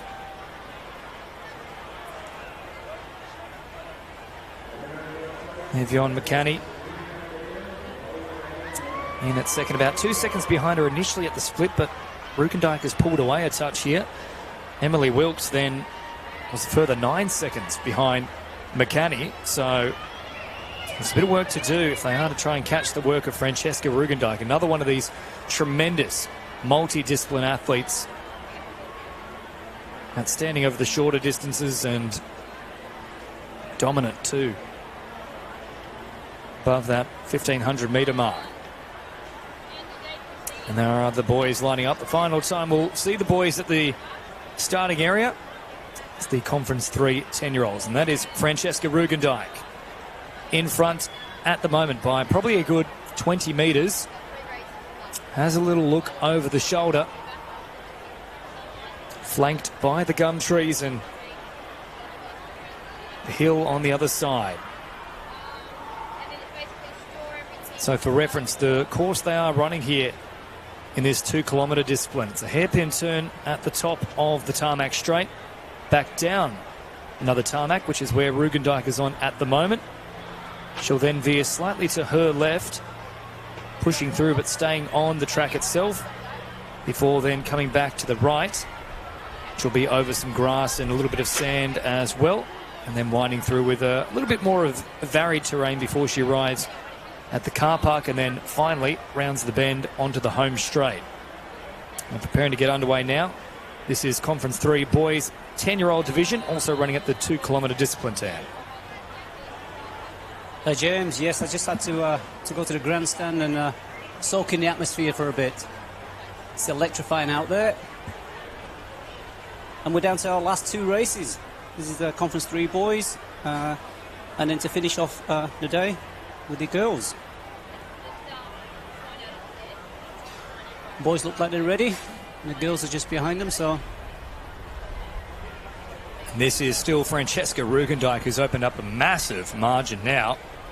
That name rings a bell. That's another one of our outstanding athletes at Little Athletics level, Yeah. and also in the Sprint Championships. You would have seen her doing great things at Sydney Olympic Park as well. So very much in the mould of Jenna Hayden, always thereabouts. And Rugendijk had initially just a 2-second gap, but I think that's blown out to at least double digits now. McCanny was chasing, as was Wilkes at the previous checkpoint. Then it was Peacock, Isla Quinn, Sophie Muir, India O'Hare, followed by Claudia O'Hare. So 2 girls there, neck and neck, as they should be. Then Maggie Batbayer and then Jancy Bayaka. So there is Rugendijk in front, and yeah, that's probably at least a good 10 seconds now, Tan. Yeah, she starts to pull away now. So not too far away from that next checkpoint either. And very much third place still up for grabs as we now see the last of our boys get underway for today. Oh, yeah. One of our competitors took a tumble then, but he's back up. No issues at all. Dust himself off. And, yeah, Rugendijk is extending the lead here. Well, the adrenaline well and truly takes over as Rugendijk continues to power forward down the hill. And that margin only extending at the moment. So coming into this one in the 10-year-old girls division, Lily Mollicino with 8:05.2. So that is incredibly quick.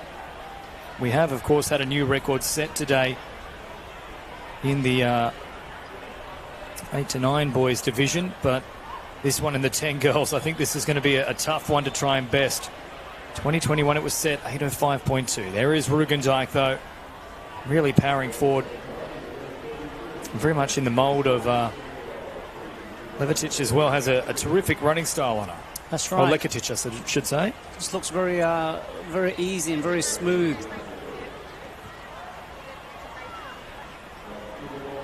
So her checkpoint clocking in at 6:15, 23 seconds in front of McCanny. And then Isla Quinn has hopped up into third. 32 seconds overall behind Rugendijk, so about of a 9-second split between herself and second, and then Peacock further 7 seconds behind Quinn. So Rugendijk, though, powering forward. This is the final turn before she gets on to the home straight. And here she comes, and the Conference 3 boys are just passing our commentary box now. So we'll keep an eye out on that race, but Rugendijk, she's on her own. Rugendijk powering towards a gold medal. There is no pressure on her heels. She's opened up a massive gap throughout the 2 kilometres. And inside the final 200 metres now, Rugendijk will soak up all the atmosphere of this pulsating grandstand. It's been a phenomenal run. She led from the very get-go, off the starting line at the first checkpoint. And then opened up a 23-second gap at the next check-in.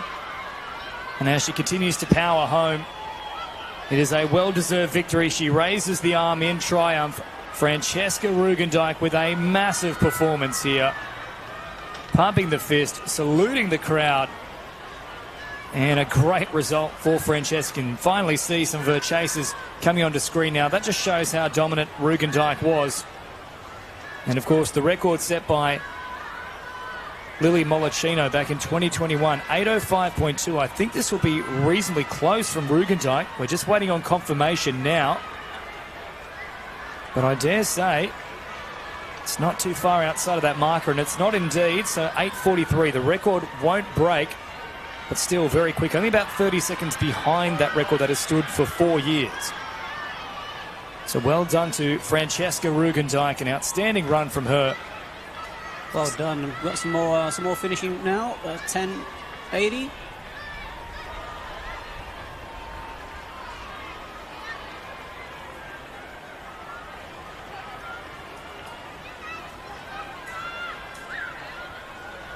That was McCanny, who was getting across the line. Of course, she was in second throughout and held off the advances of Isla Quinn and Grace Peacock. So we really didn't see a change after that final checkpoint. So Rugendijk, McCanny and Quinn will take out first, second and third respectively. But what a run, Tan, from Rugendijk.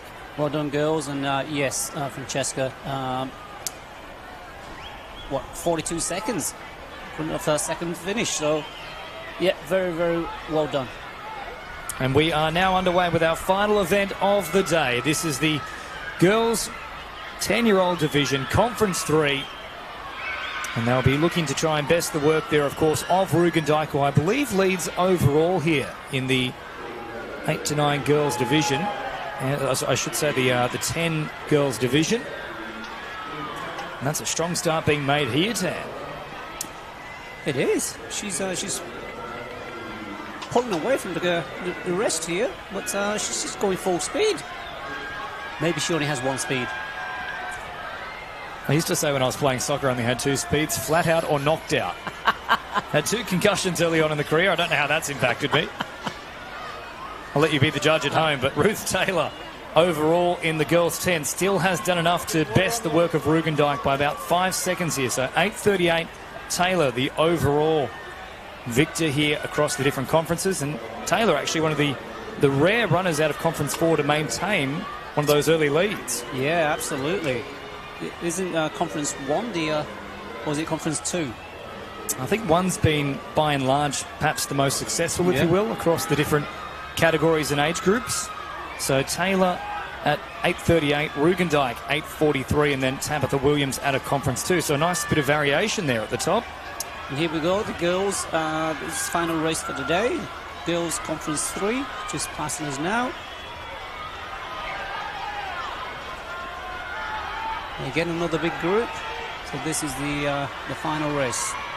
And I'm just giving you a little update here as well with the 10 boys. So Luka Zachnik, he is in front at the moment, having reached the final checkpoint in this 2-kilometre race. 5:48 his time. That's just catching up with him there momentarily.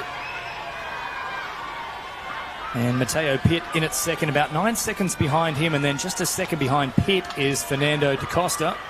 And then Phoenix Paulo further 2 seconds behind da Costa. Bianchi 3 seconds behind Paulo, and Dewhurst about 4 seconds behind Bianchi. So reasonably tight overall. Zachnik, though, continuing to bound down the hill. And he has a nice little lead here, just checks over the shoulder. Still probably sitting around that 9-second margin, though. Yeah. He's trying to pull away, but the rest are trying to keep pace. But he makes it look so easy, right? Look, it's just, that was me.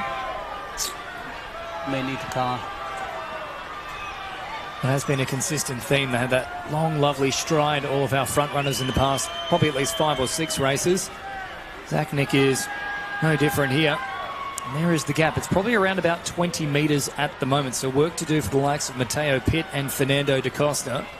It's not out of the realm of possibility, but they'd want to get going into that top gear sooner rather than later. There's not a great deal of time remaining in this one, and we tend to tick over at around that 8-minute mark. We've had probably at least another 45 seconds here with Zachnik. So you'd imagine only about 90 seconds remaining, but it's going to be a tight battle there for the top 3. I'm looking to make a bit of a move right now. In fact, overlapping, or overtaking, I should say, all the way from 4th up into 2nd. So we are seeing some movement there in this one. I think Zachnik has pulled further ahead. And in fact, he's going to cross right now, Zachnik. So that's an outstanding run from Luka Zachnik. And again, it's worth checking in on those times. Dylan Green at 7:53.7. Zachnik powering all the way to the line. And just in the Conference 3 girls division, it is Alyssa Makrigianis who's in front there by a second to Mia Downing in at second, and then Zoe Manolius in at third, about 6 seconds behind Downing. So Zachnik confirmed in at first with a time of 8:03. Well, that's very close once again to the overall lead. I think it's just going to be a second shy of the overall lead. It's also outside of record time. Phoenix Paulo had a great finish there. He hops up into second, just besting Matteo Pitt right at the death. And there's some good sportsmanship too from Paulo and Zachnik. Fernando da Costa confirmed in at 4th. Jordan Pillay in at 5th. Henry Spangenberg had a great finish there because he's come up from around about the midway point up into 6th. And then Alex Talevsky, followed by Dane Butterfield in 8th. Mac Dewhurst in 9th, and then Dylan Tripchevsky in at 10th. So now just one more to go. Conference 3 girls, how are we looking? Looks like it's Magrigianis who's out in front. It could also be Downing, though. They were neck and neck, so we'll get another idea of things relatively shortly. But, geez, that's an enormous gap given they were just a second apart at the initial split. So whoever that is that's taken off here, they've done so in pretty serious fashion, Tam. That's a good 20 metres right there. But I'm not sure who it is that's in the lead. But we're waiting for checkpoint 2 timing to come through.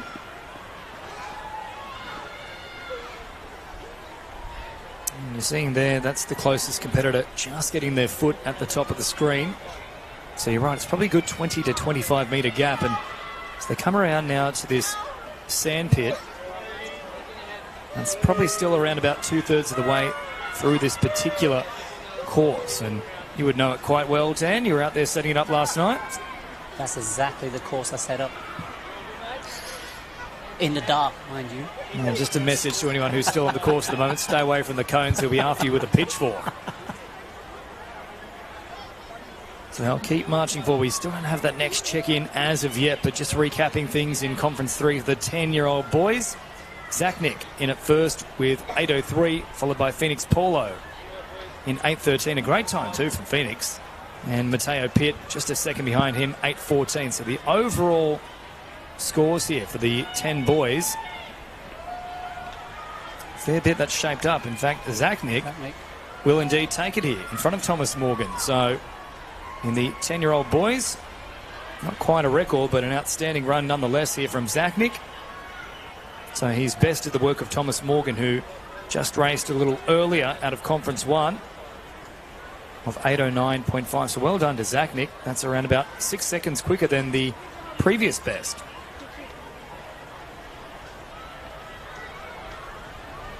So a good run coming in here from Makarigianis, who is in front at the moment, 6:29 clocking in. So a 16-second advantage here on Giorgia Morici.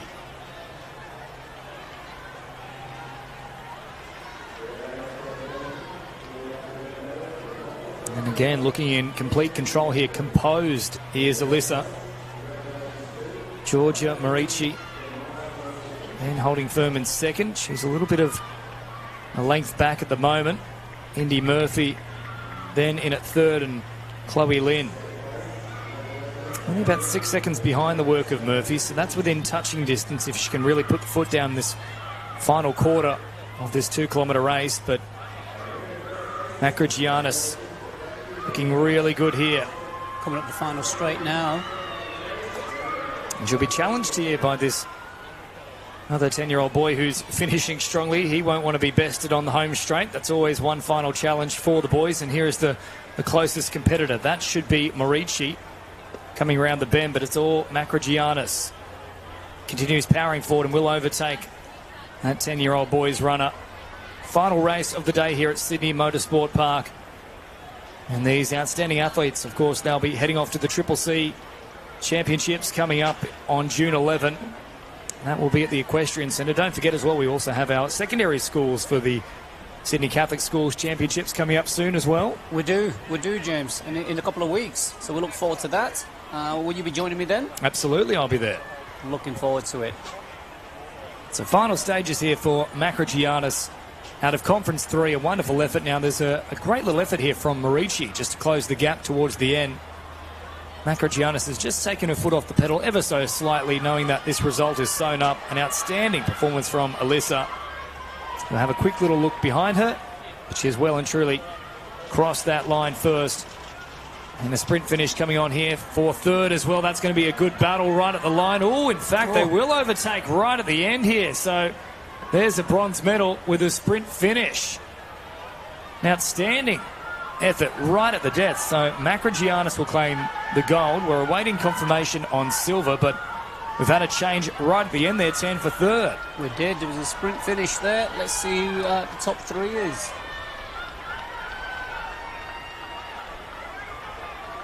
So it's Giorgia Morici, of course, who's come in at second, but it was Chloe Lynn who Lynn. just got in front at the end there from Indy Murphy. Now, it's both saying 18 seconds, but well and truly, that was Lynn right at the line.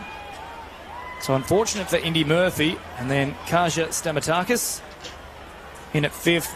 Piper Longbottom in at 6th, and we're still having a few finishers come across the line now. We've got 7 on the chairs, and that will go to Mia Downing, who was applying the bulk of the pressure early on for Makrogiannis. Yeah, but Makrogiannis ran away at the end with that one by 14 seconds from Giorgia Marici. And what a run from Chloe Lynn. She came out of nowhere to clinch 3rd.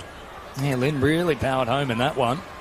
So 18 seconds behind Makrogiannis in the end, but you're right, it was almost from the clouds from her. If we take a look at the 10 girls overall leaders now with these results coming through, and we'll put Ruth Taylor still in front, it looks like, followed by Francesca Rugendijk, Tabitha Williams rounding out the top 3, then Grace Carney, Sienna Tenney, Ava Boyle, Holly Perotta, Charlie Murphy, and then Makrogiannis in there at 9th. And McCanny rounding out the top 10, and then Marici just falling outside of that with 9:32. But great effort across the board. So the top 10 all inside 9:30. Amazing. What an amazing day of racing today. Beautiful weather, fantastic Sydney Motorsport Park, and, you know, full up to the brim with parents and students and helpers. That made today possible. And again, we'd like to say a special thank you to our sponsors of Sydney Catholic School Sports, who donate financially to help make events like this happen. So thank you to Build 369, Modern Teaching Aids, KMC Interiors, Complete AV, Office Works, Tennis First, Freedom Air Conditioning, Zing Active, Grency Sports, Liverpool Catholic Club, Dooley's Lidcombe Catholic Club, and Chatswood RSL. We really appreciate your partnership. Thank you once again. And on behalf of the students, thank you. And James, what a day. Tan, it's been a pleasure. Thank you so much for joining me here in the booth, and a big thank you to all the Sydney Catholic School staff as well for putting on this event. I believe over 3,000 athletes today, is that correct? Correct, yes, over 3,000 today. But like you said a little while ago, we've got the secondary school to come in a couple of weeks, so that should be great fun too. And that's on Wednesday, the 21st of May. I believe that one is out at the Equestrian Centre, isn't it? It is. Yeah, it is so that's a wonderful venue for it. You would have seen it in previous years. It does look glorious when we've got all those big orange pebbles as well lying around. So it's a beautiful scenic course, and I'm sure the girls and boys will enjoy it. They're still enjoying themselves here crossing the line as well. So Wednesday, the 21st of May, if you've got a son or daughter, or potentially granddaughter, grandson as well, maybe a niece or nephew competing in that one, as well as another competitor here today, make sure you put that one in the calendar as well. And of course, the next stage for these athletes who have done well today, heading across to the big Triple C Carnival, the 11th of June. Yes, fantastic. Well done to the winners today. And thank you so much for tuning in. I know it's not always possible to, take a day out to come and watch events like this, and hence why we do the live stream, so that you can watch it at a time that's convenient for you. Well, that's the whole point, isn't it? It's not just live, it's also on demand. It's when you need it. Brought to you here by Sydney Catholic Schools, all the production brought to you as well by Bar TV, who've done a great job today. We got the timekeeping there eventually as well, so that really helped us in the PM session. And, of course, an outstanding performance from all of our athletes. But that'll pretty much do us here at Sydney Motorsport Park for the Sydney Catholic Schools Primary Schools Cross Country Championships. Smiles all around, medals around the neck as well. And what a beautiful venue it is. What a day it's been. We hope you've enjoyed all the action. Until next time, from everyone here at Sydney Catholic Schools and Bar TV, thanks for joining us, and we'll catch you soon. See you soon.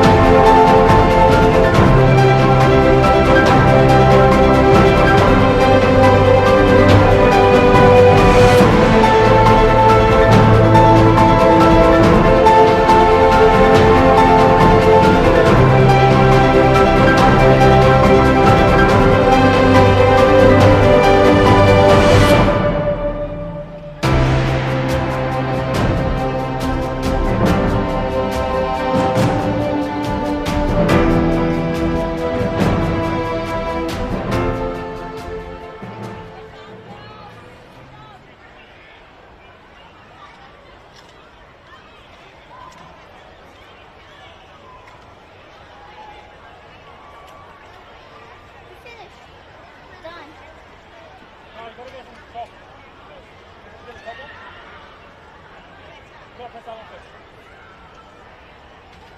Be careful.